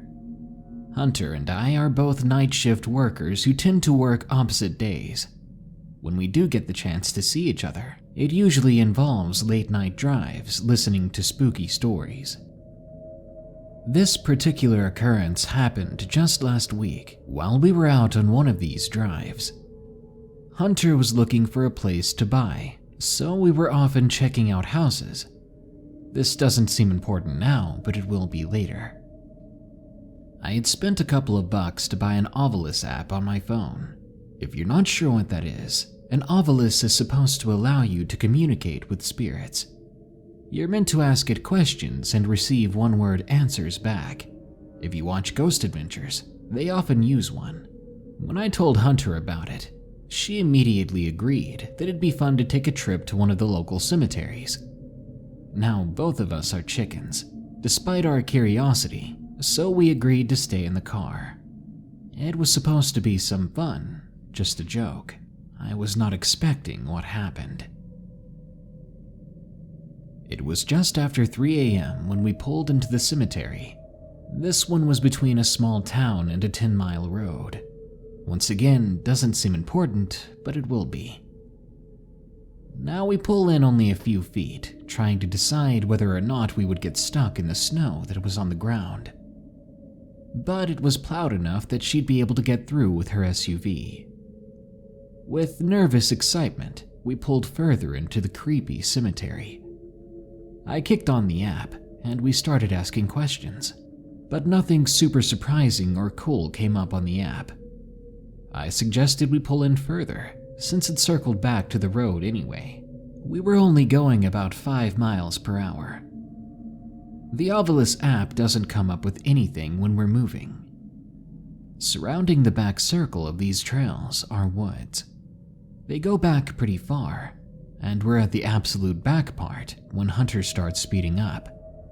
It was almost too much for the slick little trail. "What are you doing?" I asked, eyeballing her. She looked at me almost fearful. I'm not gonna stop next to the woods. I let it go with a shrug and pointed out when we were in front of an open field again. We were maybe 10 feet from the road at this point. The Ovalis app kicks back into gear, spewing out random words in this order: come, line, threat, fear. Hunter decided that was enough and peeled out of the cemetery. We were laughing at each other and decided to go see one of the houses that she was interested in. She turns on her GPS. It says the house is about 16 minutes away. She said that couldn't be right, as that house was right in town, maybe just a 2-minute drive from the cemetery. Nevertheless, we followed the directions. When we got to the center of the little town, we turned right onto an 11-mile road. About 2 miles down the road, we turn right again, finding ourselves smack dab in the woods and out away from the streetlights of the city. There were very few houses, and there were lots of little off-trails leading into the woods. Hunter had the heat going, and I got too hot, so I rolled down my window a few inches. We drive as the GPS tells us to go down the 10-mile road. What? Again, that couldn't be right. We were coming up on the turn, but there wasn't a road. Hunter slows the vehicle a little, and we're looking, but there's nothing. No road signs, no noticeable tire tracks, hardly a road at all. That's when we said nope, and just kept on driving. We were discussing how bizarre this was, when I heard something in the woods. It was a low-pitched howl mixed with a sort of moan. I asked Hunter if she heard it, and she hadn't. Lucky her. I was too embarrassed to explain what I'd actually heard, so I brushed it off as nothing. Maybe it was just the car making a weird noise. When we got off of that road, the GPS recalibrated and showed us where the house really was. Right in town, 2 minutes from the cemetery, like Hunter had said before. I was frowning at the phone when suddenly Hunter cursed. I did the same as well, staring at her incredulously. There had been a deer staring at her head on and in the dark, and she had just made it out in time to jump. As we were making our way to our original destination, I decided to tell her what I'd heard back in those woods. She stared at me with wide eyes. She admitted that when we were in the cemetery by the woods, she had heard the same kind of noise, except it was more of a growl. Her window had been up the entire time. So, what followed us out of the cemetery? What was growling at us? What would travel so many miles? And was it the same thing that messed up our GPS? I can't help but feel that something was trying to keep us in those woods, lure us into a very terrifying demise. A normal person would never go back, but being the two of us, we're discussing our next trip. Maybe we'll go during the day, though. The Green Laser, from Coral L. Location, Northern California. So, over the summer, I ended up moving from the hometown that I spent 10 years in. Something I realized that I'd never done but really wanted to do was go for a night drive. So I gathered up some friends, Maddie, Morgan, and Amelia, and went for a drive in my truck. Now, I lived in a small prison town in Northern California, so the town was easy to navigate and was never very busy at night. We drove around for a while, just exploring. It was all fun until we decided to go up to Inspiration Point. You see, Inspiration Point is a cute little spot uptown where people can go and look over the town. You could see everything up there. It was especially pretty at night with all of the lights. So we were just hanging out up there when I saw something flash in my eyes. At first, I thought it was a bug, so I brushed it off as nothing. But then it kept flashing quickly over my eyes. Then Maddie pointed it out. There was a green laser that kept pointing at us from below. We all looked over the edge of the cliff to try to find the source of the strange beam, and it was coming from a house right below us. Even in the dark, we could see almost everything that was happening at that house. There was a man down there in his front yard, holding something up to his eye, which happened to be the source of the green laser. He's got a scope, Morgan pointed out. Once she had said it, we all saw it. He's probably just looking to see what's going on up here, Amelia suggested. We were being a bit loud. Yeah, but he must be used to it, right? I mean, teenagers come up here to drink and smoke all the time. We're probably not nearly as loud as other people, I said. Maybe he's a cop and he's making sure that we're not doing anything bad, Maddie tried to reassure us. We all nodded, but we were still kind of scared by the laser. After watching him for a while, he put the scope down and got into his car. Morgan, being the paranoid one, started to freak out. He's coming in our direction, guys. We need to leave, she said. Now I loved listening to scary stories, so a ton of different scenarios were going through my head as to what would happen to us. I quickly agreed that we needed to leave. We walked as fast as we could back down to my truck and got in. But as I was driving, trying to stay calm, I saw another car coming up the road that led to Inspiration Point. This other vehicle pulled over to the side because the street was too narrow for 2 cars at the time. As I drove closer to the car, the other girls were freaking out, saying, "That's the guy, and it's the same car." I was scared and looked out my window as we passed.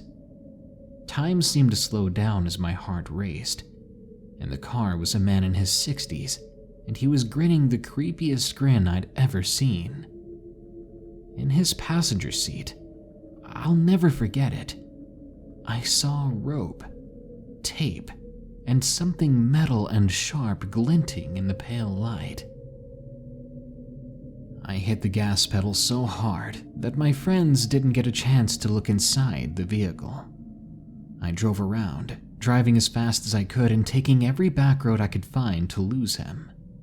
After 10 minutes of speeding around, scared, we finally felt like we were no longer being followed.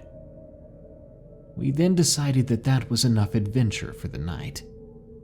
Looking back on it, I'm glad I got out of that town sooner rather than later.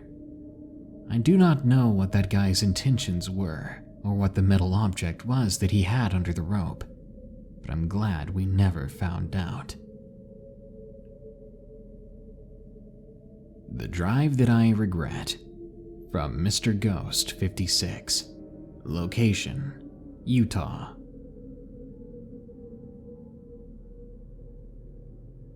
One night, my family and I were going on a quick drive near Dixie Rock. I always thought it was a peaceful and beautiful place, a good spot to let your stress go away. But that changed after this one night.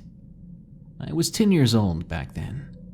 I was a paranoid kid, I'll admit it, but you'll soon see that this situation was different.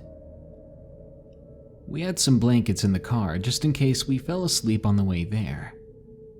My siblings did fall asleep, but I managed to stay awake. About 10 minutes after we arrived and we were still driving around, the most horrific scream echoed outside the vehicle. It sounded like someone brutally attacking another person, or maybe some animals fighting to the end. It sent chills down my spine. My mom and my brother heard the scream through the windows as well. They said that it sounded like a child screaming in pain, then slowly shifting to a laugh. Of course, around that time we decided to cut the trip short, so we began to head back home. After my mother puts the car in park back in the driveway at our house, I was staring into the backyard, just resting my head, when I saw something. The backyard was where I always take my dogs for a walk, and considering this, I think that's why it scared me even more, to know that my backyard will never feel safe again. There was a face blacker than the night, with contrasting paper-white eyes. It seemed to think it was hiding, but I could see it, and it was watching our car. I quickly grabbed my mom and tried to point out the face, but when we looked back, it was gone. Yet I knew that thing was still there. I quickly grabbed the dogs, confident that they would protect me. Then we walked into the backyard. When I was out there, I could hear something breathing, but I couldn't pinpoint where. I could tell my dogs could hear it too, but they were cowering rather than being curious. After a few minutes, we rushed back into the house and locked the door behind us. Because of the weird events that happened that night, I stayed up on my tablet. I had tried to sleep for an hour or two, but I couldn't. I was too creeped out. As I was sitting there playing on my tablet, I heard the most disturbing knock. It wasn't at the door, but it was at the window in my room. I remember thinking, how would it know what room I was in? I waited maybe 30 minutes, hoping that it was nothing, hoping that if it was something, it would just go away. But it knocked again, basically forcing me up to see what was outside. I made only enough room in the curtain to poke my eye through, and I nearly fell back and screamed when I saw that extremely black face and extremely white eyes. It had 4 even darker fingers on the glass, like little voids of nothingness. Slowly, I lowered the curtain and I crawled back in bed, watching the window for the rest of the night. From then on out, I promised myself, if I ever hear another knock at the window like that again, I'm not going to investigate. And as often as possible, I try to get someone else to walk the dogs outside in the backyard. I'm too scared, and I can't even tell anyone why, because of how ridiculous it sounds. Mom and Dad, something followed us home during our night drive at Dixie Rock. I don't know what to do. Maybe it'll just go away. It's looking at me. From Mick Mahone. Location, Oregon. I live in Oregon, and I love road trips. But after this experience, I'll never go on a road trip again. It was 2014. I was hanging out with two of my friends. They were Connor and Brian. It was early December, so we were all dressed quite warm and cozy. Now, before I start this story, the place where I live has loads of deer, foxes, and other animals that roam around. Nothing that was about to happen to me and my friends was created by one of these small animals, though. I was 15, and they say that teenagers think that they're invincible. But back then, I felt much the opposite of that. When we all got in the car that night with my parents, who had to drive us at the time, we were all pretty exhausted by then, considering it was 2 a.m., and it was still pitch black out and we had a long drive ahead of us. So we were all gathered in the back of the car, trying to get some rest. We were about 30 miles from the hotel we were going to stay at for the night. We were driving a 2018 BMW X6, so the car has automatic braking and cruise control. Now this becomes annoying when you don't want to stop and your car just stops. We were 5 miles from the hotel and all of a sudden the car stops, like it senses something. It turned out to be a squirrel, I think, that just wandered across the road. An eerily creepy road, which wasn't a good sign. As we approached a very small hotel, it seemed as though nobody was there, just completely vacant. We stayed in separate rooms, so my mom didn't really care if we stayed up late in ours, as that meant they would be able to get some sleep no matter what we did. We just had to be up and ready for the long ride we still had ahead of us in the morning. Connor decided to go to bed anyway, so that left me and Brian to find something to do. So we decided to go have a late night swim, or early morning swim. As we headed out to get into the pool, I didn't feel it at first, but eventually I had this sensation that we weren't alone. I looked down into the pool, and there was a creature that looked like something straight from a nightmare. Now listen, I didn't believe in cryptids or horrific creatures like this, but immediately, in that moment, I was convinced. I looked over at Brian. "Tell me you're seeing that," I whispered in a barely audible voice. "See what?" Brian said before he got cut off by the most ear-aching screech. When I looked back at the creature, it was looking directly back at me with these orange eyes. I didn't see Brian when I was frantically looking for him. In a panic, I looked back at the creature. I couldn't look away too long out of fear that it might do something. It was still staring me down. I looked behind me, and that's where Brian was, hiding behind me the entire time. I looked back in the direction of that creature. It wasn't in the water anymore. It wasn't anywhere. It was gone. As fast as we had seen it, it had escaped, leaving a wake of ripples in the pool. We returned to our side of the complex and decided soon after to go over and tell my parents about what we experienced. We were at the door when we heard the most terrifying scream ever. Brian and I ran back to our side, and in our living room area, at the window, there it was, completely flipping out Connor and waking my parents who came running in, but they were too late, as whatever that thing was quickly ran away again. Brian's mouth was agape like a drawbridge. Brian ran, probably to find someone, anyone who could help, and I was left disturbed and confused. I have no idea what we saw that night, and thankfully, I doubt we'll ever see anything like it again. My road trip horror story.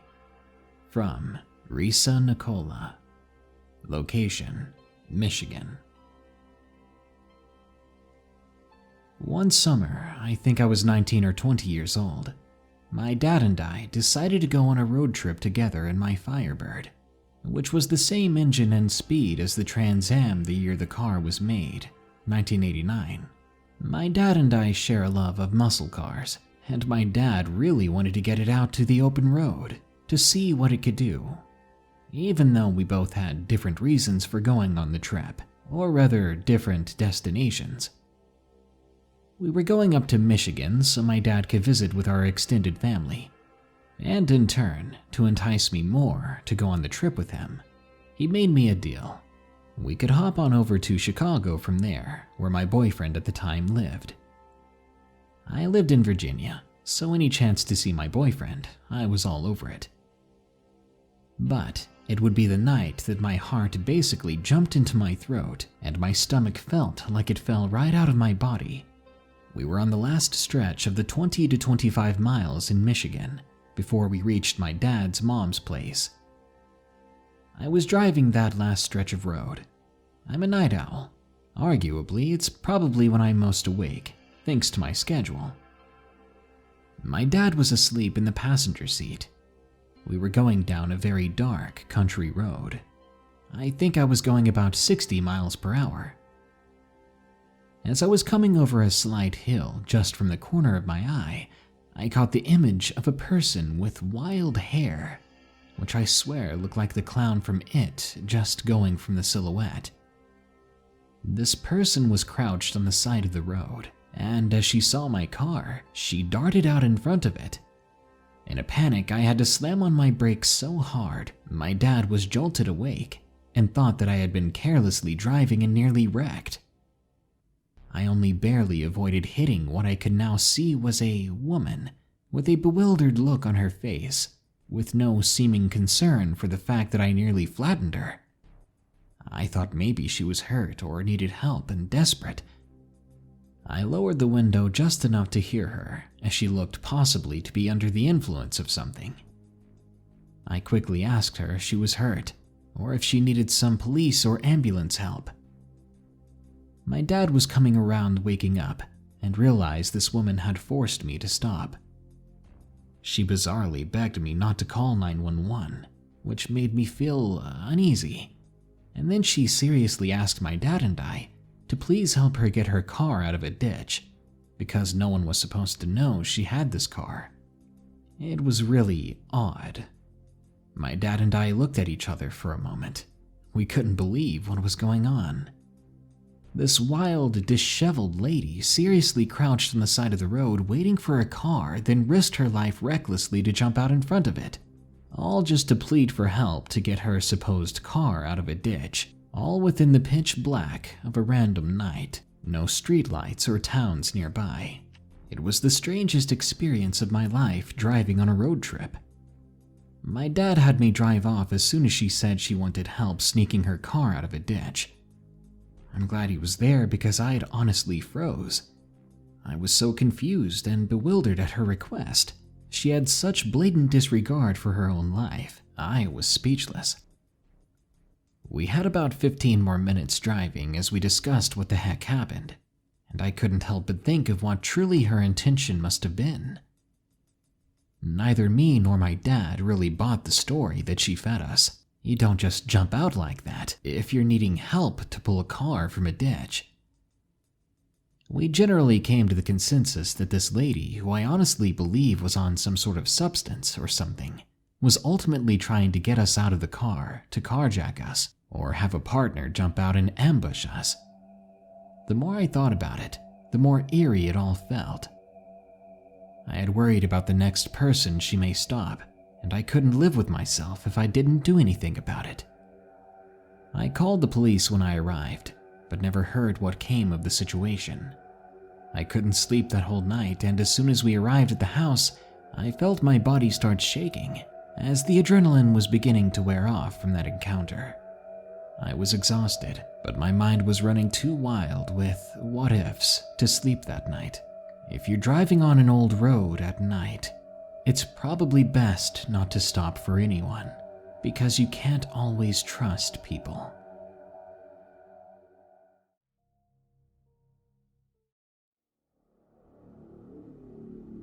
The Haunted Car on Campus. From Silver Bullet 54. Before I start, many students have seen this, so they can corroborate my encounter. In 2009, I was helping a friend of mine move into the Penn State Hazleton campus in Hazleton, Pennsylvania. As we were moving in, she asked, "Did you see that car last night?" I told her that I hadn't, and asked where that random question came from. She said that she saw it, but something was weird, because no one was driving it. I asked if she meant it was a self-driving car, but she said it was an 80s model. However, she wasn't sure the make or model. I talked to a few juniors there who said they had seen the same thing. A car randomly traveling around the campus in the dead of night, but no one had ever seen anyone in the driver's seat. This whole story seemed bizarre, and I thought it was just a prank, even though all the students assured me it was very true. I really wasn't sure what to make of it at that point. Turns out everyone knew about it. Professors, incoming freshmen, alumni, even the local police department could all document sightings or stories about this supposed haunted car. There were even stories and books and creepypastas written about it. I figured that not everyone could be wrong or lying, so I recruited a few other friends for a stakeout to see just what was going on. A few nights later, we parked at a turkey hill across the road from the campus and watched. At 11 p.m., we saw a car with its lights on, going around the building at a snail's pace. A few minutes later, it showed up again. My friends and I were all actually shivering because of how creepy this was. I had never heard of a haunted vehicle before this. As we watched, the lights dimmed, then went up to the high beams, and there was no one in the front seats. We all screamed and tore out of there. I talked to my friend who lived in the dorms the next day. She said 6 other students that very same night had the same sighting as us. The high beams, the empty seats, the haunted car, everything. Now, to this day I wonder, why is it haunting a college? Why did the car move with no one controlling it? And can machines have souls? What does it all mean? I don't have an answer to any of this. The whole case is interesting, but freaky. The Weeping Woman. From Millie. This happened to me in 2022 when I was coming back from my office one day. It was July and the rain was pouring heavily. It was 9 p.m. at the moment, and I left my office, sat in my car, and started the drive home. The short way to my office goes through a patch of woods, which always gave me the creeps at night. And, to add to my unease, it was raining so heavily that I could barely see 3 feet in front of my car. Due to this, I had to move very slowly to avoid bumping into trees. As I was driving through the uneven road, I heard a sound, like someone, specifically a woman, was weeping loudly. I'm saying loudly because all my car windows were shut, but even so, I could hear her weeping above the rain's pattering. The hair on the back of my head stood up. I tried to find the source of the voice, but I couldn't find it. But as I continued to drive, I saw it. A figure amidst the mist and rain. I couldn't make out a lot of details, but it was certainly a woman. I could see her hair touching her shoulders and a feminine form. She sat on the road, just crying and crying. I couldn't help myself. I rolled down my car window, and I called out to her. Oh, I wish I hadn't. As soon as I spoke, she held her head up, and I swear she didn't have eyes or even a nose. Just a mouth and a smile so wide it made me nearly soil myself. She grinned at me, Immediately, I rolled my car window back up, but in that brief amount of time, she had rushed to the side window of my car and began to knock at it. My eyes burned with tears. I had never been so scared. My body froze up when I saw a rock in her hand as she was about to break the glass. Something inside me yelled to floor it, so I did. As I started to drive, I swear I heard her wailing and shouting at me to come back. But I never even looked back. I made it home safe, and ever since then, I never took the short way through the woods again. Just beware who you decide to call out to in the middle of the night. Hellhounds, from Gin 5445. Late one night, a friend of mine and myself were out driving around, searching for creepy places, trying to scare each other and ourselves. We did this quite often. She was driving a brand new car and we were both smokers at the time. Not wanting to smoke in the car, we had pulled over on the side of the road. We were out in the country, so there were no streetlights, and houses were few and very far between. At the moment, we both had to pee as well, so she stood at the front of the car, and I at the back. Afterwards, we took our time smoking cigarettes, before eventually getting back into the car. No sooner had we shut the doors, there were at least half a dozen large black dogs surrounding the car.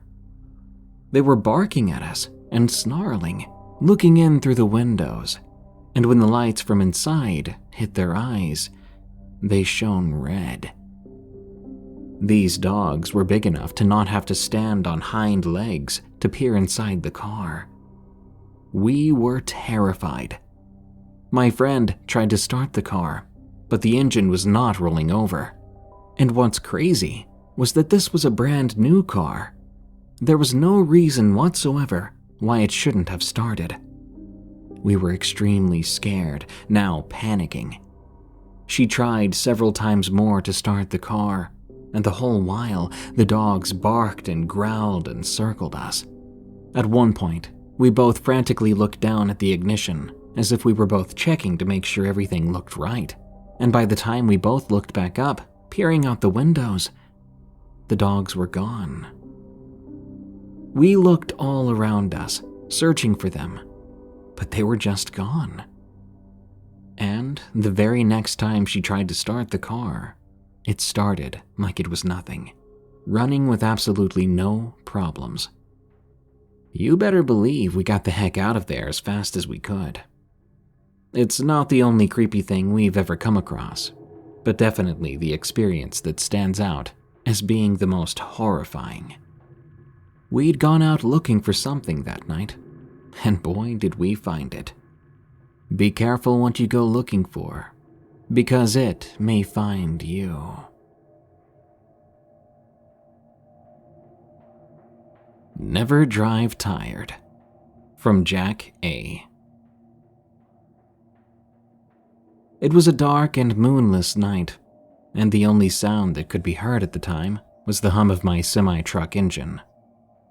I have a heavy truck, and it wasn't easy to roll, but as it barreled down the deserted highway, I had been driving for hours.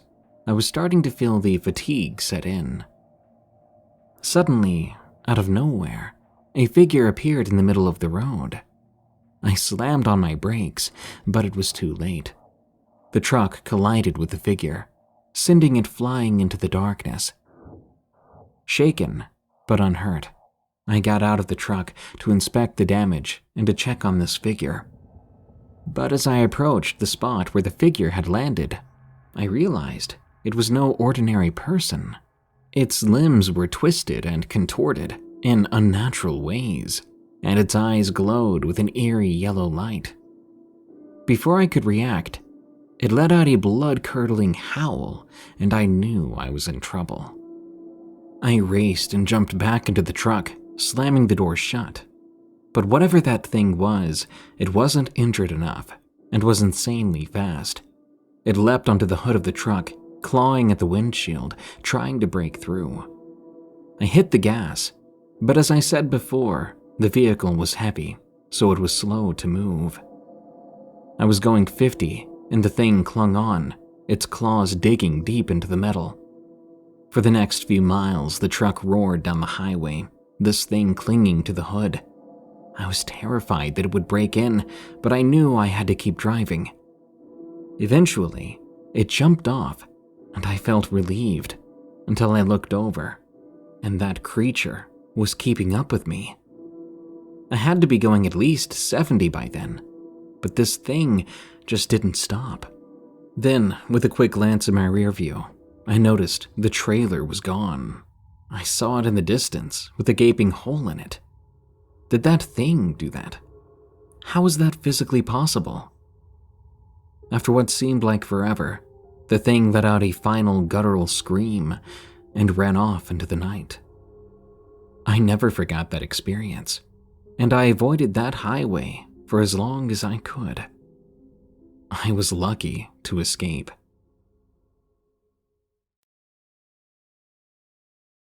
St. Coletta's. From Sky 3399. 11 p.m. one night, my cousin, her boyfriend, and I were out driving around exploring places. Our first stop was a little forest that overlooked a lake. It wasn't terribly exciting, so we left before long. My cousin, Abby, had an idea to go somewhere haunted, so we all got back in the car and started to drive. My cousin mentions an abandoned place called St. Coletta's. Back in the 30s, St. Coletta's was an institution for the mentally ill and disabled. She begins to tell a story of what happened the last time she went to St. Coletta's with a friend. We'll call her friend Ali. She began, "It wasn't late at night, maybe around 11:30 p.m., when me and Ali drove up there. I heard a noise, so I stopped the car, and when I stopped, everything went quiet. All of a sudden, this black misty cloud began to form in front of the car, and we heard an inhuman noise. We started to drive away, and I heard church bells. I looked at Ali and asked if she heard them too. She looked at me confused and said, 'Abby, there are no churches around here.'" After my cousin finished the story, I got an uneasy feeling in my stomach. We drove for 20 minutes until we arrived. As we drove past, we noticed a cemetery next to the place. I had the same uneasy feeling, but we didn't see anything out of the ordinary. My cousin suggested we try driving past again, since nothing happened the first time. So she turned around, and we did just that. The second we began to drive away, her boyfriend shouted, "Did you see that? I just saw something outside the car." But no one else saw it. We drove for 5 minutes before my cousin stopped the car and sat there silently. Her boyfriend, we'll call him Charles, looked at her and asked, "Babe, what's wrong? Why did you stop?" My cousin was unresponsive. Charles spoke again. "Babe?" I then asked myself, concerned, "Abby, are you okay?" My cousin turned her head in an unnatural way and said in this creepy, disoriented voice, "Everything is fine. I'm okay." She then started to giggle for a good minute straight. This was quite unsettling. Charles turned around, looked at me, and mouthed, "What the heck? Is she okay?" Then my cousin said again, "Everything is fine," and giggled even more. I felt goosebumps sprouting up all over me. It was then that I heard a deep male breathing sound coming from the back of the car. I looked in the back, but didn't see anything. I turned back around, and my cousin was making these unnatural body movements now. She stopped the car again, this time leaning forward into the steering wheel. Charles asked, "Why are we stopping again? What's going on?" My cousin was unresponsive. She began driving again, but remained in the weird position she sat in. I exchanged another freaked out look with Charles. Then Abby started to laugh, saying, "Everything is too bright. It hurts my eyes." But nothing around us was bright. It was dark out, and there were no other cars in sight. We finally got back to town, and like a light switch being flipped, Abby perked up again, turning back to normal in an instant as if nothing had happened. Charles even asked, "Are you good now?" Abby looked confused and said, "What are you talking about?" "You were acting like you were possessed for 15 minutes, Charles explained. I added, "Dude, you really were acting creepy. I've never seen you act like that before. It was like something was controlling you."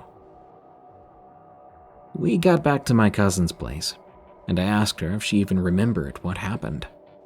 She told me that for a good 15 to 20 minutes, she felt as if she wasn't there, like she was fading in and out. I promise you, my cousin was completely sober, but something just wasn't right. It really was like something was possessing her ever since we drove past St. Coletta's the second time, until we got back to town. I think we may have provoked something. I will never be going back to St. Coletta's again.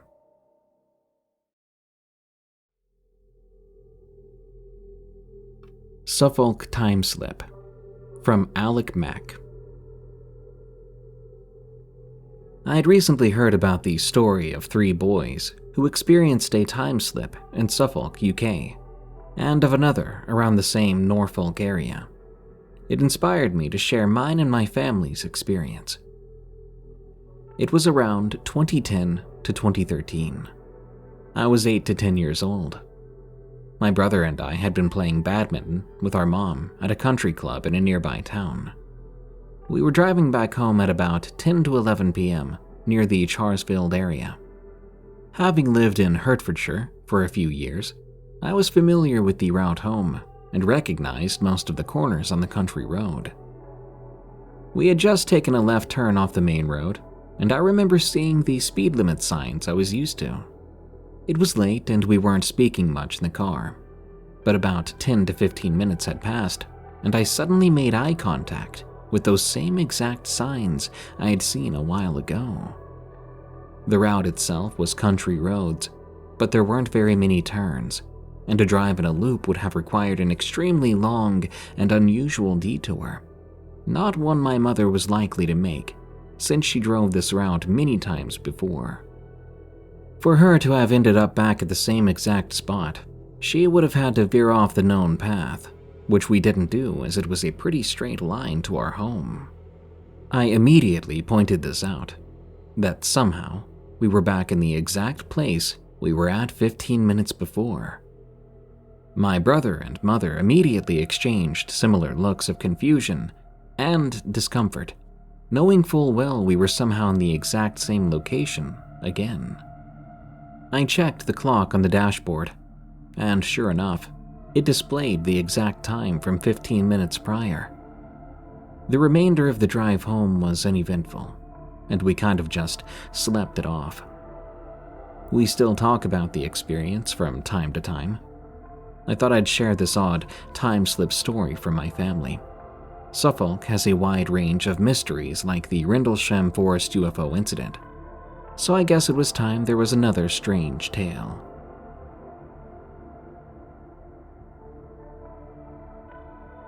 Phantom Truck at the Haunted Cemetery. From Mick Figerson. About 3 years ago, when I first started dating my girlfriend, she went on a trip down to Aruba for a week, and since I didn't have a car at the time, she allowed me to use hers for the duration of the trip. One night I was chilling with a friend. We were enjoying a few beers and playing some video games. It was getting late, so I decided to head home before becoming too impaired to drive, as we had done a bit of smoking too. As I drove, I was thinking about this earlier conversation I had with my friend, about how one of the old local cemeteries was haunted, and that we used to try to investigate it as teenagers. At the time of writing this, I'm 25. Anyway, I decided to take a trip up there myself, as it was only a 5-minute detour from my main route home. I made it to the cemetery, and I sat there for a moment.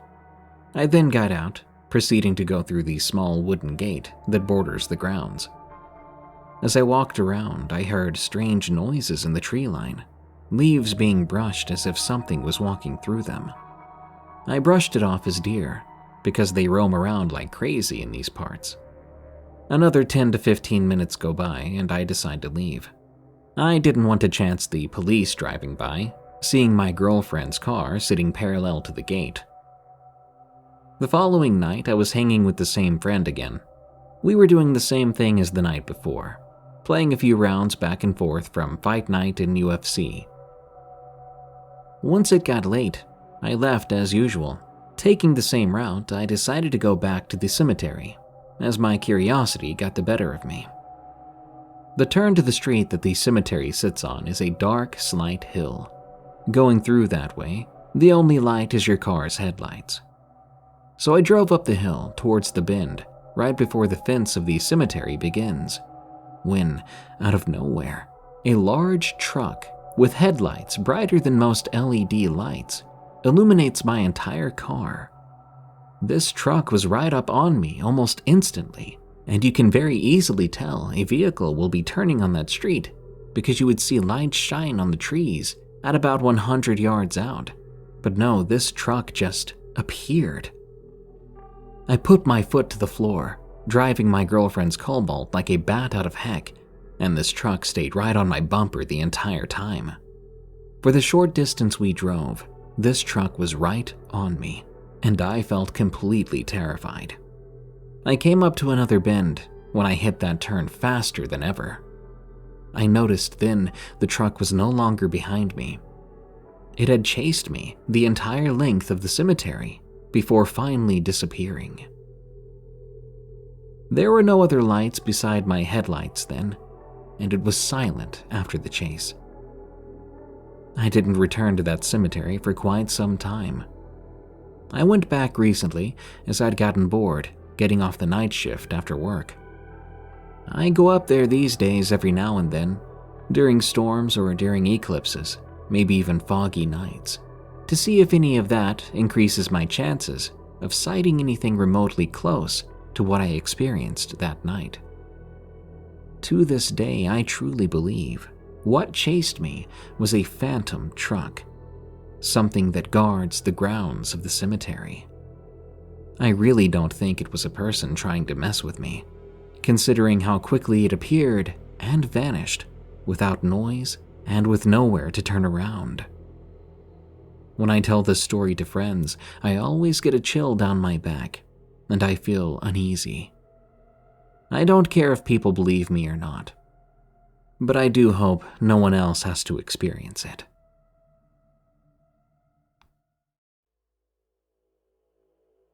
From Above, from Everett. It was late October. My girlfriend Hannah had begged me to come over to keep her company while her parents were out for the evening. I happily obliged with plans to be back before my own parents' 11 p.m. curfew. It was a fun night.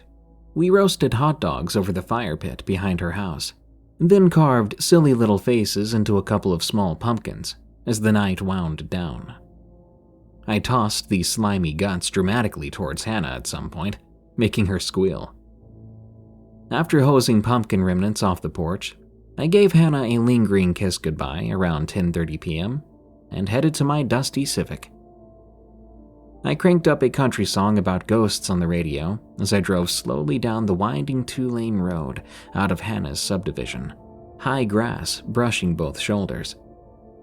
Oaks, cedars, and cottonwoods crowded thick on either side, leaves drifting lazily down in the crisp autumn air that rushed through my cracked windows. I absent-mindedly drummed along on the steering wheel to the chorus, when a sudden explosive bang and crunch made me scream in shock. Before I even had time to react, my windshield had spiderwebbed violently right above where the steering wheel and dash met. Cold night air instantly invaded the cab as I instinctively slammed both feet on the brakes, sending the car into a skidding stop halfway off the narrow pavement. "What in the world?" I choked out, my pulse pounding against my ribs. As the dust swirled back down in the headlights, I gawked wordlessly at the long furry legs and foam-flecked nostrils now visible, smashed grotesquely against my dash. Half of a 6-point rack protruded obscenely through the mangled windshield alongside the deer's limp head. I jerked back against the headrest, mouth hanging open as I fought to process how an entire freaking buck could possibly have crashed straight down onto my speeding Civic. Hands shaking badly from adrenaline, I carefully opened the door and stepped into piled autumn leaves on the side of the road. Moonlight filtering down through the dense trees glinted dully off the poor creature's remaining antlered tines, its flaccid tongue poking from its peeled back lips. Dark blood, nearly black in the shadows, oozed steadily over the fractured glass, ruining my dashboard. As the initial shock faded, I swept my stunned gaze skyward, desperately trying to figure out how this bizarre disaster could have happened on an empty country route. I could have sworn it had come from above, not from the left or right, like a deer crossing the road would have. I went to my glove box and pulled out a flashlight I kept in there. Then I looked at the branches above. A few moments later, I spotted something about 50 feet away from my car. I pointed the flashlight at it. There was no mistaking it. An oak limb thick as my thigh dangled out over the asphalt, high above the road, and still swaying from it was the missing half of the buck's rack. Somehow this fully grown buck had ended up entangled up in an oak tree nearly 5 stories tall before breaking its antlers and hurtling violently down without warning onto my passing car below. And I knew that deer did not get up there by itself. Every hair prickled on my arms and neck with the realization. But, morbidly curious, I traced the tree the antlers hung from with my flashlight, wondering if I could find more clues. Country music continued to crackle softly from my busted speakers. There was no way I was going to chalk this up to some elaborate Halloween prank. Even so, I was at a loss for an explanation as to how this even happened. Shaken to my core and giving up, I powered off the flashlight with a shudder and quickly returned to my car. With quite a bit of struggle, I managed to get the deer off my car, and praying it still drove okay, I got behind the steering wheel and drove cautiously back home. I would have to explain this mess to my parents. They didn't believe that a deer had fallen from a tree, but they did believe that a deer had jumped in front of my car and I managed to hit it. So they blamed me for driving too fast, too unsafe, and I was grounded. I later called Hannah about the story. She believed me and was even marveled by the idea of a deer falling from a tree.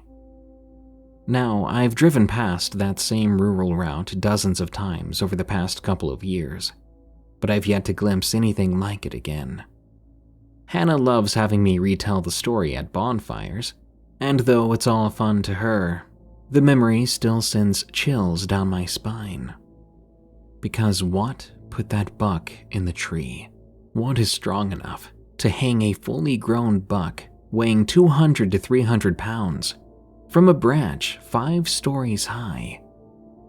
I think I'd rather not know the answer. But even now, whenever I drive, day or night, I catch myself scanning the treetops whenever the trees on the road I'm driving happen to reach a little too far over the road.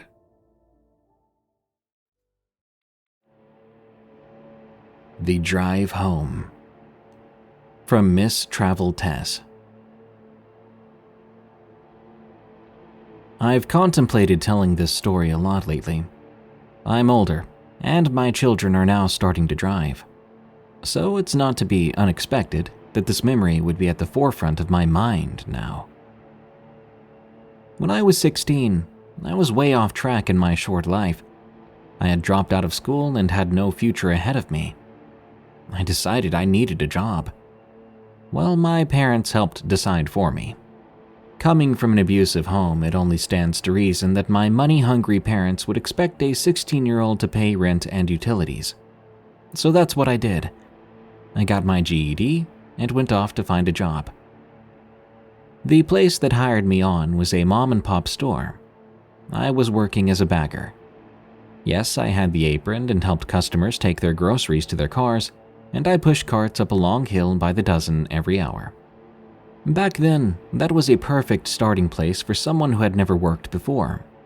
The pay was terrible, the hours were long, and the customers were often awful.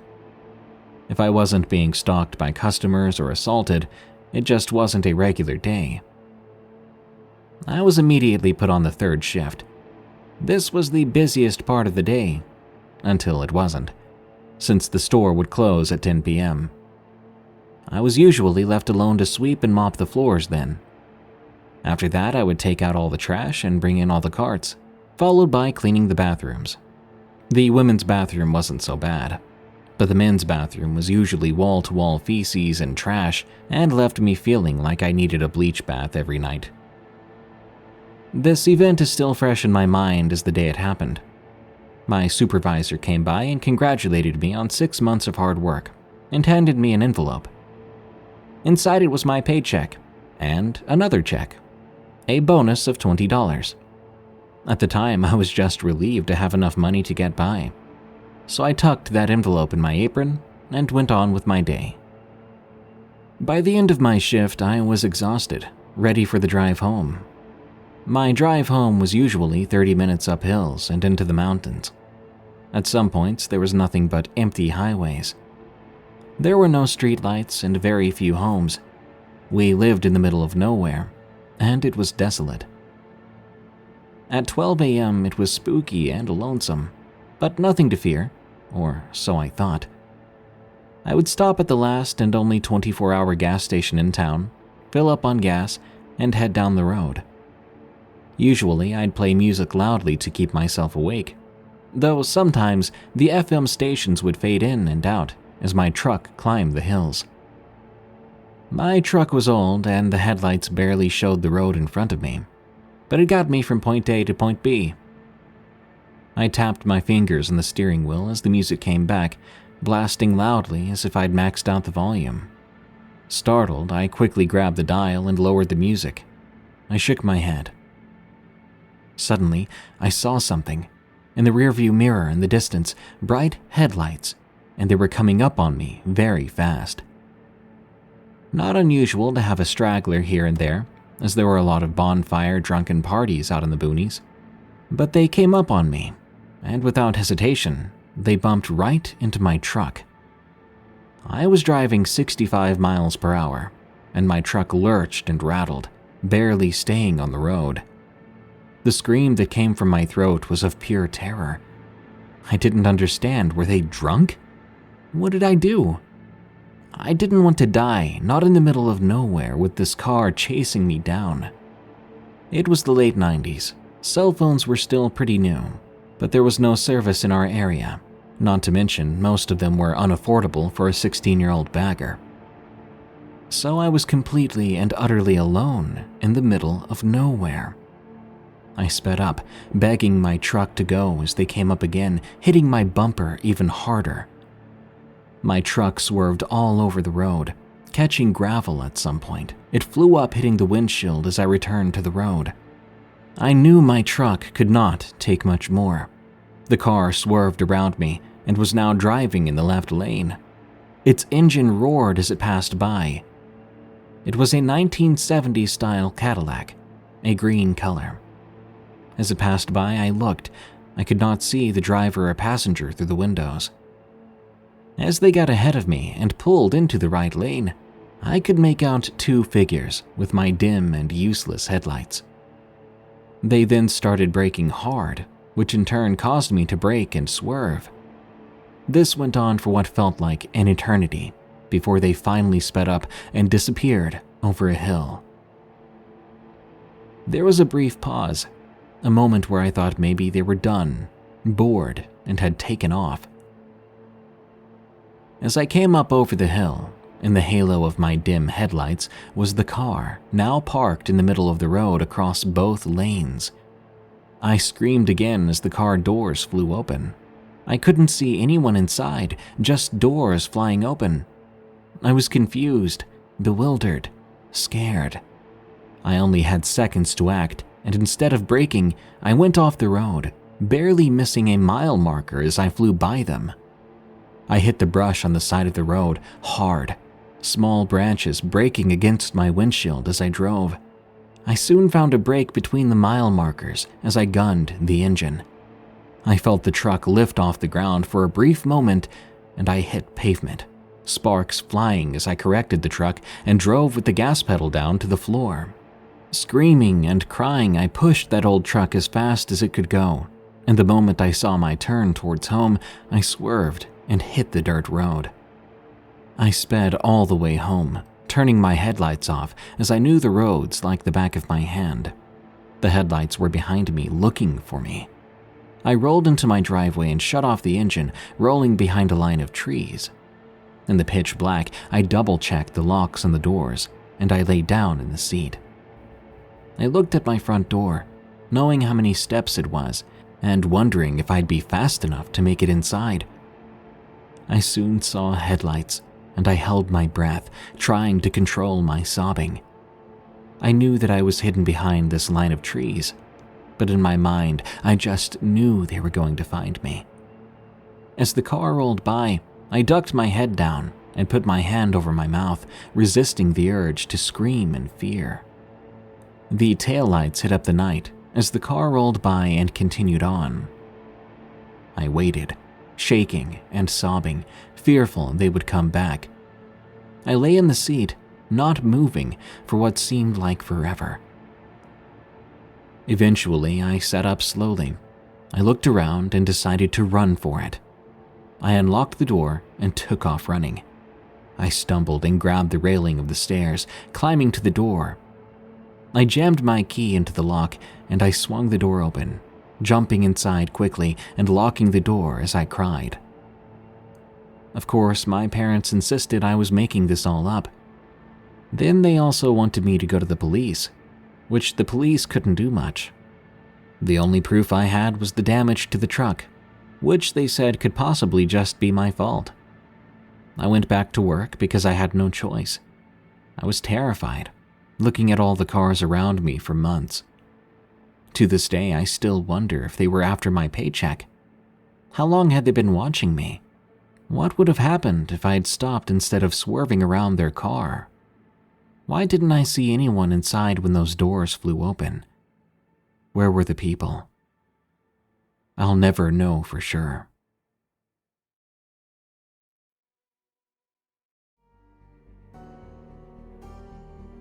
I used to drive for FedEx. From Late Night Editor. Location: Southern Illinois. I used to be a driver for FedEx. Key phrase here, used to be. Now, it wasn't this experience in particular that was the breaking point for me to quit. It was the long hours, constant overtime, and the fact that most of the time, despite how big a package was, you were forced to lift it, up to 200 pounds all the way to someone's front door, only to often have their dog bite your ankles, because some people don't lock their dogs up when they need to be. Nevertheless, this experience definitely aided in my decision to leave. Well, it was a warm November in southern Illinois, warmer than usual anyway. Thanksgiving and of course Black Friday were approaching quickly, and the amount of orders and deliveries was exponentially increasing by the day. It was basically prime time for us.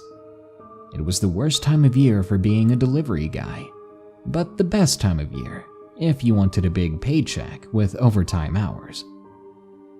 At the time, I was having a lot of trouble with my foot, which the doctor said was metatarsal stress. I was told to take it easy, or I'd be hurt even worse. But as it was basically put in the hours or lose my job on the most important time of year, there was no taking it easy for this guy. I was doing my deliveries alone as usual one day. My journey took me to my normal spots, a gated suburb community, my favorite place to deliver because the folks there were especially nice if you ran into them. Then over to a lower middle class neighborhood. But after that was all said and done, I ended up going to a neighborhood I'd heard of, but never delivered to. This area was well known for being quite the ghetto. I mean, I don't want to judge books by their covers, but this area was as bad as I'd heard from my coworkers. There were decades-old children's toys sitting in ruin in people's front yards, refrigerators and washing machines, among other appliances, sitting at the sides of people's houses like they were just abandoned there, and nobody wanted to take the time to throw them away. Some houses' doors were non-existent, and you could see right inside, where people were passed out on torn-up couches. There was even a guy standing right next to the stop sign I pulled up to at an intersection. He was just standing there staring at me, merely a foot away from my passenger door. He looked mad, but I'd never seen this guy before. When I made it to the address, I stopped my truck and hurriedly grabbed the package. I wanted to get this over with, as it was the only delivery in this area. Just one and done. I was nervous, and I had way too many other stops to complete after this one. The moment I stepped out, though, I took in that hideous property. Somehow it was worse than the rest. The windows were busted out. The grass had decayed a long time ago, leaving just dirt with scattered patches of not-so-naturally occurring oil stains and spare car parts. There were some big off-pink words graffitied into the siding on the house, but they were illegible. I literally jogged up to the door. The door was already opened. I clicked the doorbell button that was on the side, mistakenly assuming it would work, but it didn't. All that accomplished was leaving the tip of my finger with some nasty, warm and sticky residue that made me wince. So I knocked on the door, and I began to lay the box down on the porch so I could get out of here. The moment I bent over, something skimmed across the top of my head. I wasn't wearing my hat, and I'm bald, so it scratched my skin up pretty bad. It stung, whatever it was, so I immediately stood up and turned around. Some extremely thin white guy who was bent over wielding a metal rod had apparently swung at me and missed, thankfully hitting the wall next to me. The look in his eyes said he was ready to swing again, but his body said something different, because he looked completely drained. He was panting like he had just run 7 miles non-stop. He had blisters all over his face, only on his face too. The way he looked combined with the way he stared at me, he resembled an animal starving more than a person. Confused and a bit mad that this guy had tried to jump me, I shoved him as hard as I could.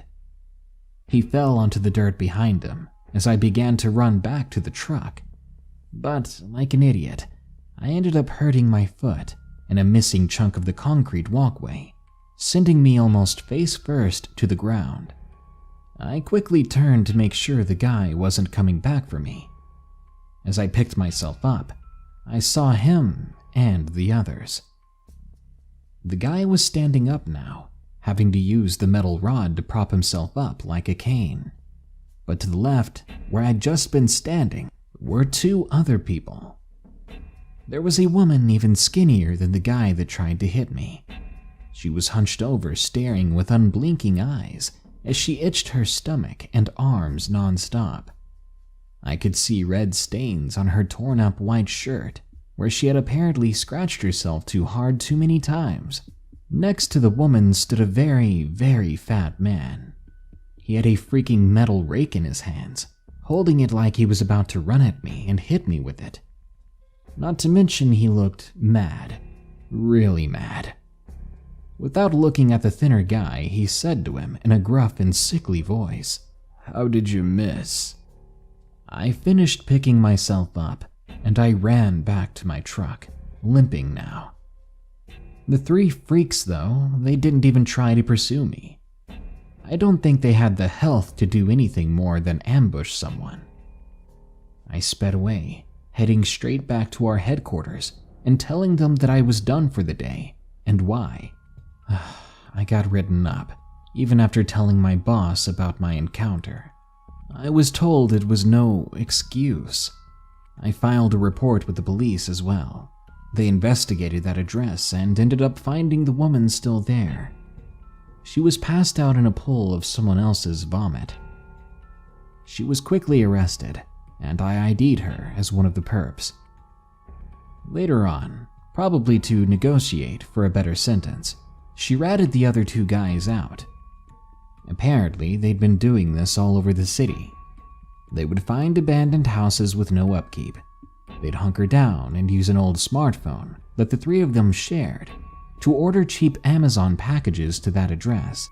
Then when the delivery guy came, they'd knock them out and take their wallet and a few of the packages from the delivery vehicle. The scary part was I got to talk to one of their past victims. He had suffered permanent brain damage from a blow with a metal rod to the back of his head. He had been in a coma for over a year. That could have been me, or it could have been much worse. I'm alive and well, all because I bent down in the nick of time. Working for FedEx around Christmas is the worst. From Delivery Boy. Location, Georgia. I still work for FedEx, and let me tell you, I absolutely hate every single day up to Christmas Day. At least on Christmas I get the day off and get to see my family enjoy the gifts and dinner bought and paid for by a big ol' overtime check. But I nearly quit in 2015 thanks to a certain experience in December that year, an experience that has me wary of winter. I work in Georgia in a not-so-populated town, but believe me, these folks still buy tons of things online around Christmas and Black Friday. Anyway, that day was expectedly busy, but being a Monday morning, the streets were pretty clear. It was easy just to enjoy the ride and perform my deliveries. Most people didn't answer the door around this time, so it was as easy as rolling up and dropping off the packages. Now, sometimes my drive takes me through the woods. There are a couple of distant properties out here, and even an occasional farm that I deliver to. It's pretty rare, so you don't often deliver to the same rural property twice in 1 month. So when I was heading out to an address that I didn't recognize, one that took me about 2 or 3 miles outside of the town, I wasn't surprised. Probably some meds for someone's horse, I figured. I drove for about 10 minutes, which brought me to a forested road. There were leaves all over, and thanks to the freezing temperatures, I was avoiding black ice caused by some overnight rain. This road was not very well maintained or traveled compared to the ones in town, so this ice was nice and thick and dangerous. I had to drive about half the speed limit, which was already 35 around those parts. I was annoyed. This was going to take longer than expected, and I could run into a patch of ice at any moment if I wasn't careful. I thought I was doing pretty well to avoid the ice, until I suddenly lost control. The truck began to drift to the right, and then banked into the ditch at a slight slope. Luckily, nothing was damaged, and the slope was just shallow enough that the front end didn't touch the ground. When I walked outside and saw the front of the truck was okay, I was relieved. I could breathe easy for a moment. Now I just had to get the dang thing back on the road. Before I hopped back into the truck, a shuffle in the trees next to me caught my attention. I turned and stared, curious as to what that was. It wasn't an uncommon sight to see deer crossing over the roads, especially in Georgia, and I always enjoyed seeing them. So that's what I was expecting to walk out of the forest. But what stepped out from those trees was something I never expected, nor was it something that I had ever seen before. I nearly screamed when I saw it. It showed itself steadily, revealing a long human-like leg first, before pulling the rest of itself into view. At the time, I honestly thought it was a person, someone lost and not wearing nearly enough clothes for these temperatures. But when I saw the top of it, the body, the head, the face, there was nothing about it that was human.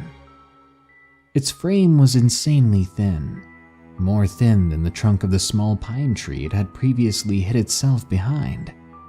Its color was like freezer-burned turkey, off-white and a bit darker in patches, like it was covered in bruises, and its head was bald.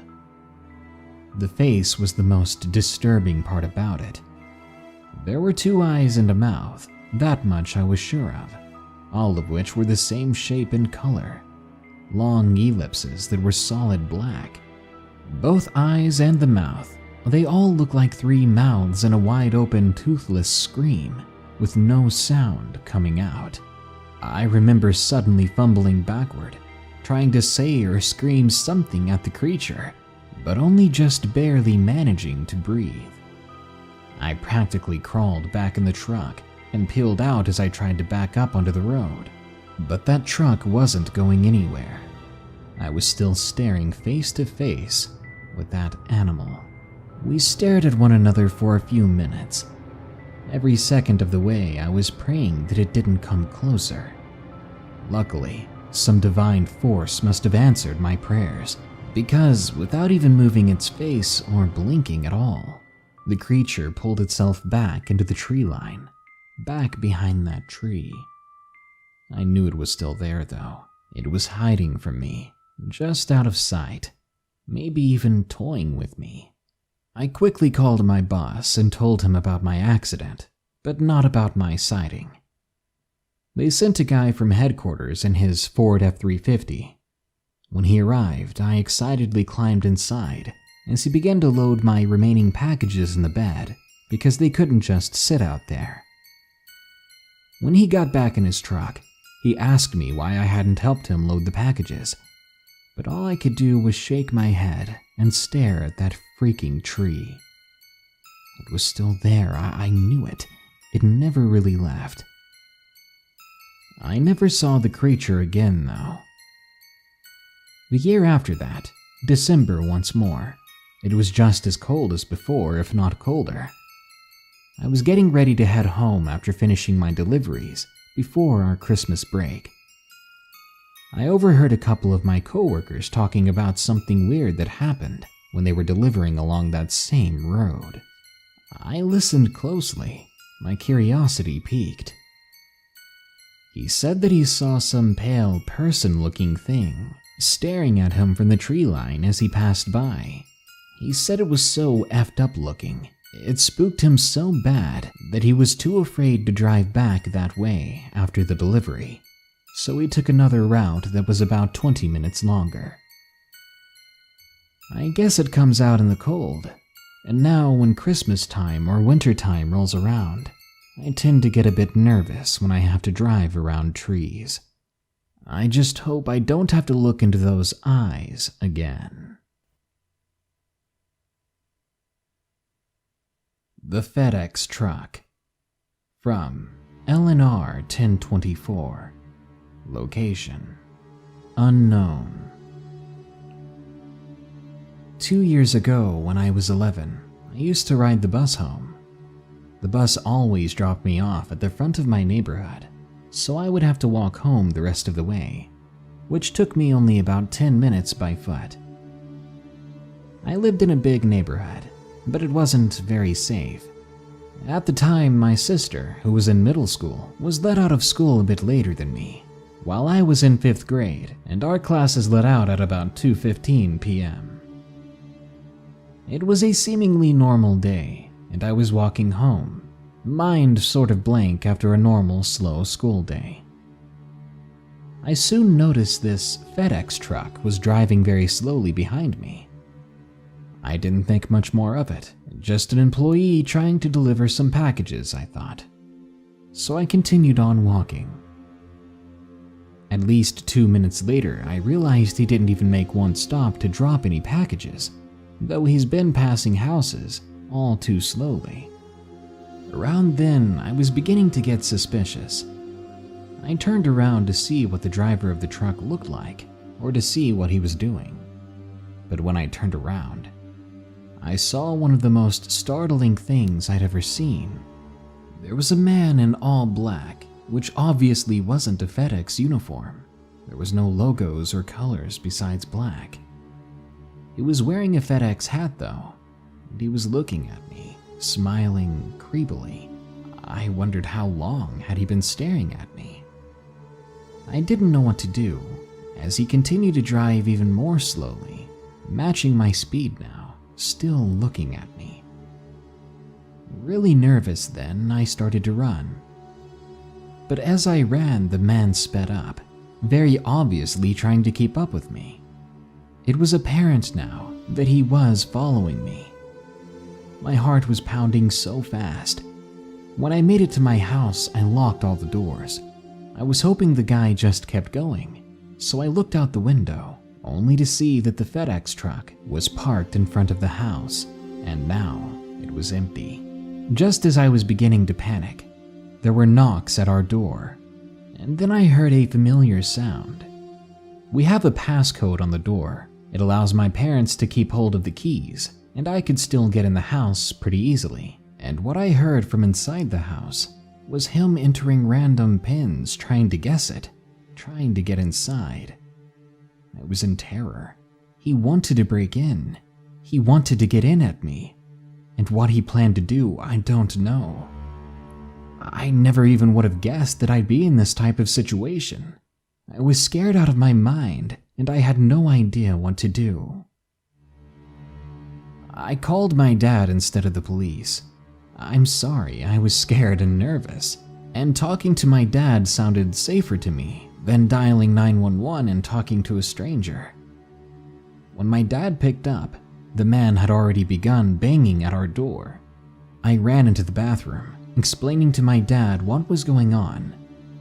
A few minutes later, after I was done explaining, the banging stopped. My dad was still on the phone as I began to slowly make my way into the bedroom. I looked out the window. The truck was gone, and the guy was nowhere to be seen now. I was confused, and I did not feel safe. I told my dad that the man was gone, but my dad was already on his way home.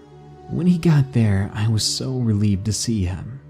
Ever since then, my parents have not allowed me or my sister to walk home, and we're currently trying to get out of that neighborhood. The Fake Delivery Driver. From Depressed Spirit. Location: Aldinga Beach, South Australia.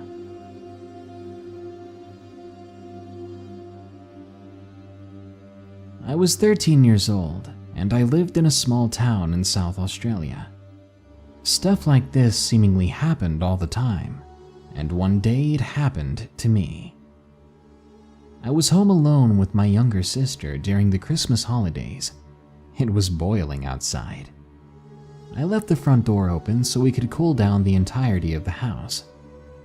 My dad had just left for work, but before he left, he told my sister and I that he was expecting a package to arrive at the house around 12. At around 10:30, my sister noticed a white van doing laps around our street, and we were starting to get weirded out. I told her it was probably the delivery driver, and he was just lost. Sure enough, the van stopped in front of our house. Seconds later, a large and tall man hopped out. I looked out the front door and saw that he was knocking on everyone's doors. This was weird. I quickly closed that front door, because at that age I wasn't allowed to answer it, especially when home alone. After knocking on the neighbors' doors first, he got back into the van and left. It was around 12 now, and my sister was getting pretty hungry.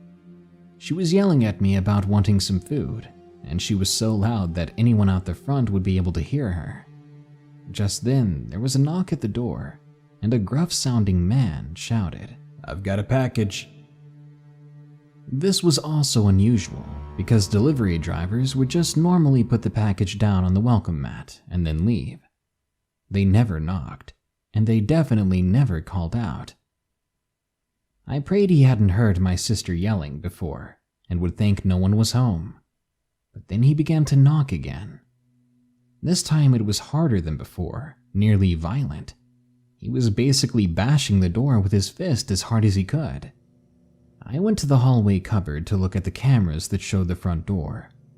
The man didn't in fact have a package on him. He was wearing a polo shirt and cargo pants, instead of the normal jeans and button-up dark blue shirt.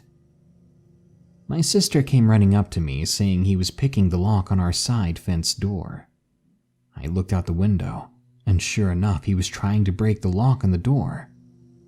I also noticed on the road out front the same van from earlier, but the guy on our porch was not the same man from earlier.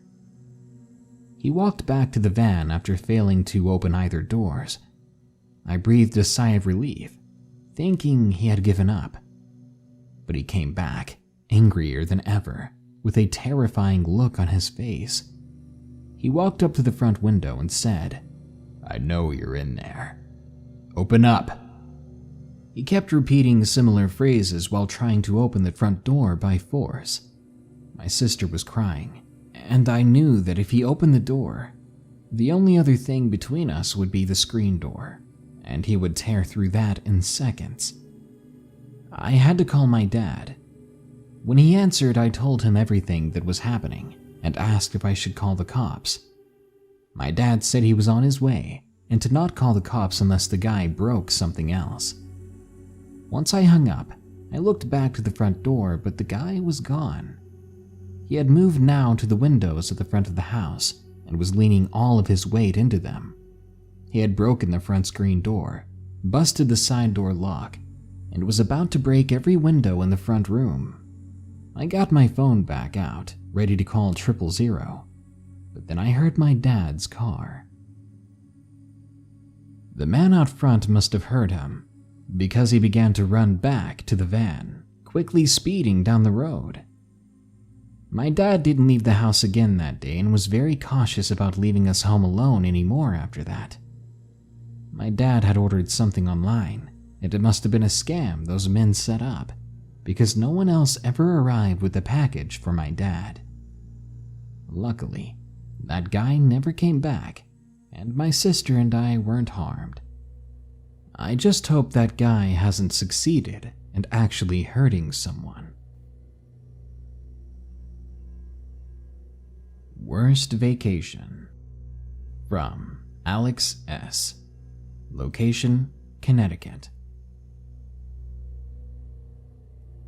It was the summer vacation before 8th grade.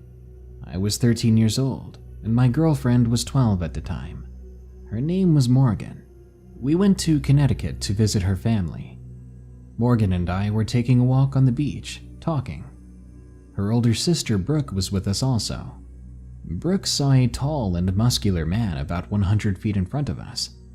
Being only 5'6" and 145 pounds, I was far from intimidating. But this guy was easily 6'6" and 250 pounds. Later that night, Morgan and I were watching The Shawshank Redemption. There was a loud and deep sudden knocking on the front door. I got up to go answer it. When I saw that it was the same huge guy from the beach, I was kind of spooked. He said in a deep voice, "Hey, Alex." I thought in my head, how the heck does this guy know me? I even asked him, "How do you know my name? Is there something I can help you with?"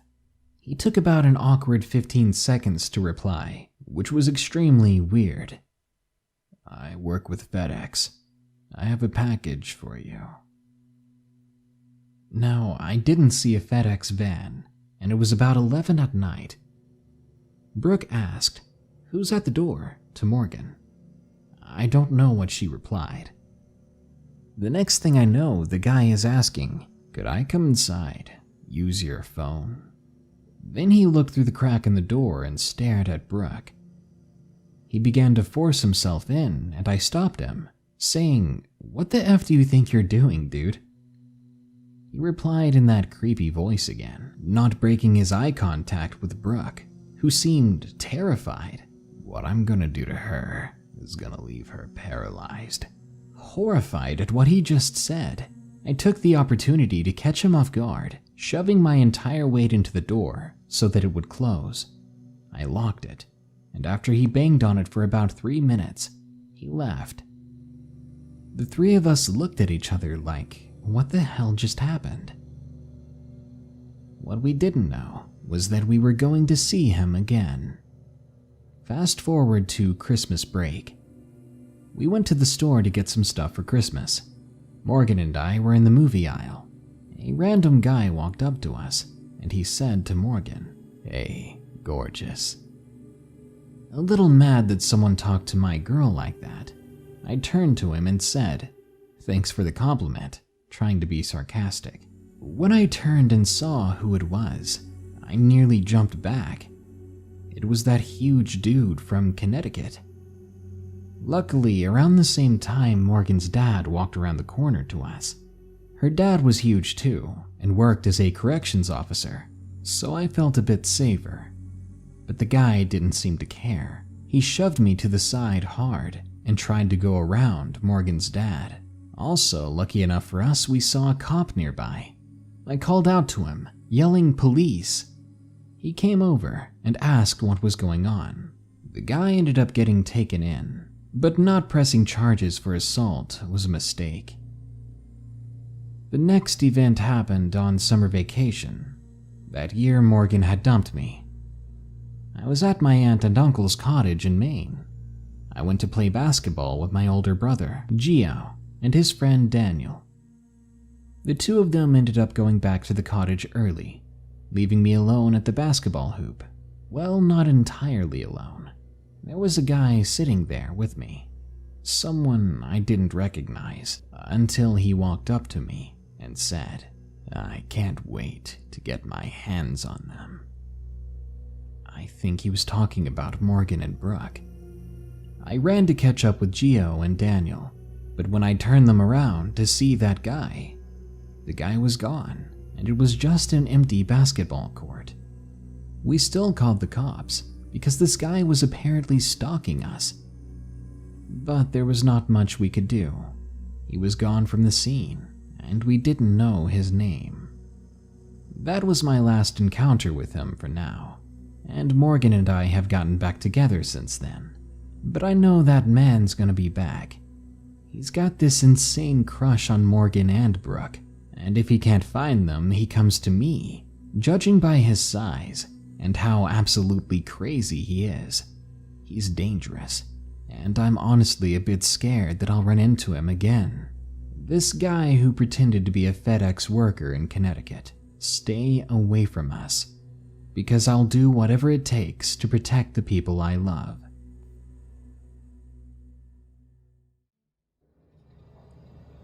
Number 1. The Disturbing Scene, submitted by Janet K. I'm going to tell you about the experience that had me quit driving for the UPS. Now, I'd been working for UPS for a little under a year at the time. Otherwise, if I'd worked there longer, I would have been a bit more hesitant about quitting. But when you see something like that, you don't want to risk seeing it again. And believe me, delivering packages in the neighborhoods I had to visit, there was always a chance of seeing what I saw.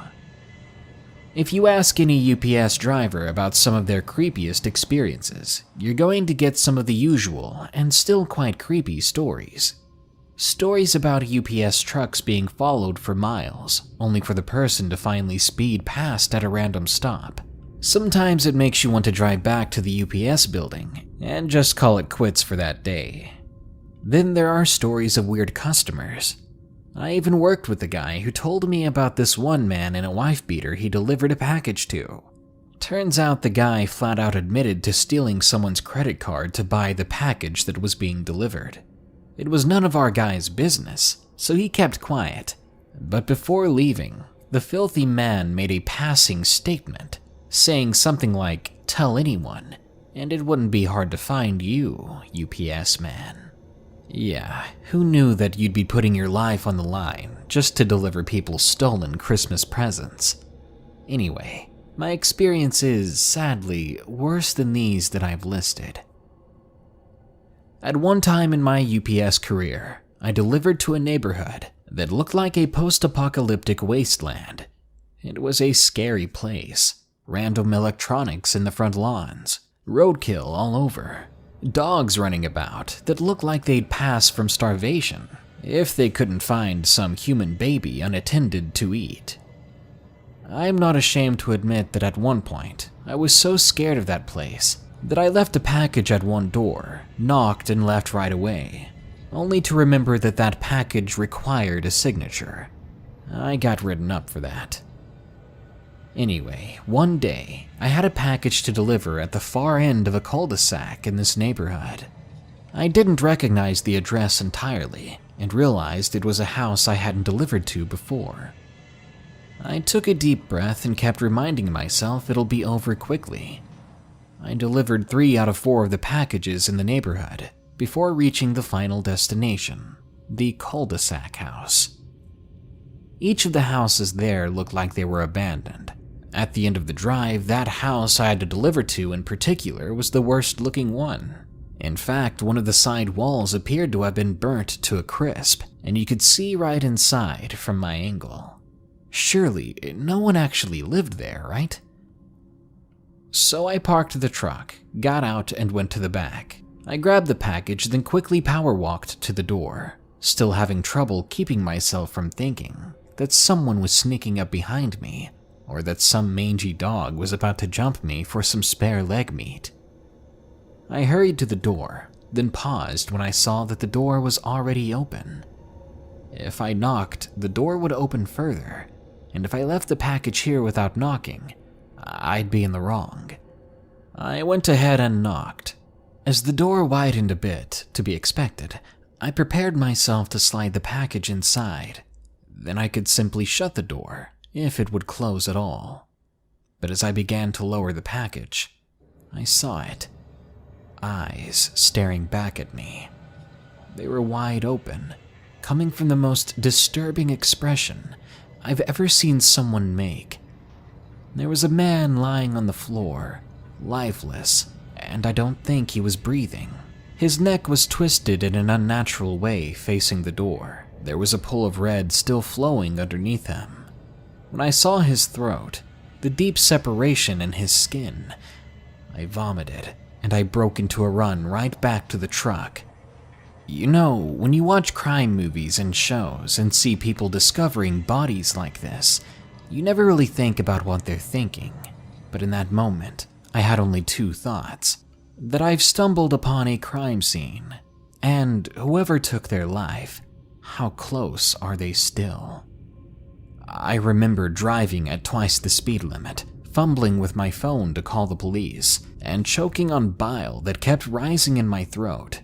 My stomach felt like it had imploded on itself. I was so terrified. I didn't come back to work for the next day, though they didn't really expect me to. But I didn't come back at all. I was done with that. I didn't want to deliver to that neighborhood, and I didn't want to deliver to any of the dozens of similar neighborhoods throughout the Midwest. Driving and visiting strangers' houses, it's something I never want to do again. Number 2. The Suspicious Package, submitted by Gary. I worked as a UPS driver in Oklahoma in the mid-2000s, and let me tell you, that was a dangerous and scary time for anyone delivering packages. There were talks of packages and envelopes traced with anthrax, among other things, and any driver or worker in the delivery service had an underlying fear that the box they were loading into the truck might be laced with something. Violence comes in all shapes and sizes, I suppose. Well, even being as scared as we were, nobody ever truly thought it would happen to them. And enter my story. I remember it very well. It was a Wednesday, plenty of jokes going around all that morning about it being hump day, how we were halfway to drinking and sleeping all weekend. Once we had the boxes loaded into the truck, I strapped in and took off to fulfill my deliveries. I was halfway through those deliveries several hours later. It was early evening where the sun was just above the horizon. Soon, I had come to the next stop. I was just outside the truck and had my package in hand after having grabbed it from the back of the truck, and I was ready to deliver it to the door of this resident when suddenly my phone rang and the beeper went crazy. I grabbed the beeper first. It read, "Urgent, UPS." What the heck, I thought. I've never gotten any sort of message like this before. I picked up my phone, holding the package close to my chest with one hand. I blew something out of my mouth that had fallen on my tongue, presumably dust from the box because it had been sitting in the dusty old storeroom. "This is Gary, what's up?" I answered the phone. Before I even finished my salutation, someone was yelling in my ear. Gary, park the truck and don't move. The feds are on the way, just stay calm and stay in the truck, do not deliver another package." Okay, now I was worried. "What's going on? What happened?" "Gary, one of your parcels might be contaminated." "Contaminated? How? With what? With which package?" I was breathing heavily and awkwardly now as the panic set in. "Anthrax, Gary. The invoice number for the package is..." She read the number to me. Then I heard our manager behind her scold her for saying anything. Apparently, that was more than she was allowed to say. I was freaking out. I could feel my legs trembling below me. Then I read the label on the box I had in my arms. The number matched. I wanted to die right then and there. I mean, I was going to anyway. Holding a package laced with a toxin so fatal. How could this have happened? Who in the world would send this to someone? Why were humans so violent and hateful? The thoughts raced through my mind as I felt the unfairness of the situation. The thought that, of all the people on the planet that very moment, I was the unlucky lottery winner of random anthrax poisoning. Then I wondered, what was it going to feel like? Will it be painful? Will it be slow? Should I do something to end it now? I stood still. I didn't climb back into the truck. I didn't throw the package and run. I just stayed frozen to the spot. When the FBI and Hazmat arrived, it simply confirmed everything to me. Confirmed that I really was going to die. Before long, I was being sprayed from head to toe, stripped of my clothes and confined to a room in a makeshift hospital setup until I was transported to an actual contained hospital and told to wait. Basically told to wait and die. This is where it ends though, because luckily, I was alive for another week, and then another week. I was perfectly fine. Tests were run and nothing out of the ordinary was found in my system. When I was told I was going to be fine and released, I cried. I cried like a grown baby man. Turns out, here's what happened. One of the UPS employees that had loaded the truck had taken note of a package with a suspicious substance along the folds of the box. It was only after I'd delivered most of the packages that he spoke up, having made himself paranoid the entire workday. That substance turned out to be traces of a certain drug from a different package. Nice. What my friend didn't know is that unless it's being stored, forms of anthrax aren't really seen.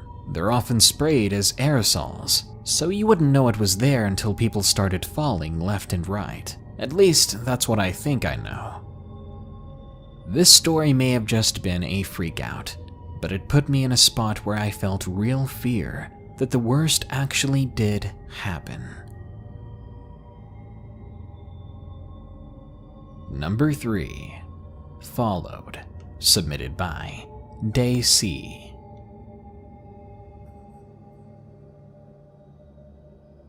I've been working for the UPS for the past 10 years, and for a time I thought I'd experienced everything. People threatening me, people trying to jump me during a delivery, a woman crying to the police that I had touched her when I wasn't even the one that had delivered to her. But there was one experience during my 6th year that really takes the cake. It must have been 6 p.m. I had a few more hours to work that night. It was already dark, and I was enjoying some music on a classic rock station, trying to make the time pass by more quickly. I noticed at one point in the side mirror that someone was right behind me, riding a little too close in their vehicle, and they appeared to have their brights on as well. What a jerk, I thought. I'd always hated people blatantly flashing their brights. What did they want? People to drive or crash into a ditch because they were blinded? It made no sense to me. Anyway, I kept driving, ignoring the rude driver behind me. I turned a corner, then another corner, and then another. I made 2 more deliveries, and each time the person behind the UPS truck stayed behind the truck. He didn't go around after I'd stopped twice. Instead, he kept the same distance from the truck. What was he doing? I was starting to get a little freaked out. After delivering the second package, as I walked back to my truck, I decided to take the chance to approach their vehicle, to ask if they needed something. Sometimes people do follow the truck and try to get us to stop or come up to us when we're stopped to get their package early, which honestly is extremely rude and disruptive of the entire process. As I got close to their car, I still couldn't see inside their vehicle, but what I could see was a hairy and long arm holding and tapping a knife on the side of the car door. It was a silent warning, don't come any closer. What the heck? I backed away and climbed into the truck. Before taking off for the next address, I texted my wife and manager, telling them if I'm not back at such and such time, separate times for both, to call the police. There was nothing I could call the cops over at the moment, but I didn't feel safe, so I'd keep these 2 updated on my journey. My manager replied almost right away, asking what was up. I replied with a quick, "Being followed. I'll keep you updated." I continued on to the next destination, but this one was much further out than the previous one, taking me into the nearby countryside. The houses began to get more spaced out, and soon it was just woods on either side of me. As I was so focused on the road, I was startled when my tire suddenly blew out. The truck came to an abrupt stop as I nailed the brakes, and I slapped the steering wheel, thinking, great, a terrible night just got worse. Before I opened the door, I nearly screamed when I saw that someone was at my window. It was a man in a hood. He was holding the same knife as before, tapping it against the glass and shaking his head, warning me silently of what apparently will happen if I got out. Then I felt the back of the truck open, people walking around, packages being removed. I pulled up my phone and dialed 911 but didn't call because the passenger side of the vehicle, which was open, suddenly sank a little. I looked over and a different man in a hood, but the same kind of knife, was looking right at me. "What did we tell you? You want to die tonight?" he warned me. I shook my head without a word. He climbed out and they continued their robbery. After it was all over, I felt them go around the truck, slashing the tires, effectively stranding me on the road. Then one of them climbed inside, took my phone and smashed it onto the dirt road. After that, they left. My heart pounded for another 30 minutes after that. Once I was calmed down, I got out of the truck and began to walk to town. There wasn't a single package left in the truck. I was fine though, and that's what mattered, right?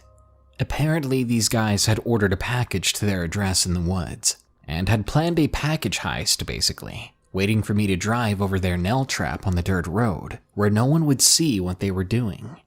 And because of my job, I could have died. I don't know if they would have really used those knives, but I wasn't about to find out. Those guys are in jail now, but I'm just left working UPS and wondering when they'll let us bring firearms on deliveries. Number 4. I saw it in the headlights. Submitted by Dave P. I drove a semi for a couple of years, then quit to get a more local and stable job. I loved driving and figured I'd apply to drive for UPS.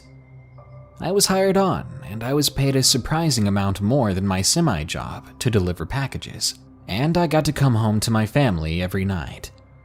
Now, I drove for a small town in southern Kansas. The place was very peaceful and quiet. Never too much traffic on the roads, always friendly faces from the people who answered their doors. Well, I did have something quite chilling happen one winter night, something that's still unexplained. I was driving down a dark and wooded road, making a regular delivery to a sweet senior lady we drivers referred to as Lady Linda. That woman always gave the drivers some sort of baked sweets, and in return we'd give her little schnauzer a treat. It was one of my last stops, and I was always looking forward to seeing Linda. Suddenly, I found myself flattening the brake pedal. My eyelids were nearly peeling completely off of my face, and my heart was pounding. I saw something in the road that shocked me so bad, shocked me more than anything else. There was something kneeling down and tearing into the flesh of what appeared to be a massive buck. It looked to be easily 8 or 10 points. I could see from the fog coming from its mouth that it was still very much alive. The thing that was over it, chewing it up and eating it alive, it was human in shape, and at first I even thought it was some hunter who had tracked his prey down onto the road where it had collapsed. But they weren't wearing clothes, and the vertebrae in his back protruded so far that the bones appeared to nearly be breaking the skin. Then I watched its head twist, and its face turned to me almost instantly. Maybe I gasped, and it had heard, but it didn't make sense why it waited until now to acknowledge me, considering the motor was still running. But that face, it was disgusting and horrifying. It was long as a horse's face from the top of its forehead to its chin, and between the missing nose and its chin was a rip that was apparently his mouth. I confirmed this when it opened it, screamed like thousands of sharply nailed hands raking down chalkboards, then bounded into the woods. I was breathless. What the heck did I just witness? I looked at the deer and it was looking at me as if asking me to end his misery.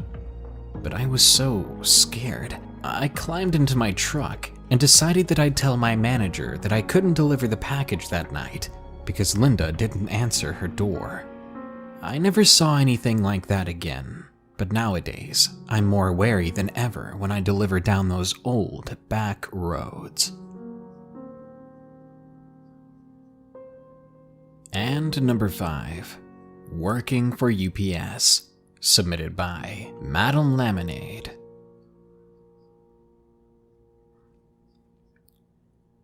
A lot of people ask me if delivering packages is stressful. Yes, it is, especially on holidays. Making your rounds is more stressful than ever.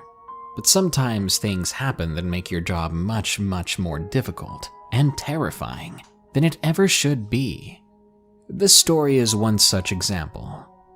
Now, most of our drivers are men, so being the only female driver in our town at the time, it wasn't really strange, but it was kind of weird for some people. I got along with my coworkers and they thought nothing of it, but it was the reaction of my customers that rubbed me the wrong way. Maybe it's because we're in the deep south, but maybe not. I had plenty of men and women tell me that this wasn't a woman's work. Hearing things like that made me question whether it was 2016 or 1960. Anyway, there was one specific guy that I soon started to hate delivering to. But because he regularly ordered things from Amazon, and I mean almost every day, I saw him almost constantly. This man would greet me at the door before I ever knocked or rang the bell, apparently waiting and watching for me to show up. He would greet me with a too wide smile, a smile that looked far too big and wicked to even fit on his face. At one point, he began leaving his door open when I came, and would request that I leave the package inside the house, and that it was okay if I came inside. Alright, I don't want to come into your house, dude, I thought. And then he started offering me food and drinks when I came, asking me to come inside and to take a break. It was weird. The guy tried really hard to get me to come inside his house, but truthfully, even if I wanted to, my deliveries did not afford me the time to take a random snack break. I kept telling him no, and over the months I think I told that man 200 times no, but he never took the hint. Scratch that, that man was ignoring a complete fact. I wasn't interested. But then came the day, that day. He had yet another package that I was to deliver, and I came to his door, which was once again open. I knocked and placed the package on the doormat, but as I began to walk away, I heard something. A faint and weak, "Help." It was him, and he sounded in pain. I called back, "Are you okay?" "Please help me," he replied. I slowly opened the door, and I saw him apparently having a stroke or seizure on the floor, foam coming from his mouth. When I saw that, I had a choice: stay here and call an ambulance, or run inside. My mother often had seizures when I was growing up, and I knew what needed to be done. Keeping that in mind, quickly and frantically, I ran inside and placed a pillow under his head, and just as I was about to give him something to bite down on, I saw that he was now smiling. I gave him a confused look, and then he spoke to me. "I knew you'd come inside." Oh, I was pissed. He really thought this was funny, that he would go to psychotic lengths to lure me inside his house. This guy was maniacal. I stormed out as he called after me. I drove straight back to the store, and I told my boss what happened, stating that I refused to ever deliver anything to him again. Screw that. Thankfully, my boss understood, and I've never seen the man again. Next time, no matter what, I won't be going into anyone's house. I'll just be calling 911 instead.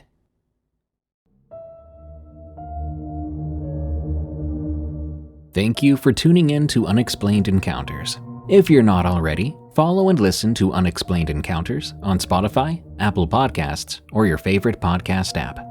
Leave us a rating while you're at it. Get some cool creepy merch at eeriecast.store. Check out my other show where I narrate scary work stories. It's called Tales from the Break Room. For more terrifyingly entertaining shows from EerieCast, go to eeriecast.com. And if you want to listen to Unexplained Encounters and all the other EerieCast shows without pesky ads, sign up for EerieCast Plus at eeriecast.com/plus. You'll also get exclusive access to horror audiobooks only available to EerieCast Plus members. And you'll get 20% off our EerieCast.store merch through our members-only monthly discount code. Finally, if you have a scary story of the unexplained, send it to me at darkstories.org. I think that's about it. Thank you so much for joining us. Stay safe out there and stay creepy, because this world is a strange one.